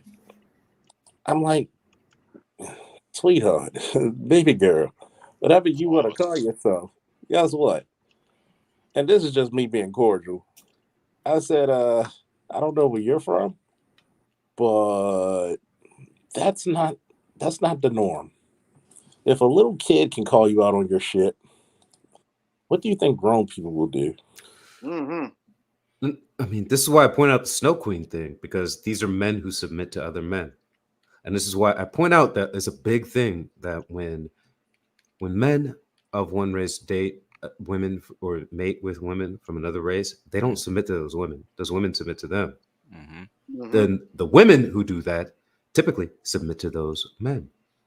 Unless there's like a very unique situation in which, and I've rarely seen that. So I've seen it once or twice, but like in typical, like if you're going to be an out group male with an in group female, yeah, you have like a certain level of status. And I mean, I've shared, I did obscure my face, but I shared pictures of the woman, of at least one woman I've dated who was non-black, and she was not like a fatty, morbidly obese. She was a good-looking woman. I'd share the picture behind the wall if I had to. No big girls BGS if I had allowed. to. But like like a lot of these men, they are submitting to other men, and it is a thing that I don't support. So in other words, they're I playing don't really. lemonade game. What does that fucking mean? Is that really a thing? So you're telling me their relationships is a pain in the ass? No. Restate it again, Jules, because we didn't quite understand what you're saying. These guys submit to other men, so they get a Snow Queen that actually fit in. Is that what you're saying? Yeah, because basically, they're John Lemon, but yeah. In other words, the Snow Queen is the buy-in to that. Yes, environment. they're the ones. Think of Billy Porter wearing the dress while his white husband was wearing the suit and tie. Yeah, with the tux. Yeah, that's what I thought you meant. Okay, yeah. Oh, okay. I'm not gonna lie, I still don't understand. What's that? Another one way, of them is the woman and one of them is the man. They embrace gender roles. Yeah. Well, no, I mean that's clear. We all know that. I would hope, but I don't understand what you're getting at. I don't understand. Yeah. We have to restate it because I didn't get it either. I got pieces of it, but it doesn't all come together. So, kind of give us bullet points and kind of bring it together. Yeah, they do it because they feel that they have to submit to someone else, that they are not able to lead. Fine, we get that. Are you talking about the LG? Talking about the alphabet dude? The rainbow people, yeah. In other words, basically, okay, if say said dude, right, is actually submitting to an in-group male, right? Of course, he's actually, it's called hypergamy, racial hypergamy, right? He's marrying up. Mm-hmm. Yeah. Even in the alphabet world, right? You get a dude a dude of color, a white dude to actually have access to the white world. Okay. Even that's been the case for a long time. Halle Belafonte, Sidney Poitier, Eartha Kitt was actually pissed off about that because they said that she couldn't help them. They needed access to the white world and the white business world, right? So they had to get a sponsor, so to speak. Is that what you're talking about? That's not what I was. That's not exactly what I was pointing out. But you have to make it clear because that's what it sounds like. So you had to make it clear. So like the women will submit themselves to. All right. So Eartha Kitt pointed. So what women are we talking about? Are they black? They white? Or what? What are they? When out-group males typically have in-group females, the women submit to them. Okay. Meaning, why? When you look at Harry Belafonte, you look at you look at Sidney Poitier. Yes. They're both of them had white wives. I think. Yes. I think both Swedish too, but they both became the wives of, named them after the father and all that. Understood. Stuff, right? All right. But when Eartha Kitt tried to submit to a white man, she went through a number of different things to try to prove herself. Okay, I get it. Go okay, to the point. So what's bottom line it for us? Where are you trying to go with this? They justified a lot of things that Eartha Kitt was one who justified stuff like apartheid. Okay, that's cool. Get to the point. Look, motherfucker, let him talk. I'm trying to understand and comprehend. You cut him off. Calm down. No, we're trying. No, this motherfucker keep cutting him off. You can't get no understanding because of him. Calm down. Okay, we're trying to get him to get to. We've gone through this like 3 times, like trying to get to the point where we actually understand what he's saying. Okay. The men would exist to try to succeed and win. The women would try to support the man who was on the mission to win. Right. Okay. All right. So Is that it? Sidney Poitier, Portier, Belafonte were trying to win. They got to their approximate and sometimes ultimate goals. Okay. It wasn't to get the woman. Someone like Kit was trying to get a man and would support his goals, and she would do things like support. She did. She supported apartheid. She disregarded that whole institution. So there's certain things that they would do in their immediate goals along the way, but they would support along the longer ways. A woman's role is to support him, and basically, Exactly, yeah. You would not get a white woman in this environment that didn't support your goals. Otherwise, that's dangerous. Okay. Yes. Very dangerous. Meanwhile, Eartha Kitt went to Rhodesia to perform, and Portier or Belafonte refused to do that. Yeah, they did it, and these are at the same time. Yeah, and you also had male performers that did the exact same thing. Okay, right. That is true. That is true. So in other words, that Eartha Kitt was also supporting herself. Okay, not her man. Mm-hmm. For her, it was actually supporting her man at the time. Who got the press for it? Who got the work for it? Who got the money for doing that kind of stuff? Those governments. She got that money, but she was supporting those governments. In other words, she bought. People sell out all the time. Okay. Yes. That's why the whole thing about the dress, right, and all this kind of stuff, Yes. right? They submit because that's what you have to do to go to the next step. Yes. Yeah. You know, how come Eartha Kitt didn't stay married? It's because she wouldn't submit to her men. Long term, as BTS, you got to bring that video back up. It's like, because they asked her for, can you submit to your man? And Yeah, she did. She said, I was like, whoa. Compromise for what, right? She said that. Yeah. Many of the things that a lot of these women in these positions of status ultimately come up against is betraying, your spouse or loved ones, trust, and essentially you're betraying their fidelity in many ways. But what they end up coming up against is their own career advancement versus maintaining that trust. So I mean, like, it's not unheard of, especially when you're an outgroup male. It's kind of common. It's pretty common. Yeah. Mm-hmm.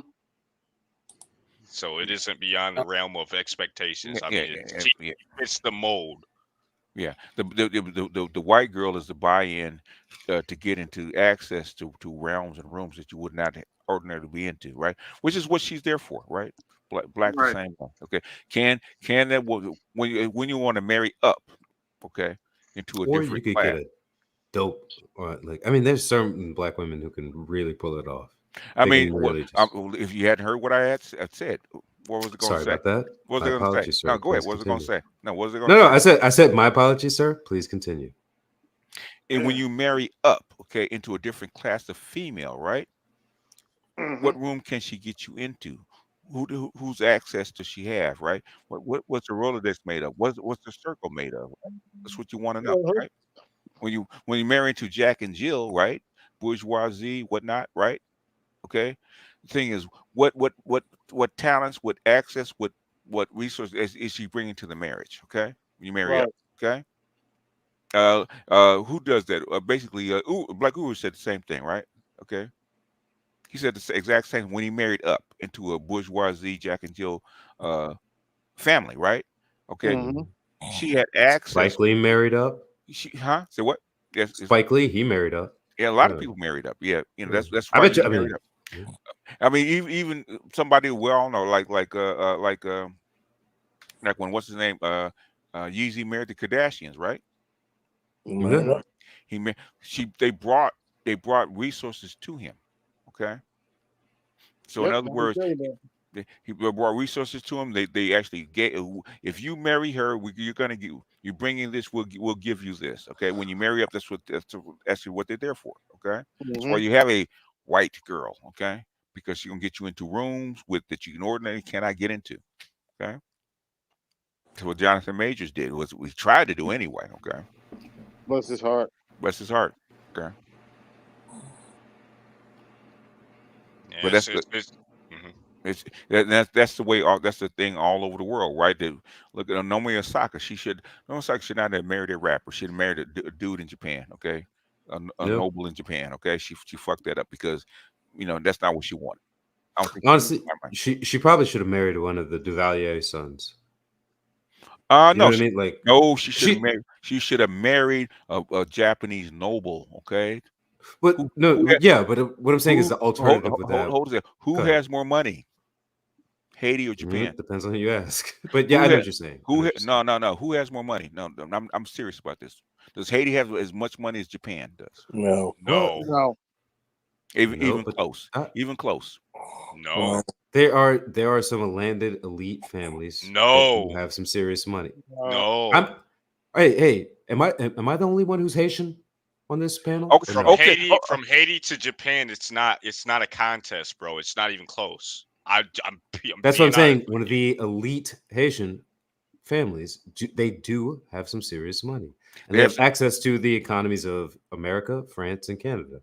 Does Japan have more scope? Does Japan has more scope and access than Haiti does in a holistic sense? Yes or no? When you talk about America, France, and Canada, what am I comparing that to? We're talking. Does Japan hold more weight in America, France, and Canada than Haiti does? Restate that question, please. Does Japan hold more weight in the said places that you just named than Haiti does? Depends on who you ask. No. I'm asking you, sir. I would say no. Why? Prove it. Because there are more Haitians and more Black folks in America, France, and Canada than there are in Japan. How many banks does Haiti own in America? I know one in South Florida and one in New York. Japan holds there's a credit union in Montreal. How many corporations does Haiti own in America? Publicly traded or private companies? Yeah, I don't care how you put it. That's hard to determine because if it's privately traded, it's hard to. There's a lot of Haitian live in certain areas in the West. Compare to that to Japan, okay? I got my whole Toyota, Honda, Mitsubishi, blah, blah, blah, right? I get that. I understand that. Nippon Electronics, real estate, okay? Yeah, I understand that. Banks, okay? I understand that. I understand. So what are we arguing about? Do you want your lineage to have some ties to your wealth? That's one thing that really does Japanese. matter. Why do you name her Osaka instead of whatever her Haitian name is? Probably because the family had more cachet in Japan than he did in Haiti. And the globe, okay? I don't know that, but sure. Oh, come on, oh Jules. My God. I get it, Jules. You must either have a Haitian background or some fidelity. I just said that like not 3 minutes ago. Yes, I know that's what I'm getting at. What is the what is the GDP of Haiti? Probably about 800 million. What's the GDP? Maybe 1.2 billion. What's the GDP of Japan? Probably 2 to 3 trillion. Okay. Capiche? It's not even close. Your nationalism doesn't override, logic, but observable reality. But that doesn't discount the fact that there are a brain drain of Haitians who are in America. We're not arguing about that. The thing is about who has the most juice. Okay, we're talking about juice here. Who has the most capital? Who has the most capital? Okay. Depends on where you are trying to get that capital. You have to figure. There's a calculus game here that goes on. Well, prove it. Well, Negro, prove it to me. Lay it out to me. Dollars and cents. Go ahead. Japan has, let's say, 100 million people. Haiti has on the ground in Haiti, let's say 15 million. Let's go. That's how globally. And How many have globally? Let's just put it that way. Globally, how many? global like Haitian population globally, 50 million. 50 million, which is what a third of what Japan has in house, right? Yeah. Yeah. Okay. And then you take the Haitians that are throughout the Western world, which would be, let's say, France, mostly Montreal, northern East Coast, and then South Florida, Okay. and spread throughout. Okay. Let's say, Japan is ranked what, fourth as far as manufacturing sector. Where's Haiti rated, sir? probably 100th. 150th. Oh, really? Okay. As far like I say, we're not even talking about GDP. As far as who holds the most American bonds Japan by far. By far, okay. So yeah. Japan has way more jack and leverage in the United States than Haiti does. I'm sorry. Okay. You guys can't even elect your own president for the most part, okay, without America's consent. Well, because we also like to delete our own presidential candidates as well. Come on. We're not going to even go in there because we're not behind the wall. Come on, man. Man, I've been doing this shit too long. Come on, Jules. Yeah. Stop. This is what I hate. Okay. Stop playing. Okay. I'm not playing. You are playing. You are playing. Jules, you're not dumb. I know you're not dumb. It's not even close. Okay. If it's close, we could actually argue about it. It's not even close. Okay. And the Japanese elite has way more jack, way more influence around the world, in Asia, with way more people than the Uaris actually do. Okay, I'm not going to say because I love my Haitian people. Stop playing. Okay, stop playing. Fair enough. Angola has more jack than Haiti. Okay, Nigeria has more jack than Haiti. Come on. So when I said she should have been married a Japanese elite, okay, because that's where the majority of her money comes from, okay. Doesn't come from Haitians, it comes from Japanese.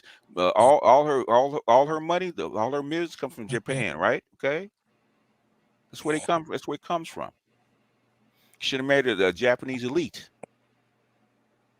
a Japanese noble family with probably have trillions of dollars at their behest. Okay, that's the way it works. The Uaris don't have that access, at least not that I know of. Not, they're in the centimillion, not the billions. But yeah, I get what you're saying. So it's not even close, man. Not even close. Yeah, I get that. Okay, I know you want it. Otherwise, somebody is. I don't know who it is. Well, what I'm saying is, I'm black. No, I'm fucking black pill. I'm not even red pill or blue pill about this shit. I'm black pill about this shit. Man, it's not even close. Okay, if it's on the ground, who should you marry? Okay, a Japanese elite or Haitian elite. Guess what? It's not even close. Okay, not even close. Yeah. Okay.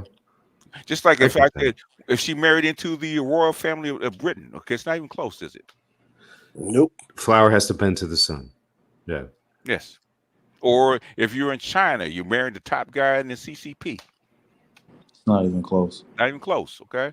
And I love Haitians, but then when the thing is, we have to be real with this kind of shit. That's what I hate. That's what I hate about the Black Brain Trust. Let's be real about this shit, man. Come on. Yeah. And the fact, sorry to interrupt, but to piggyback on what you're saying, BJ, like we don't even really know the actual elites in Haiti. Like they're not publicly known. Well, most elites are not publicly known. No. Some are. No. We're talking about Haiti itself, right? If she's going to, you know what I'm saying, if she's going to choose either side, like who's reputable known in Haiti? Like there's really not. That's publicly, and that's actually, how can I say it has a historical content of like, oh yeah, like the royal family or the monarchs. You know what I'm saying? Like there are things that are publicly well respected. Like, okay, I can see that makes sense. But there's none in Haiti. And I love my Haitian people. We have to be real about this, man. I mean, people buck back up against what I say, but the thing is, okay, now give me the counter, okay? And you can't give me the counter. Yeah, I get it. I get it. Okay. So anyway, I think we've completely lost our track on the road we were on. Go ahead, AB. Sorry.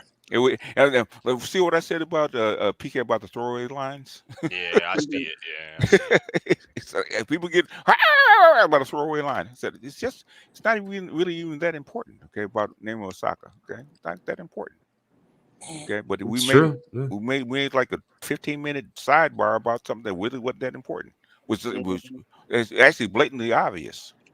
Okay, but his name not our rapper should not have been her move. She fucked up the bag. BGS. I guess that points to media being more important than nationalism No. or No. economic No. importance. Hell no, Julius. Because I mean, like, why else would he be? I mean, media makes that type of archetype. No, Jules. Let's come on, Jules. Desire. We're both Jules. We're both Haitian, right? You know, and I know from our parents, there's a massive amount of classism, especially with the older generation of Haitians. Even when my mother, she saw that, she was like, "What is this girl doing?" Yeah. There's like an honorary code. You know what I'm saying? How many minutes? How many minutes? AB. 5. I'm ready to go to bed. Okay. 30. All right. Well, go ahead, James. Make this closing thought. No, I was just saying, like there's an honorary code. You know what I'm saying? Like, we can't just say it's a media thing, because even in Haitian culture itself, there's a sort of a sentiment of like greeting and mannerisms that's always been implemented. You know what I'm saying? Regardless of what generation, and that's culturally bound. So I don't like. Yeah, man, I can't rock with that one on it. You know what I'm saying? But it is what it is. Yeah. Yeah, but really, what it is, she actually committed class suicide in a sense. Okay. Yes. She don't want to be that. She don't want to be responsible for actually upholding this duty of hers. She has a baby by this unknown rapper. For the most part. BGS, there was a lot. Who is the guy anyway? Before she. Yeah. Well, I'm gonna tell you straight, BGS. There was a lot of, like, even within my community, old school Haitians were looking at that girl like she was crazy. She's crazy, yeah. It's not accepted. That would never in a old school traditional household of Haitians. They would see him. It would be automatic shame. You walked in out like, who the fuck is? That's not my child. She would have got pulled aside. Yeah. She committed class suicide on purpose, I believe. And out of wedlock on top of that. Come on. Yeah, and BGS, and you could see, like you said this, when she did that, no one's really touching her. No. I mean, you had the world at your feet. Yes. If you did the right thing, you didn't do it. Okay. She's better off staying single. The thing is, why do you actually carry the name Osaka if you're not going to carry the brand? Okay, that makes sense. And trust me, she definitely had someone in the ear. She was just being rebellious. Yeah, she was being rebellious. Yeah, dude. Oh, coaches, her mother, probably even her father. Okay. Hell yeah, yo, I'm telling you, BGS, old school Haitian fathers. Yeah. Trust me, he saw a homeboy walk through that door. He's like, "What the fuck is she doing?" He definitely pulled her aside. Yeah, he did. Yeah. But she has enough money to do her own thing. Okay. Well, that's what you chose. Yeah, well. You gotta be satisfied with the outcomes of those decisions. I mean, like, you grown, right? Yeah. I don't think she wanted the spotlight anyway. I think she's one of those people. Okay, I made enough money. I'm good. I want to get out of the spotlight. How do I do it? And commit class suicide. Have a baby out of wedlock by an unknown rapper. Okay. Who is this guy anyway? I mean, I don't even, man. I don't even. All I know in the streets, they're saying that she don't even fuck with homeboy anymore. He don't even want nothing really doing with her. Yeah. Basically, he was the means to an end. Yep. Yeah. It was this door marked exit. Okay. Out of all the men you could have access. Yes, access to. They had it all planned out for who she's going to marry, what family she's going to be in, how much money she's going to make, all blah blah blah blah blah. They had it all groomed out for her. She was a Japanese sweetheart. Okay, and she blew it. Okay. Yeah. What's that famous phrase that's becoming popular this year? She fucked around and found out. Nah, she blew the bag. Okay, Yeah, it's she what it is. definitely did more than that. Yeah, I see a lot of that by these chicks. Like, I know, I understand the Baileys, right? Because they're trying to climb, trying to climb into the status, right?